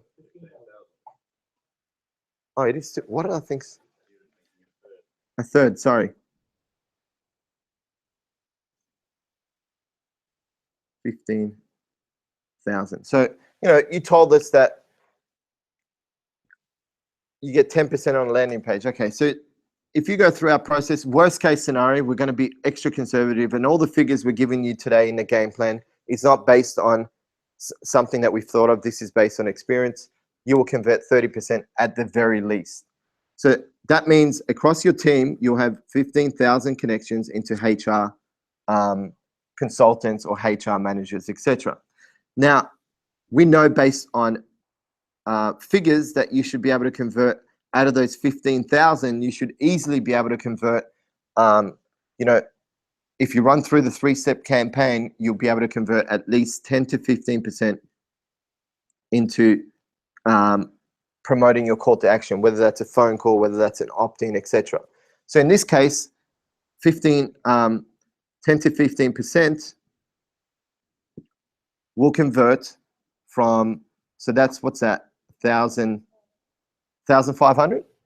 Yep. So we go, 1,500 people will come onto your page. You're converting 10% of those. So what's that? 150. leads. You also mentioned to us that 150 leads will turn, out of 150 leads, you convert 30% of those leads into clients. So now what's that, 45 clients? You mentioned to us that each client is worth $8,000. So what's, this is going to be a good one. Is that 360,000? Is it? No, not that. Pretty good. $360,000. You also mentioned to us that the lifetime value of a client is essentially 3 years, meaning upfront you'll be making 360,000, but over the lifetime you'll be making $1 million. Yeah. Now, in order to make those connections to achieve $1 million, here's the game plan we put together for you. 3 workshops and 50 sales staff for online, 50 online. You know, you mentioned to us you got 50 sales staff. If they go through the online course, that'll cost X amount. Altogether, you know, flights, let's say they're in Sydney, they're going to pay for flights, all that sort of stuff. It's a $25,000 deal.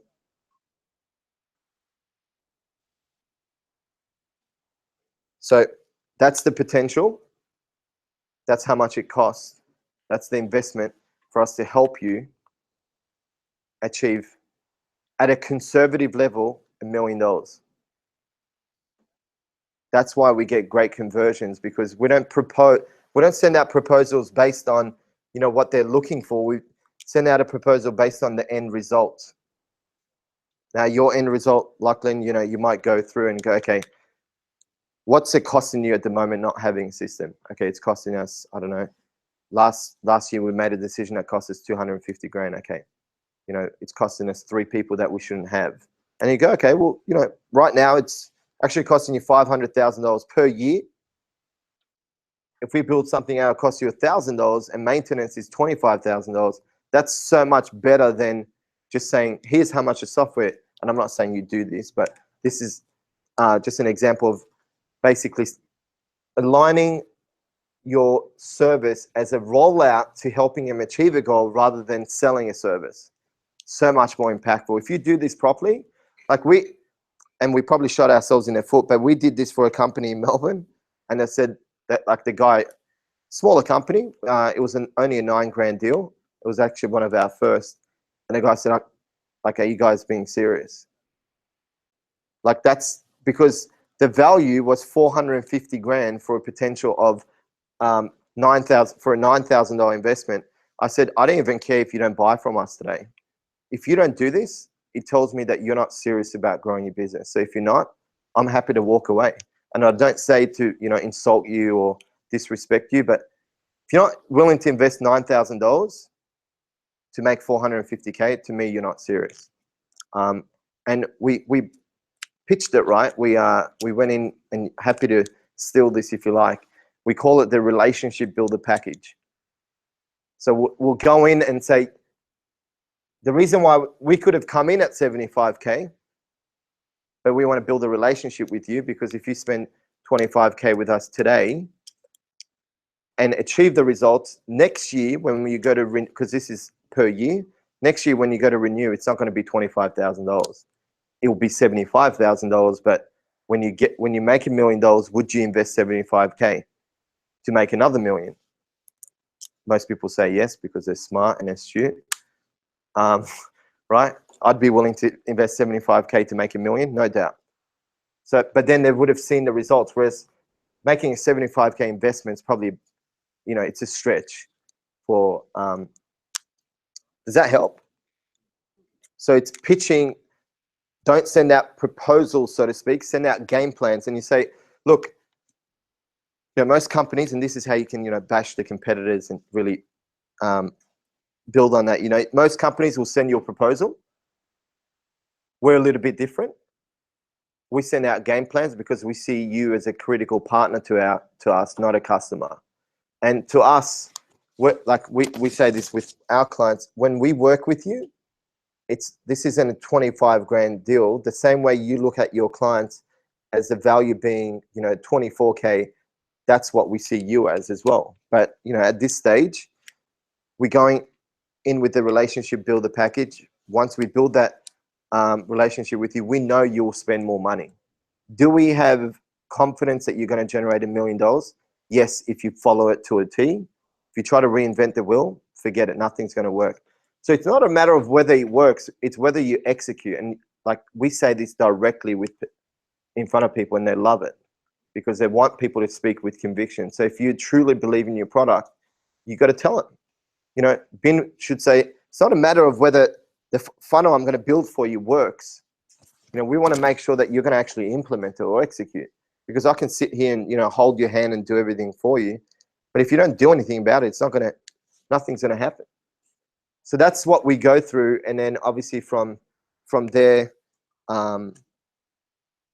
we do a terms of service. Now, if you don't have a terms of service, I'd recommend getting one up. Don't put stuff in email. We get a terms of service, which we work with, and you got access to Dimitro, who's he's on the experts page. He's the lawyer that we use. Phenomenal guy, knows his stuff. The terms of service that we had done up for the Elite Mastermind group, he'd done for us, as well as the corporate licensing program. Obviously, they're not going to write a check there and there or ask for your bank details. So we follow up, send the terms of service. We've given them a deadline based on the pain point. So Electricom, we had a pretty good understanding that they wanted to sign off pretty quick. So just in case they don't store, because what happens if people store, then you got to go back in and go through this again, and through not to a big, not to the extent that you've done here, but just you got to warm them up again. So if you find that pain point, and if that's immediate, when you do your game plan, say this is the relationship builder package is a commitment on both ends. We've committed coming to you, and that was Mark's idea, by the way, the relationship builder package. We've come to you with what we believe a pretty no-brainer deal. If you look at the potential, we need to see commitment on your end, and the reason why we've set the deadline for next week is we want to know whether you're committed. If you present that well, then it doesn't look like you're trying to pressure them, but really you're testing their commitment as well as your commitment. And that's it. Yes.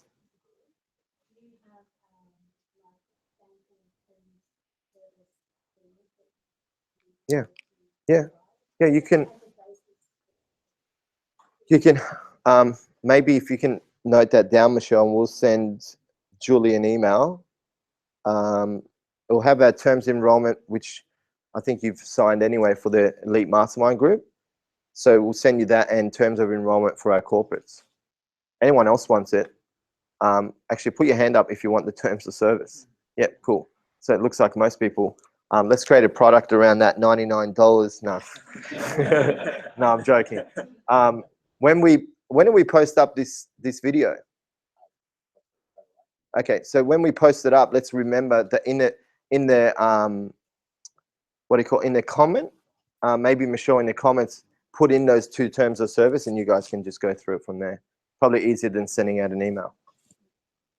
You're going to ask something. Yeah, I really like the concept about about setting a deadline. Yes, yeah. I think there were certain cases where I sent a contract and I think it went a bit too long and I had to warm them up again. Yeah. So there were also other cases where the deadline is not immediate. It's not a pressing pain point. So I'm just wondering, in that case, right, in that context, which part of the sales process do you stop? Like you said, maybe just end it. Did this yesterday. Follow up with it? Yeah. So did this yesterday. So we're a little bit iffy because he's doing Chet Holmes. He doesn't know his sales targets. So are we going to get on the phone, do this hour and a half, do a game plan, and then for him to say, oh, we're not ready yet because, we're still fine tuning our processes with Chet Holmes and it's going to take 3-4 months. So if he said to us at the beginning of the call that he's not ready for 3-4 months, I wouldn't even go through the call. I say, look, at this stage, to be the best service to you, I'd recommend you go out, you put the systems in place, you do your thing. We'll stay in touch with you, provide you relevant content here and there. That might be a blog. It might be, you know, we would have stayed in touch by giving them free access to, let's say, our digital guide, and then 3 weeks later, hey, here's a cool article we wrote. Just staying top of mind till they get to that point where we go, oh, we're now ready to speak with you. Okay. So, yeah. So it's more like a setup call, is it? That's where you filter them. Yeah. And if you're not a good fit, then that's where you yeah. them. And that's the whole thing. So, like, you got an intro, and you're speaking to them about the interest. You know, what interested you about, you know, building a funnel? They go, oh yeah, you know, we're really looking at, you know, changing the way that we generate leads. What's the biggest pain point at the moment? Well, we're not getting quality leads. Is that affecting your business at the moment? Oh yeah, like it's affecting our sales process. You know, we're having bad retention in terms of salespeople starting and leaving because we can't give them good warm leads. Okay, so obviously this is an immediate challenge, is it?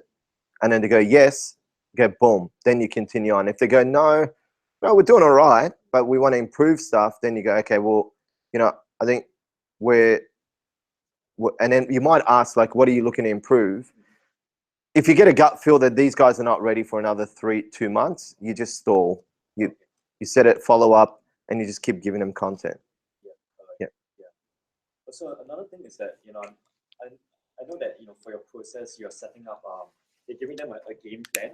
Yeah. You know, but you know, I think in some cases, like, I mean, it's something I'm trying to balance at the moment where I know what you're gonna say. Don't even say it. What, foot in the door offer? Yeah. Or I thought you were gonna say you give them too much content. Oh, no. Okay. But it's like the concept where, you know, to filter whether the prospect is you know, serious about it. You know, what I'm planning to do is that, or what I have done in the past is, you know, charging them $250, for instance, for a game plan, a strategy plan. So I mean, giving a bit of value, you know, spying on their competitors to see what their competitors are doing, and saying that the next step is to do the strategy session together. So I mean, I'm curious to get your thoughts around, you know, charging them $250, and that scopes out the bigger project. Yeah. You know, compared to giving them a game plan for free, and then pitching them, you know, maybe a 15K package. Well, depends, right? Depends on if you've got this application page, and I'm not sure whether you do or not. Yeah. You do. So this should help you identify. Like, for the corporates, we would never charge them $250. Okay. Like, you get what I mean? So I think maybe for the entrepreneurs, maybe you do. You got to test it. Yeah. And this sort of everything we talk about now and everything that we've mentioned here is tested, so I can speak with confidence. Yeah. I think with that sort of strategy, you got to then ask yourself. You got to look at your conversions, and you got to think, if you're speaking to 10 people and giving them this strategy call, whatever you want to call it, audit, online audit, you're giving that to them for free, and that converts, out of 10, you convert 3 clients that pay 10 grand. And then all of a sudden you have to bring in 40 leads to convert 10 that pay 250, that then converts 2 of those into 30K. Then you got to think, what's going to essentially be better converting for you. Okay. Yeah. And you might need to just split test and do 10 calls at a free audit and do 10 calls at, you know, charging them 250, and see how much you've spent both in time and resources for both. Yeah. And whatever converts better financially, then you do that. Yeah. Does that make sense? Yeah. Yeah. By the order of your funnel. Okay. When you do your testimonial, you put people to the gallery for a 10-minute phone call. Yes. But you already go to the 1.5-hour call, the 5.5-hour the session call. No, it's sorry. So they do. So what happens is this. I should have drawn this out. So 10-minute review, which is with Michelle. Michelle then has a conversation with them, saying, Marcus, you know, giving you a call, got your application based on X, Y, Z, and then she pulls out data from this, from your application based on X, Y, Z. We think that the goals you want to achieve are aligned to the key objectives of our scholarship. Therefore, what I'd love to do, Marcus, is set you up with a team member to have a chat to you about it. And then she sets them up on a call, gets up Mark's calendar, books him into Mark, and then basically from there, Mark has the hour and a half. How do you work the process if you don't have to click on it? You just got to do it on your own. The first 30 to 35 members in Elite Mastermind, they're all phone calls with me. Yeah. So do you then go straight? Do you just do the first 10 minutes, or do you go straight No, to hours and hours? 10, book them in. No, the process remains the same. It just means you got to go through the whole process yourself. So Yeah. you do 1.5 hours. You do the set call and close call. Close call. Yep. Not ideal from a positioning standpoint, but you know, again, you got to get resourceful with the resources and just do it yourself. Get to a point where the 10-minute call is probably the most important to delegate first and foremost, because it sets you up and puts you in a good position. And then once you've done that, the next phase, which is the phase we're going into now, is hiring a salesperson that can, a head of sales, that will then build out the team where me and Mark, I'll definitely be involved to some degree, because I want to see, because of my tie into, you know, mentoring and how it's helped me. So I'll definitely have a tie-in for this, but Mark will be taken out of the equation. It will just be a salesperson and me for the close call. Does that help? What did you guys think? Awesome. Yeah, no, Hey, this, and it's 2 o'clock and everyone's pumped up. So, what did you guys think online? Would be good if you could let Mark know. So that sort of makes sense. Now, if at any point you want to see this working, we've got both the Elite Mastermind group funnel built, and we've got the funnel built for the corporate market.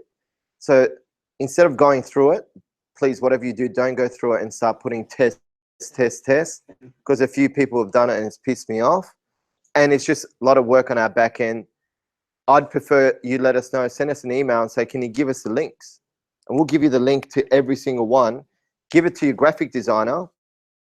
Obviously change it to your own branding, copy it. So we'll send you all the links if you want, which is what Lachlan's done. If you look at Lachlan's funnel, looks exactly like ours, and we're okay with that. Him build his business. Obviously the branding's different and it's got his logo, but it looks great. Instead of you going out there and going, okay, well, geez. And I'm not saying every funnel has to be built like this, but people in the room, I can already tell 80% of the room would have a funnel like this. So if we've done it. Just one question. So if you are going direct to people, you specifically know your target market. Yeah. Obviously, they still need to go through a funnel. Yeah. But it might not be that they're going through an online funnel. Okay. Do you understand what I'm like? So if I speak to someone, yep, or they've contacted me, do I push them oh through the yeah, funnel, yeah, or do I, yep, do I just set up a call basically straight away? So if I know that they are my perfect target, then all I want to do is set up that call. yeah. So I think it's just, you got to play it by ear. So over here we showed the referral partners. So what happens is, like for instance, Lachlan will have a set of people who thinks would be a good fit. So you, within the order, I could do a 10-minute call with him straight away, but what Lachlan will do is I'll gauge between his introduction and the response that I get from his client. So if he or she emails back and says, yeah, I'm really interested in this, I'll give him the option. We can have a 10, 15-minute call, but and it's how you position it.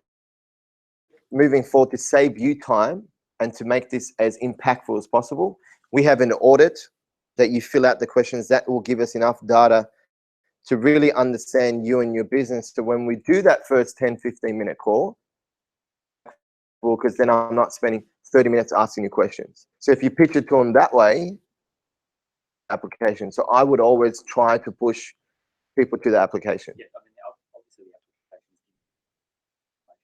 Yep.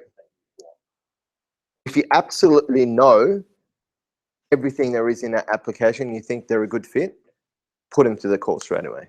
Yep. So I should probably repeat that.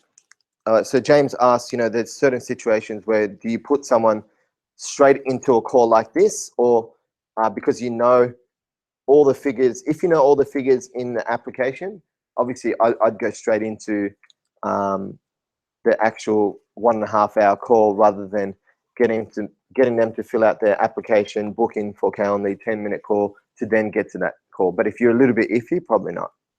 That point, you're putting them into Yes, correct. Yep. So if they haven't opted in, I'd be putting them directly into Infusionsoft. But if they have, Infusionsoft will do it all for you. So I'm going to go on to the third one because we are running late. We're meant to finish now, aren't we? Yep, that won't happen. So we got two choices. We can stop and not go through the third stage, probably the most important, and the first two are irrelevant if you don't know the third one, or we can continue on. Put your hand up if you want to continue on. Okay. All right. All right. You twisted my arm. All right. So everyone's good with the sales process? Yep. So the goal now isn't, now that you kind of seen this and we've gone through the questions, you need to go back home and draw it out from, start with your end goal, what we talked about, and basically map out the entire process. And here's the kicker. Get call guidelines together, get call scripts, get checklists on what you need to do to get prepared for the call. Like if I look at our corporate licensing program, I reckon it's about 15 guidelines that we've created. So if I'm sick, or if a salesperson needs to learn this stuff, they'll go, okay, here's 10 things we need to do to be prepared for this call. I need to research the company, then I need to look at their LinkedIn profile, then I need to write 3 points down in this document. They go into that document, fill out the points, and then they print that document at the end. That document has everything they need to know and all the touch points that they need to go through to take them all the way through to that sales call. So the point I'm trying to make is systemize the hell out of your sales process to a point where you know what's happening every step of the way, and get as many guidelines, as many call scripts as you can for each of the steps. So for instance, get a list together for how to identify whether someone is a good application. Next, get a guideline set for, you could call it initial review call guideline. Have 10 things that you go through to make sure that you're ready. Like, Michelle has certain things like check Mark's calendar. Make sure you have Calendly open. Make sure you've already picked 2 times for Mark's schedule that you can suggest. Look at the client's application and come up with a few things that you could say on the phone to really relate to the client. Like all this stuff, put it into a guideline, print it out, have it ready before you even make the call. It'll give you so much confidence while you're on it, and you won't really be going, oh, geez, what should I be doing here, or what's the next stage?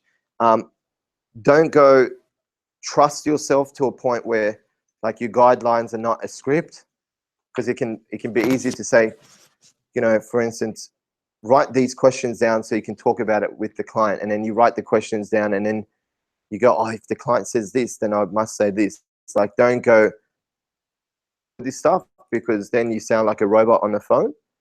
Guideline, and that guideline is just, it's 1 sentence to move you through the process.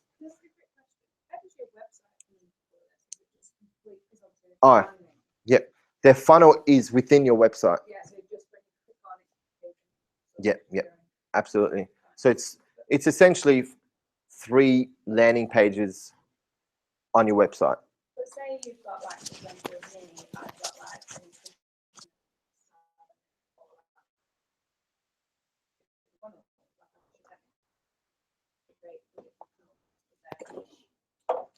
no, the funnel, okay, so she's got obviously different elements to what she teaches, like certain elements on how you help people. The funnel isn't built based on the elements, it's based on the products and services you have. Yeah, but you might have several services Yep. available at one time. Yep. So in that case, you'll need to build separate funnels. But then I have to make all go on my website. No, because then you have, like you go onto any company, they've got product lines. Yeah. When they go into a product line, then you have a funnel for that product line. Okay. But the normal pop-up when you go to the product. Yeah. So you just got to pick a product that you're pushing big time. Yeah. Just one thing to add as well. I want to consider progressive accounting, especially get to know what the customer persona. Oh. Actually getting them to Could have told me that.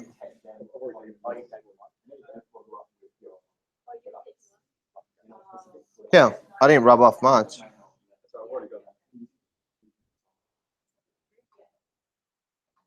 You've already got it? Beautiful. Okay.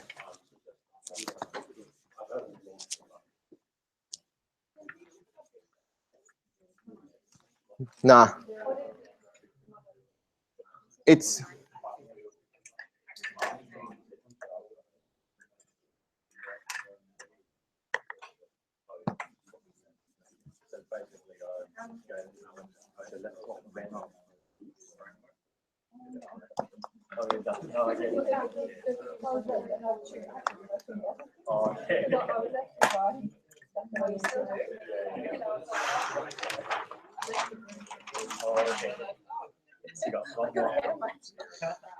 all right. So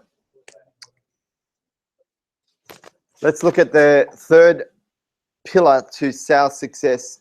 Now we've built the right foundation. We know our sales process.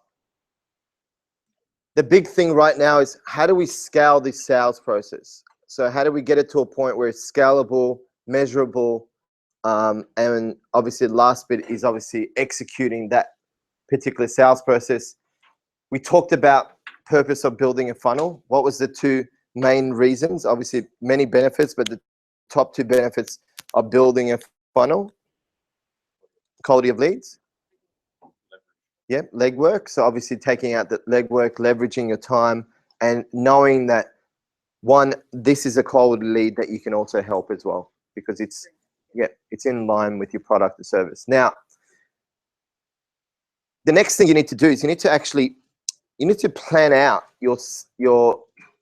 So what I'll give you an understanding of what we went through when we built that funnel. So we know our sales process. We know the end goal is to get an EMG member or a client. We build out a sales process based on that. And then we ask ourselves, very good question, which is, what's the entry point to our sales process? So when we had a funnel called the self-liquidating offer, which most of you have probably read if you've read Russell Brunson's book. And that's where you create a digital product that then feeds to like a small sale, being a $37 sale, that then you do an upsell, which is like $197, and then from there you have a high ticket item. Now, for us, or the entry point, so I guess the question you want to write down is, once you know your sales process from start all the way through to end and onboarding the client, etc., what's the entry point? And that's what you build a sales funnel around, your entry point. So our entry point for that self-liquidating offer funnel was a download, a digital guide download, and then went to another page where we sold $37. Now, what's the entry point for our LinkedIn audit? Well, the entry point is really the email address and name, because the purpose of the funnel is to get phone conversations, because we know it's a phone conversation that will then lead us, give us the ability to essentially build a relationship with them. Now, and yeah, for different funnels. Yeah. So, one funnel is just purely a digital guide. Another one is filling out an application by putting in a name and email, and obviously filling out the app form.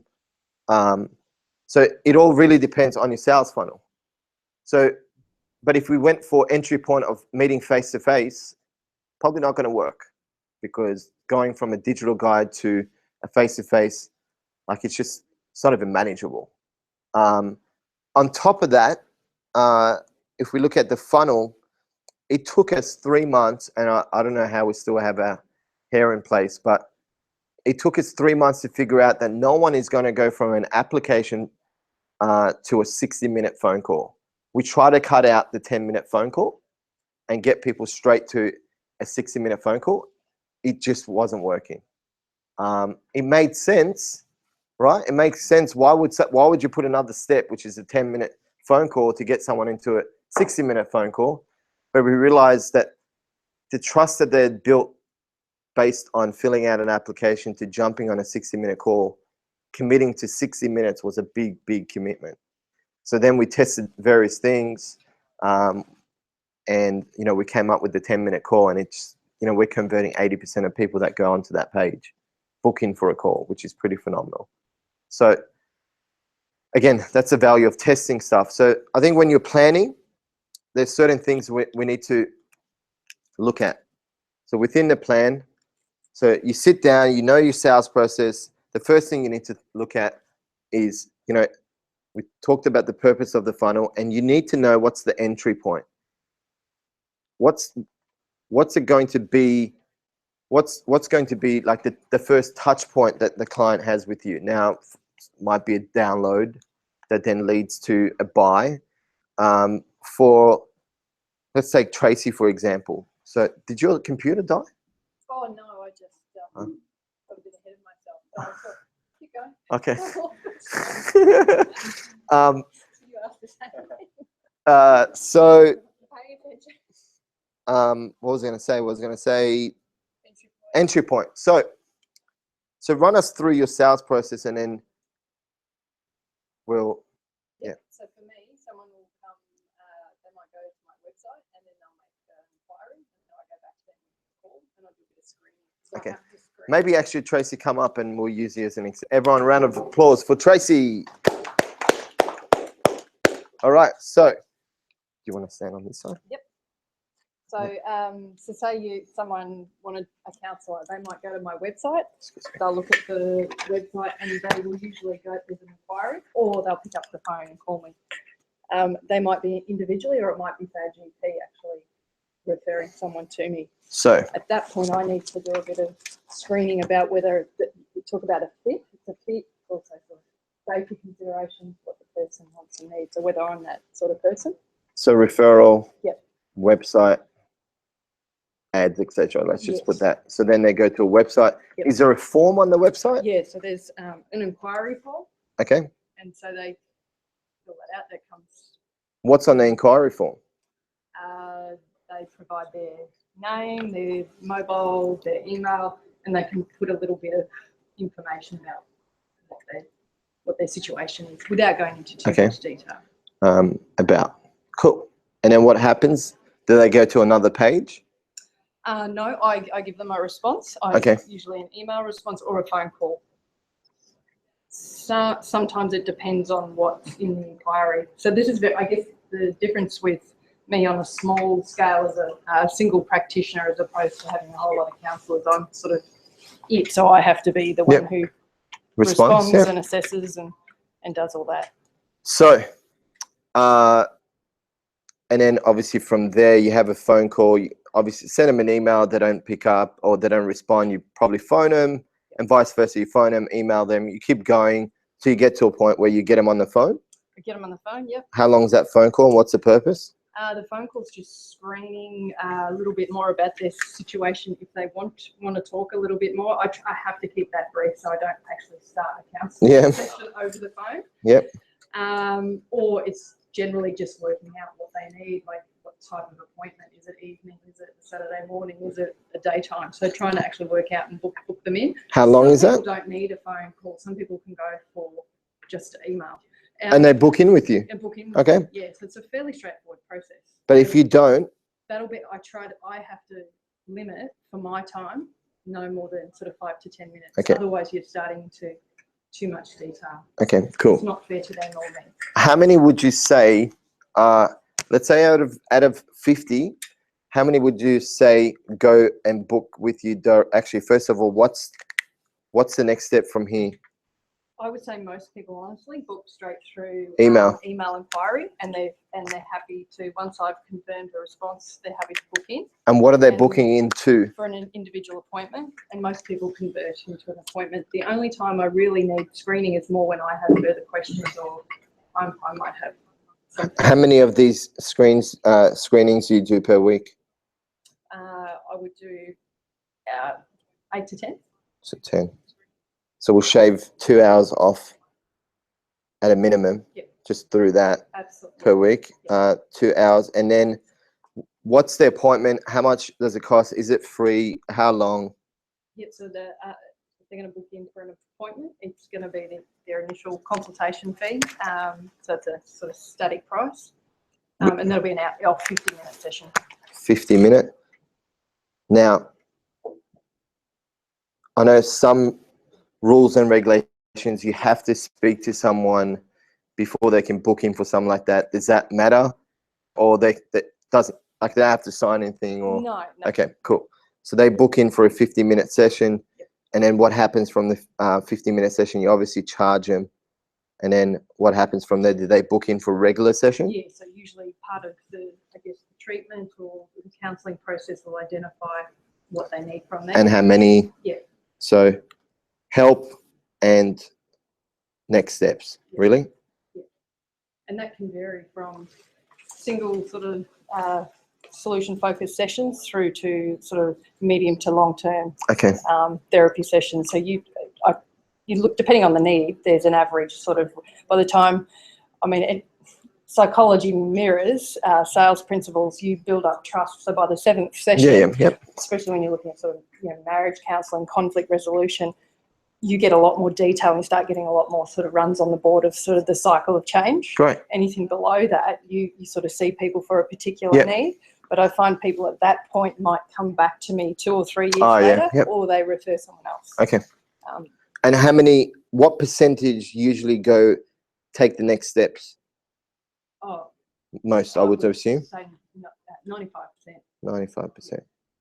And there's probably the 5% of, that there's always an honest sort of transaction around. Okay. Sometimes it's not fit. Yeah. Go on to more.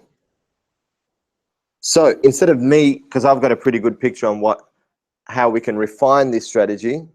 And first of all, I compliment you on knowing what your sales process is off the bat, because a lot of people we asked actually won't be able to tell you. And we asked the sales manager, so what's your sales process? He couldn't tell me. Okay. I felt like calling the CEO and getting him to fire the guy, because how are you managing people without knowing the sales process? So first of all, well done on knowing your sales process. I know what refinements we need to make, but I think a good test to see whether you're starting to get an understanding of what online funnels are is to actually test you guys and even people online to figure out what would be the first step to not tripping. What would be the first step, or what are some changes that we would make to this funnel? So feel free to yell them out. And if you obviously yelling online won't help. So just type it in and we'll go through that in a second. So what's calendar? So we're going to write it down and then we'll refine it together. What else?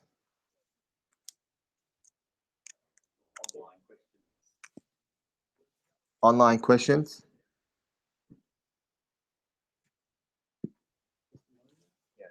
Testimonials.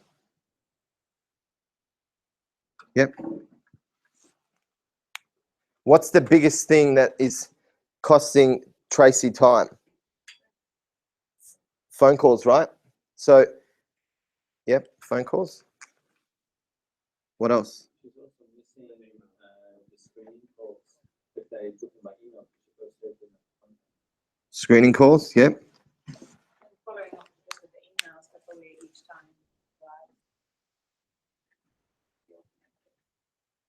Okay, nice. What else?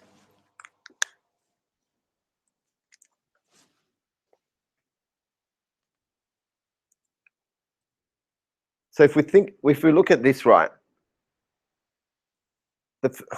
I think you'll get more website inquiries if at the front end you have a landing page that just has their name and email, and then you ask for their mobile and about in the application page, right? Because it's a lot of information to give your phone number, but once they give you their name and email, they trust you a lot more. They go, okay, we'll give, and that's why we never ask for phone number within the first initial landing page.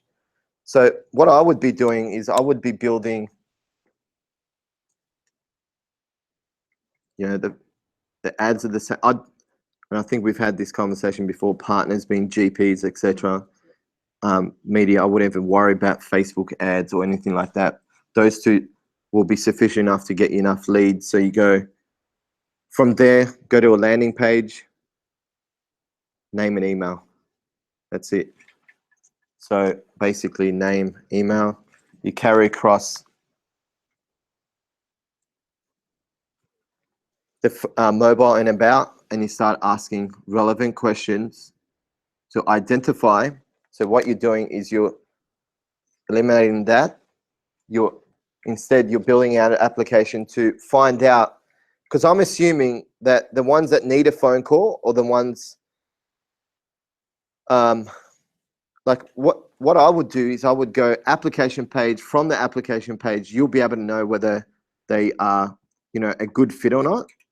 And I would be booking, testing, seeing if they can book straight into a 50-minute, paying $50 and testing that. You know, you might find, and then if they don't, have a series of emails that follow up and say, do you have any questions around, you know, booking in for the appointment? You might have a series of emails that go, here's, you know, I noticed you didn't book in. Here are the some of the questions people usually have before they book in. And it FAQ page, testimonial page. I've done some testing with another company where the group is trying to test when people book and don't book. And Oh, what's the beautiful. trigger point. Yep. You charge them 50, it drops off significantly. Okay. Conversion rate, but if people book it like a $20 deposit at that point, you'll secure them more than like the $50, so they feel like a commitment, and then they'll come to the appointment. Now, I love it. I think what we need to do is we need to be careful with the branding. So, you know, $20 sounds a bit cheap, but at the same time, we know it converts. So how do we do it in a way that it's elegant? Yes. So you might want to say, you know, you fill out the form, you do, you know, it might be the relationship builder package, right? Test compliments of Mark Middo. You say, you know, for the month of May, for the month of March, for the month of February, you know, I understand that, you know, part of this process is us getting to know one another. It is $20 to book in. But if you go through our website, it's $50. So put on your website that it's 50. And then on here, it's 20. Go onto our website now, it's actually $50. But if you're a new customer, it's $20. So all of a sudden the branding's so spot on, because you're not undercharging yourself. You're saying, we're clearly passionate about what we do, and I know that I can serve you. Now I know that you're probably sitting there and going, and tell them what they're probably thinking. Jumping from $0 to $50, maybe it's a big commitment for you. And this process, it's not necessarily about the $20, because as you can imagine, we're not even making any money on that. But we're building a relationship. I'm going to identify whether I can help you. And if we can, then, you know, we'll talk about the next steps. What you can do, if you want to test, and I came up with this idea now, what you can do is you can actually do the session, say it's priced at $50. We won't charge you, but if at the end of the call, if you found it's valuable, then we'll charge you at the end of the call, right? And then you got to know, are you providing enough value on that call for them to go, geez, $50, like, that's nothing. And then instead of charging them $50, maybe say instead of paying $50, if you've created the next steps, that might be 4 sessions, you incorporate the $50 into that package. So I'd even be testing that out, because I think you're going to get, if you do this well, and actually let me think about that. Yeah, no, they'll pay for the so they'll pay the full, like the fee. So say if at the moment they pay the $20 deposit, it comes off their first fee, so they'll pay the rest of the fee when they're there. But just the psychology of people coming in that commitment, when it's all dependent on their cycle, they'll sort of change where they're at. And even when they commit $20, it's almost like if I change my mind, give up that 20, but if they pay the 50, they'll come more, but then the amount of people who are prepared to pay the 50, they'll sort of like, oh, I might call back, but the $20 seems to be. But you know what, to me, you know what it is? To me, it's like they don't know the value till they get on the call. Yeah. So And then once they get on the call and then you blow their mind, they're like, what was I even thinking about? $50. This has been, and then you can, you know, bringing it in, you can bring it into the call and say, you know, did you find this call valuable, you know, and start asking those questions. How are you finding the call? I would say book him in for a call, get him to book in for a call with you, and, you know, maybe do a half an hour call. I have no doubt that within 30 to 40, book in for 30 minutes. So it's easy for them to book in, but go for 45. Because if you go for 45, no one's going to book in, right? Go for 30 and then say, you know what, I'm going to give you another 15 minutes. At the end, I wouldn't be surprised that if you book in for a 30-minute call without charge, but you tell them up front, we'll only charge you at the end if you find it extremely valuable and it's helped your situation. Now, you probably back yourself to know that you can add that value and do it with 10 calls. So you go, okay, I'm going to do 10 calls. I'm going to test it. You might find you're getting 5, 6 compared to having 50 applications to get 3 over the line because they had, yeah. But I'm very, very confident that'll work because you're putting, the onus is on you to deliver. So then the risk is taken off. Geez, this girl backs herself. And there'll be more, I think, if they know that they're getting charged at the end, they'll be committed on the call to go, you know, I'm going to go get as much value as I can out of this call. And then you blow their mind and think, what was I even thinking about $50? That'll sort of help too when we go right back to talking about the story and the mission and presence. Yeah. If that's already up there, yes, there's a video sort of presence of me, who I am. Yes, I can tailor an individual response and have an individual assessment of need and build on that report. Sort of almost the second step is there after they've had a look. Without that information, it's telling you what I need to do with that visibility and tell the story. Yeah, you'll clean up through this. Yeah. And what you can do is you can go to partners, because, you know, if you go to partners and say I charge $20 initially, might not be as good as going and saying, you know, to open up the relationship with you, to really build a strong foundation. You know, I'm willing to give 10 of your patients a free 30-minute call, right? They promote your funnel, they send it off to all their patients. And then when they go through this at the end, I have no doubt that if you build immense amount of value, but put it this way, knowing what you know now, like Graham, would you have paid $100 for that phone call that you had with Mark? No. You wouldn't have paid? Oh, at the end of it, I would have. At the end of it, you would have, right? At the beginning, he wouldn't have, right? So once they see the value, money, because it's never about the money, it's about the value you provide for the money. So I'm very confident about that. I'd like to see you test it. Yeah, and also having like the idea for me to scale my business beyond me is to have other practitioners. Absolutely. So where scripting will be important. So if I want to guides, say checklists. the same thing, so I can step back and I've got practitioners doing the same thing. Yeah. But they're in line with my script, because when it's not me, I'm going to lose that sort of sense of control to the brand. So I'm absolutely.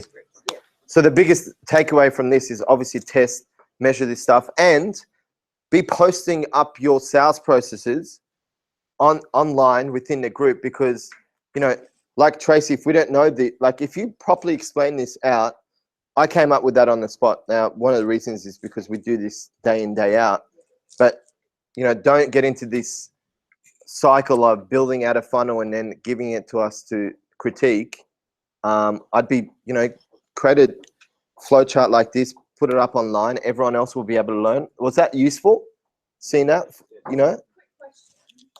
Do most of your like content about what you're going to give is in the landing page, eh? So like your pain points and your solutions, you all need to have that in one landing page. Yes. And when you see our landing pages, you'll see it's a 1.5-minute video where we kind of explain in a story, hey, my name's Alex Bruce, founder of Linkfluencer. You know, over the past couple of months, we've realized that a lot of sales managers are struggling with new ways to generate leads. So we've set up this audit. Here's what we cover in the audit to open up. And then we kind of explain why we do the audit for free. And then we get them to put in their name and email address to apply. So it's like a 1 to 2-minute video encapsulating everything. But we also have little like boxes at the bottom explaining, here's 6 things you're going to learn from the audit. Yeah, because that's what mostly I see in health people is, like most people's isn't videos. what most people's is like long lists of like their problems and then the solutions Yeah, and yeah. what they get in the course and how many free things they Yeah, get. yeah. And it's like so long though, and then I just think like, do many people convert with such long? Yeah. I think that it depends. Like corporates, we have a smaller landing page. Yeah. For the elite mastermind group, we have a massive long landing page, but the landing page, you'll see that it's very targeted and the flow makes sense. So I don't know what that flow is now, but we've got it online. So check out those 2 pages and you'll see you got to cater to your market. No sales manager is going to read an essay. No. They're going to book in, whereas an entrepreneur will probably read certain bits of that page. Yeah. So you got to cater to your market. Does that? Can I rub that off? Yeah. Do you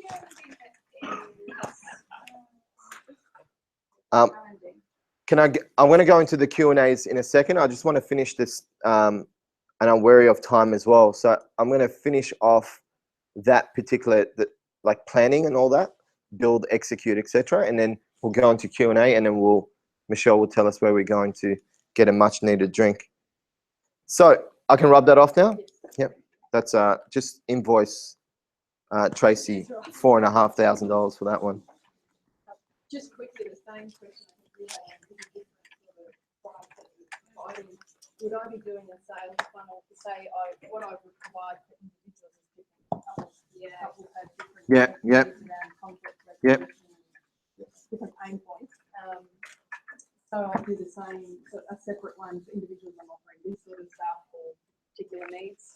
Yep. Yeah, so same process. Absolutely. Targeting a Yeah. particular need. You can just replicate it. Yeah. So we know the purpose of the funnel. Now we're in the home stretch. And the home stretch really is planning out how you're actually going to build your funnel. So some of the questions you want to write down around planning is, number 1, what technology do I need to build this out? So you look at everything. You got to go, don't you? Yeah. So you got to look at technology. So first and foremost, to build out these pages, what do we need? So actually, first of all, what you do is you do a big brain dump. You go, okay, here's the sales process. Here's the funnel that I'm building. What do I need? I need 3 pages built. Okay, in order to build out 3 pages, I need designed. In order to get those pages ready, I need good copy. In order to get those pages ready, I need forms. I need those forms coded to Infusionsoft or whatever system you use. So what you do is you do a massive brain dump of all the things you need for the 3 pages. Now, you look at each individual page being the initial page, and you ask yourself, okay, for that initial page, what do I need? I need a design, I need a copywriter, I need forms created, I need a video, and you move on to the second page. And then you start asking yourself, what do I need? Well, I need questions for that page. I need a form built. I need a design. And then you go on to the third page. And you don't want to move through this as quick as I am, but what you want to do is you want to look at all the things you need, and you can use our landing pages for that. Adios. Yeah, we'll see you soon. Hopefully you'll be able to beat my score. So then you look at the third page and you ask yourself, okay, what do we need for the third page? We need another video.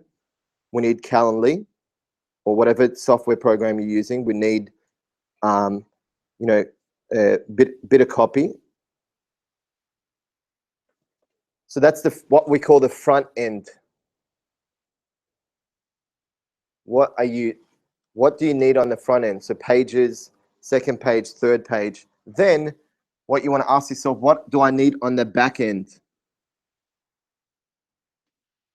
And this is where you get someone really tech savvy to help you with it. So, I need Infusionsoft for the emails. I actually need the emails written. Remember how I showed like this automated emails within all the various touch points? So I need all the emails written. So obviously I need a copywriter. I need the actual funnel built inside of my whatever email marketing software it is. So funnel built. Then what else, Mark, would you say?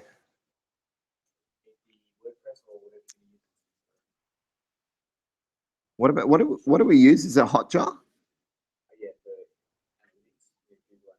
So you need analytics,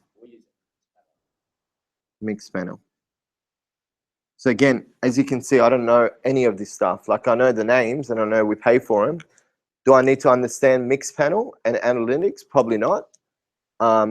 So if you don't currently have a partner that specializes in this area, go on to, you got to start building a team anyway. So if you don't have a team, like you need a designer, you need a good copywriter, you don't need to bring them on board full-time or part-time. Jump onto Upwork. That's where we found our copywriter, and very, very fortunate to be able to have him write all of that copy. Then we get a separate, so then, get a designer on board. You need a copywriter anyway, so start looking for them and on a project basis and say, I've got 10 emails that I need you to write for me. How much are you going to charge me for that? So at least you've got them in your team. Look for a designer that can build out the pages for you. What do you need? So you need the analytics, you need Mixpanel.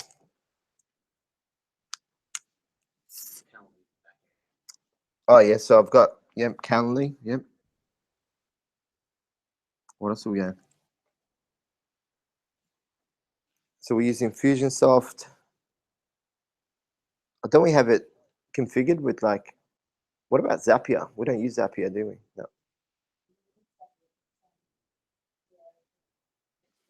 Yeah, like if you need. We don't need it, but a lot of might be using an active campaign, Calendly might need it. So basically the purpose of this exercise is to lock yourself away in a room with no distractions and ask yourself, what do I need on the front end? What do I need? And then the front end being, whether it's 10 pages, 3, 2 pages, start going through those pages and you've got ours as reference. Well, I need a designer, copywriter, I need the forms, a video. Then you look at the back end. What you then do is you combine that. So that's really A, B, and the third step is who. So, okay, I need the pages designed. Well, I need a designer. Where am I going to get a designer? Well, I've obviously go through my network. I might already have someone, so existing, or go on the lookout. I also need a copywriter, and then you go through the same process. Now, similar to your story, so yeah, you need the copywriter.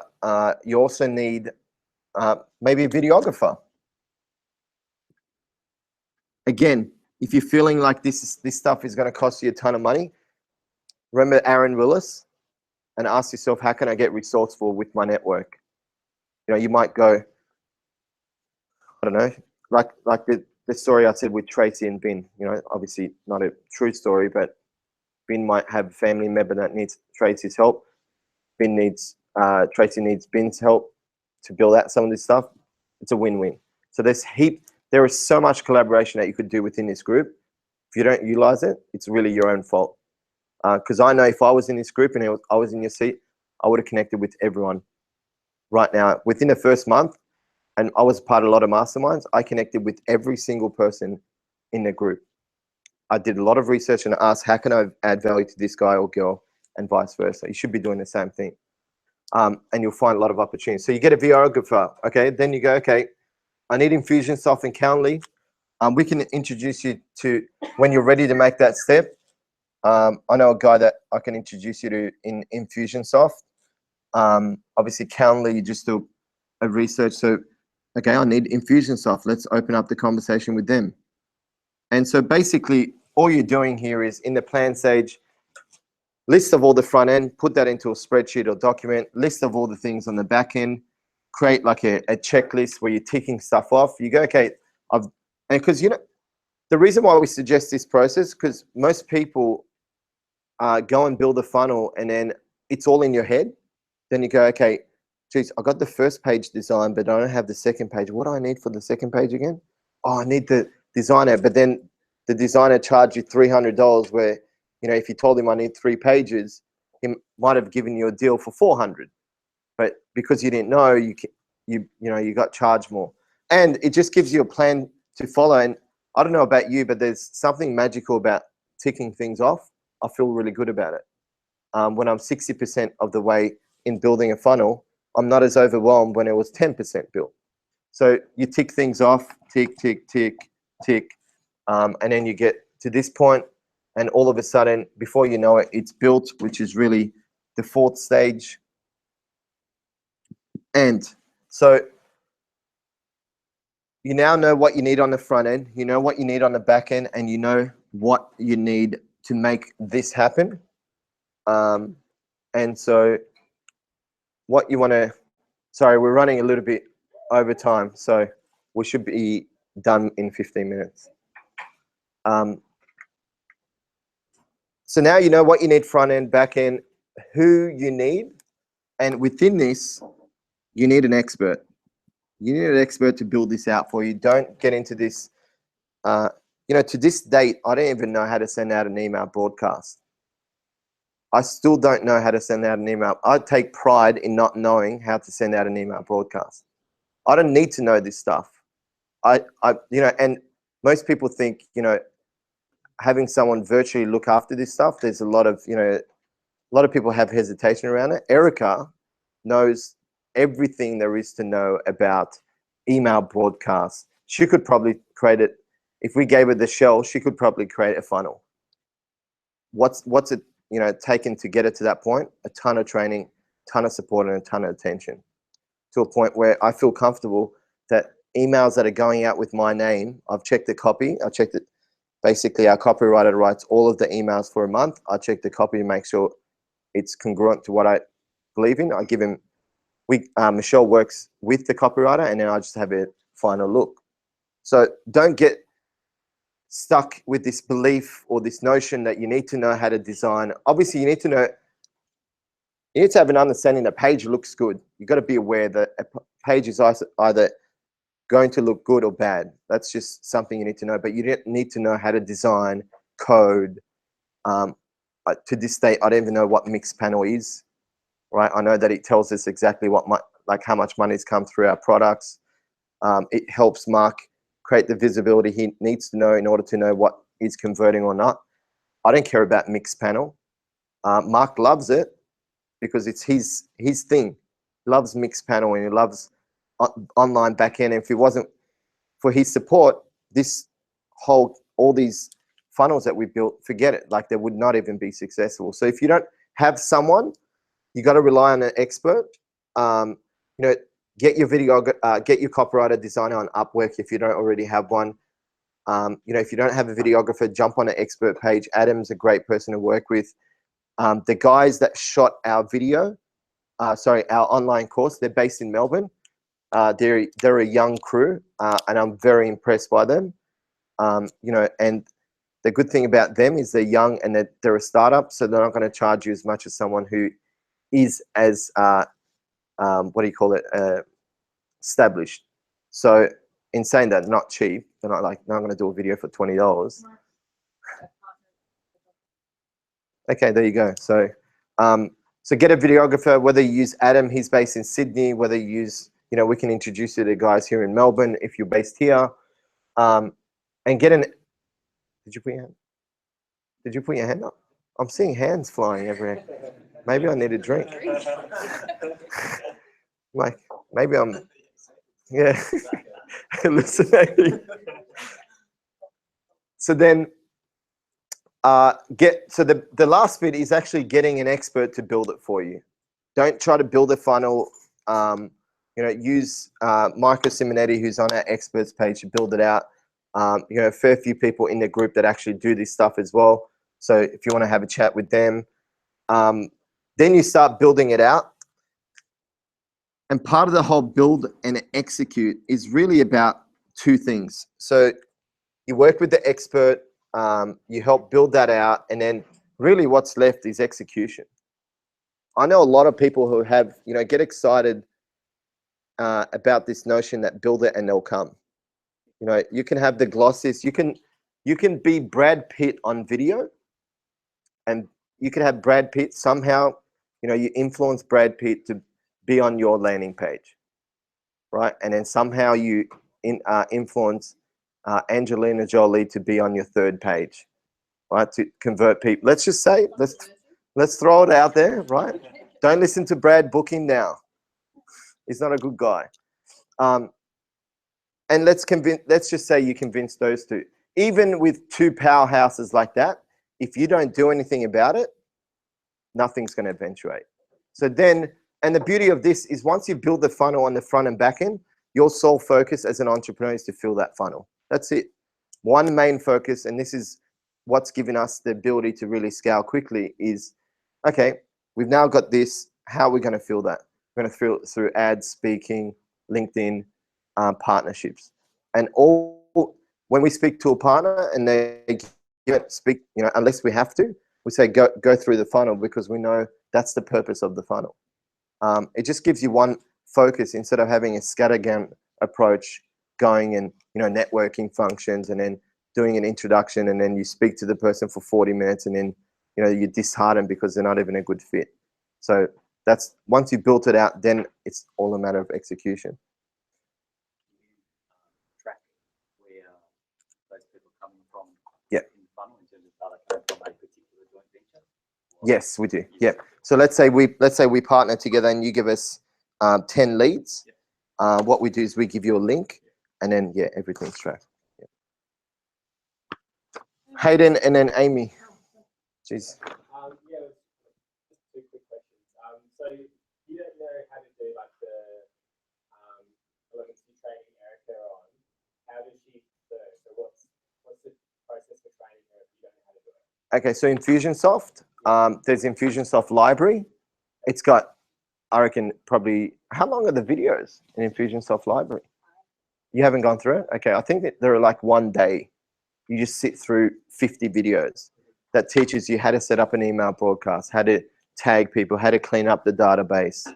And then Slack and Asana, she learned it and she taught me how to use Slack and Asana. So I think that's the key. And use software programs that have tutorials. So for instance, Infusionsoft, she learned how to send email. I couldn't even teach her. I said, we've got to send out some email broadcasts. Can you go and learn it? And she went and learned it through Infusionsoft. So. And just the other thing was, I'm going through this at the moment. When you've got, like, you're working with someone to design and someone to copyright and someone to do everything else, where do you start? It's kind of like the chicken or the egg. Oh, yeah, yeah. What have we always done? We've always, I think for me, I have to see it on the front end before I see it on the back end. I think that's really the key. Yeah.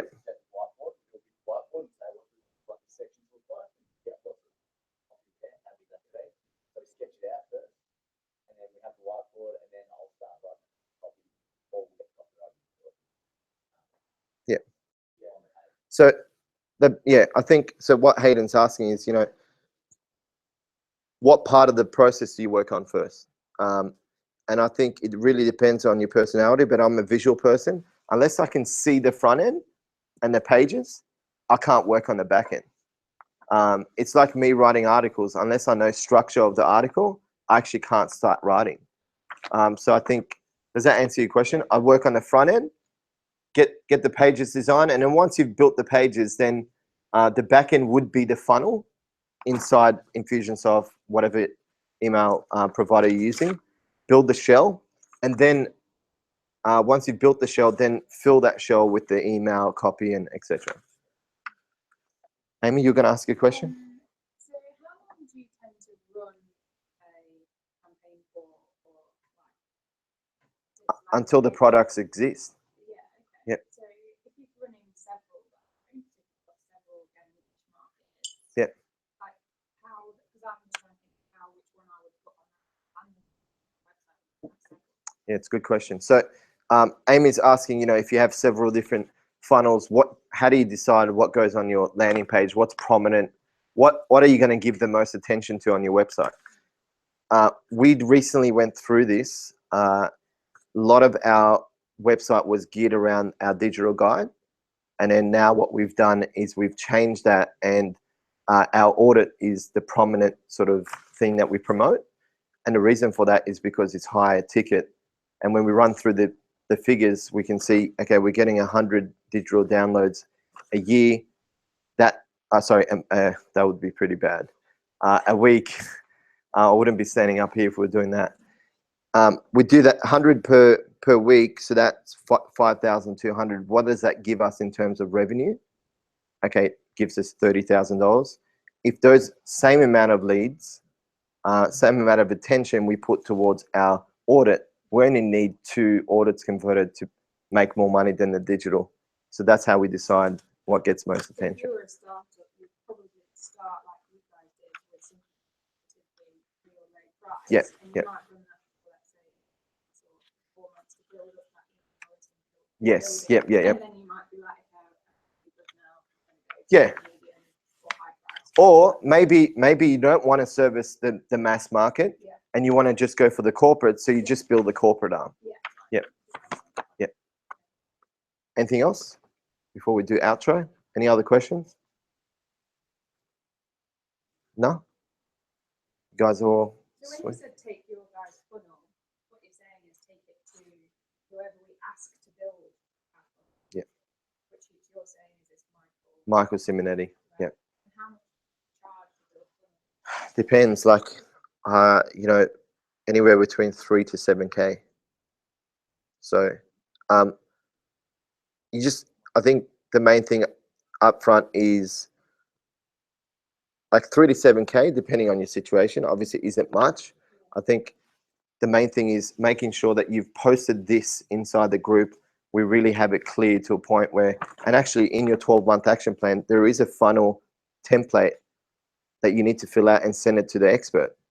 So make sure that you've got all these printouts and you've got all the sketches, because when you send it to him, like imagine going to him and saying, yep, I know, because what most people do is they go, oh yeah, I want a funnel built so I can generate more clients. The guy goes, what are you talking about?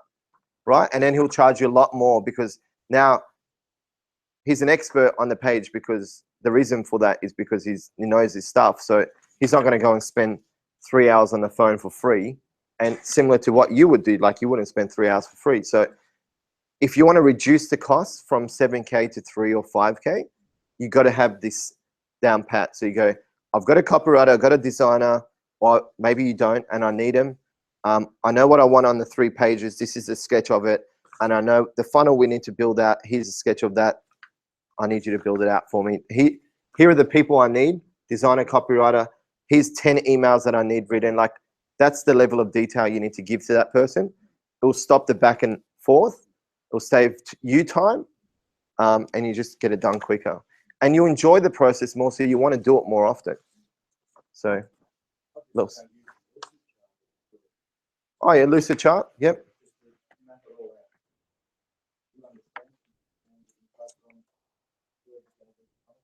Yep, absolutely. Lucid chart's good as well. Lucid chart. It's a great one to use. So if there's no other questions, I'm going to go through outro, and then Michelle will let us know where we are kicking on for some drinks. All good to go to outro. No noise, so I'm assuming it's all good. So now, quick show of hands, and obviously some feedback online. You know, who walked away from today's session with a lot clearer understanding around sales, and not just the importance of it, but you know, how important it is around the 3 pillars, because most people either have the foundation or the process, but then they don't have the scale, or they might have the process but they don't have the right foundations. Who found the session valuable? We just go around, quickly go around the room and share with us the number one, not thing you got, but the aha moment. We'll start with James. Just the funnel. I've been testing it lately, which has been successful. But Beautiful. Now ready to take it to Okay. Probably got that pretty clear in my mind. Okay, good. For James, it was funnel. Okay, awesome. Graham? It was step one, foundation. Foundations, yep. Yeah, it's easy to skip that and just move on. Yep. But, yeah, really just let you know how important it is. Absolutely. And you know why the foundation is important? Because if your mission is a 5, 10, 20, 30-year mission, who cares if you're spending 6 building the foundations or 3 months? Because it's most people are trying to build a business on the back end of 12 months of hard work. Like, it's just not possible. You got to, and then if you have a long-term vision, then spending 3 months is nothing. So Process in the funnel. Like process in the funnel. Getting down to really sort of like simple steps rather than saying, oh, well, I want to do it.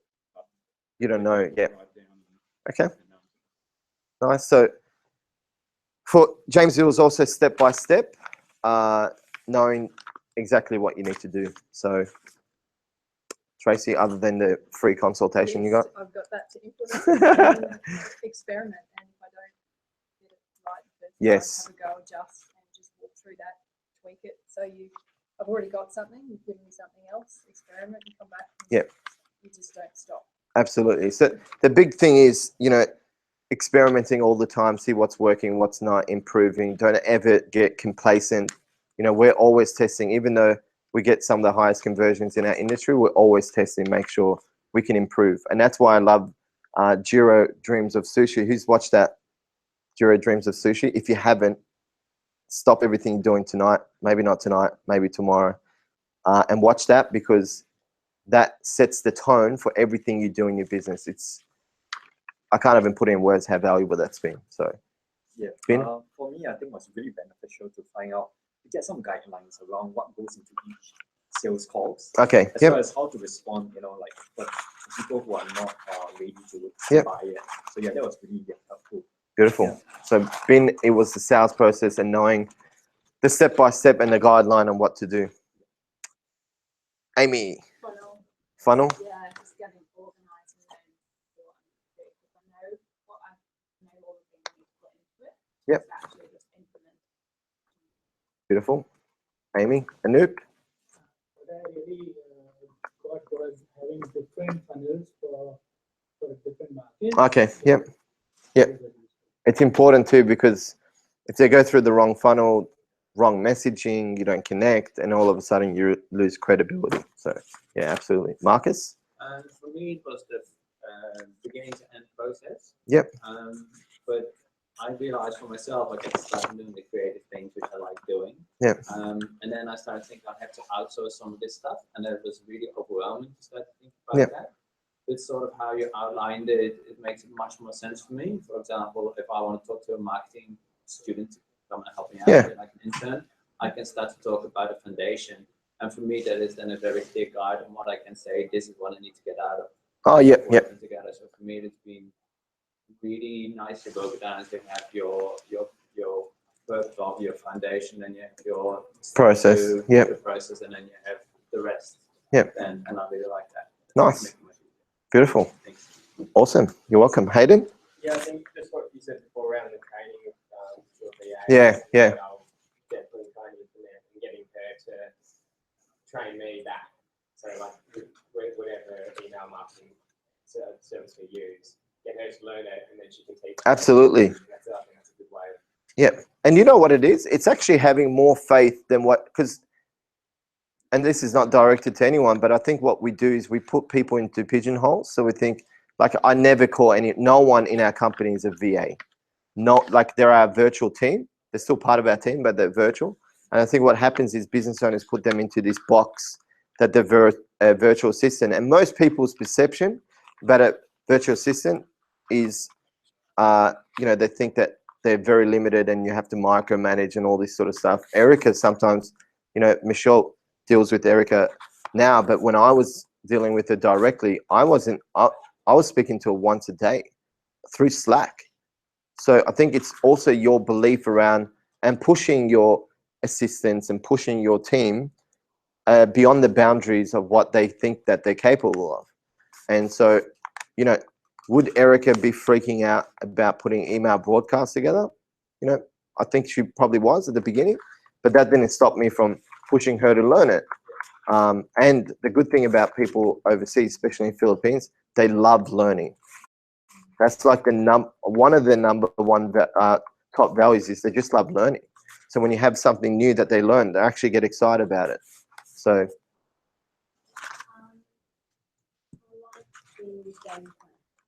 Okay, great. Yeah.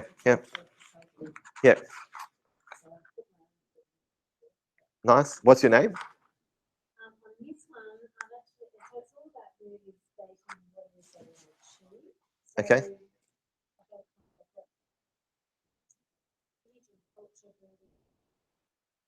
Okay, nice.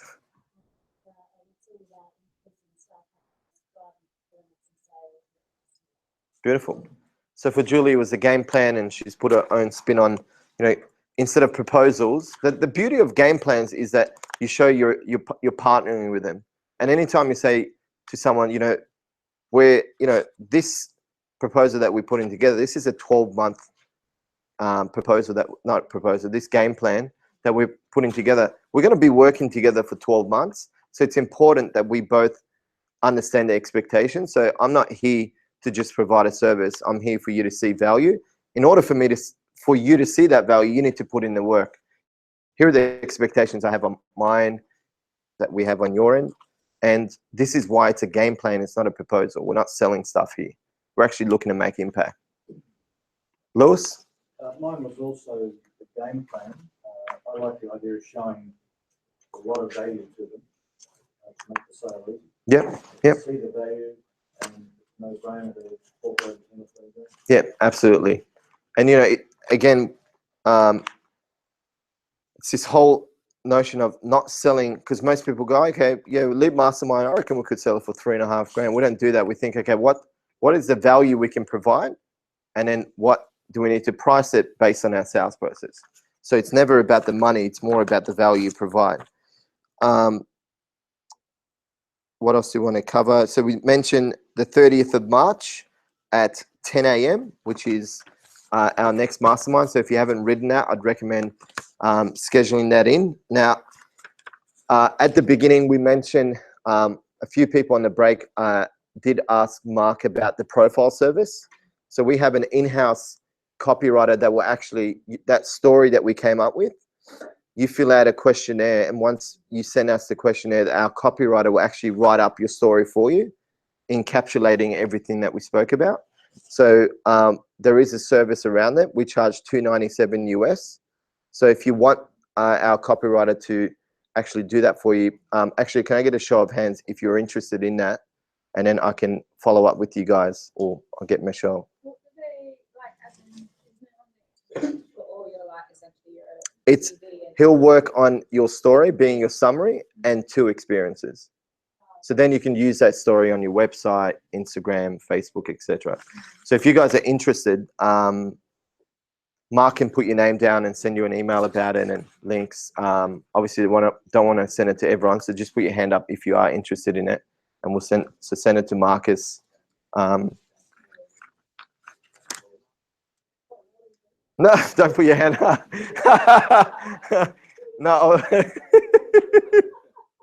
No, we're just saying a few people on the break asked about the profile service around the story, because obviously everyone wants to get their story right. So if you do want our copywriter to write the story for you, we ask people to put their hand up. So obviously, if you don't want him to write it, don't put your hand up. So that's all good. Where are we going for drinks? South Bank. So we haven't picked a spot. We're just going to walk in.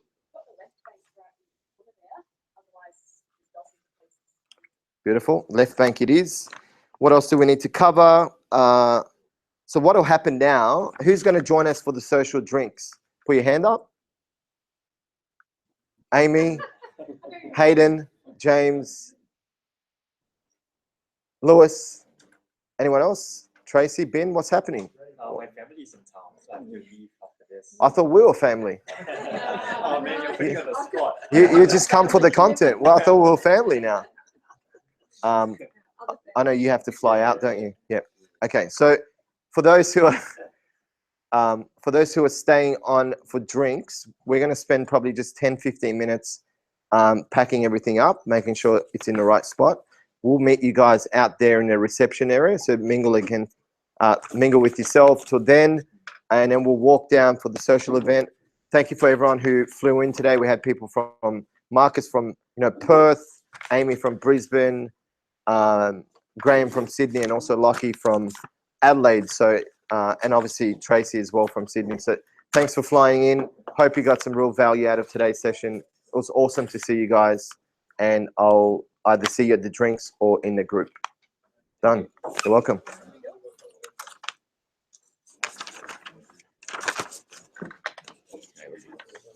All right. How good is that? I've got 99% battery.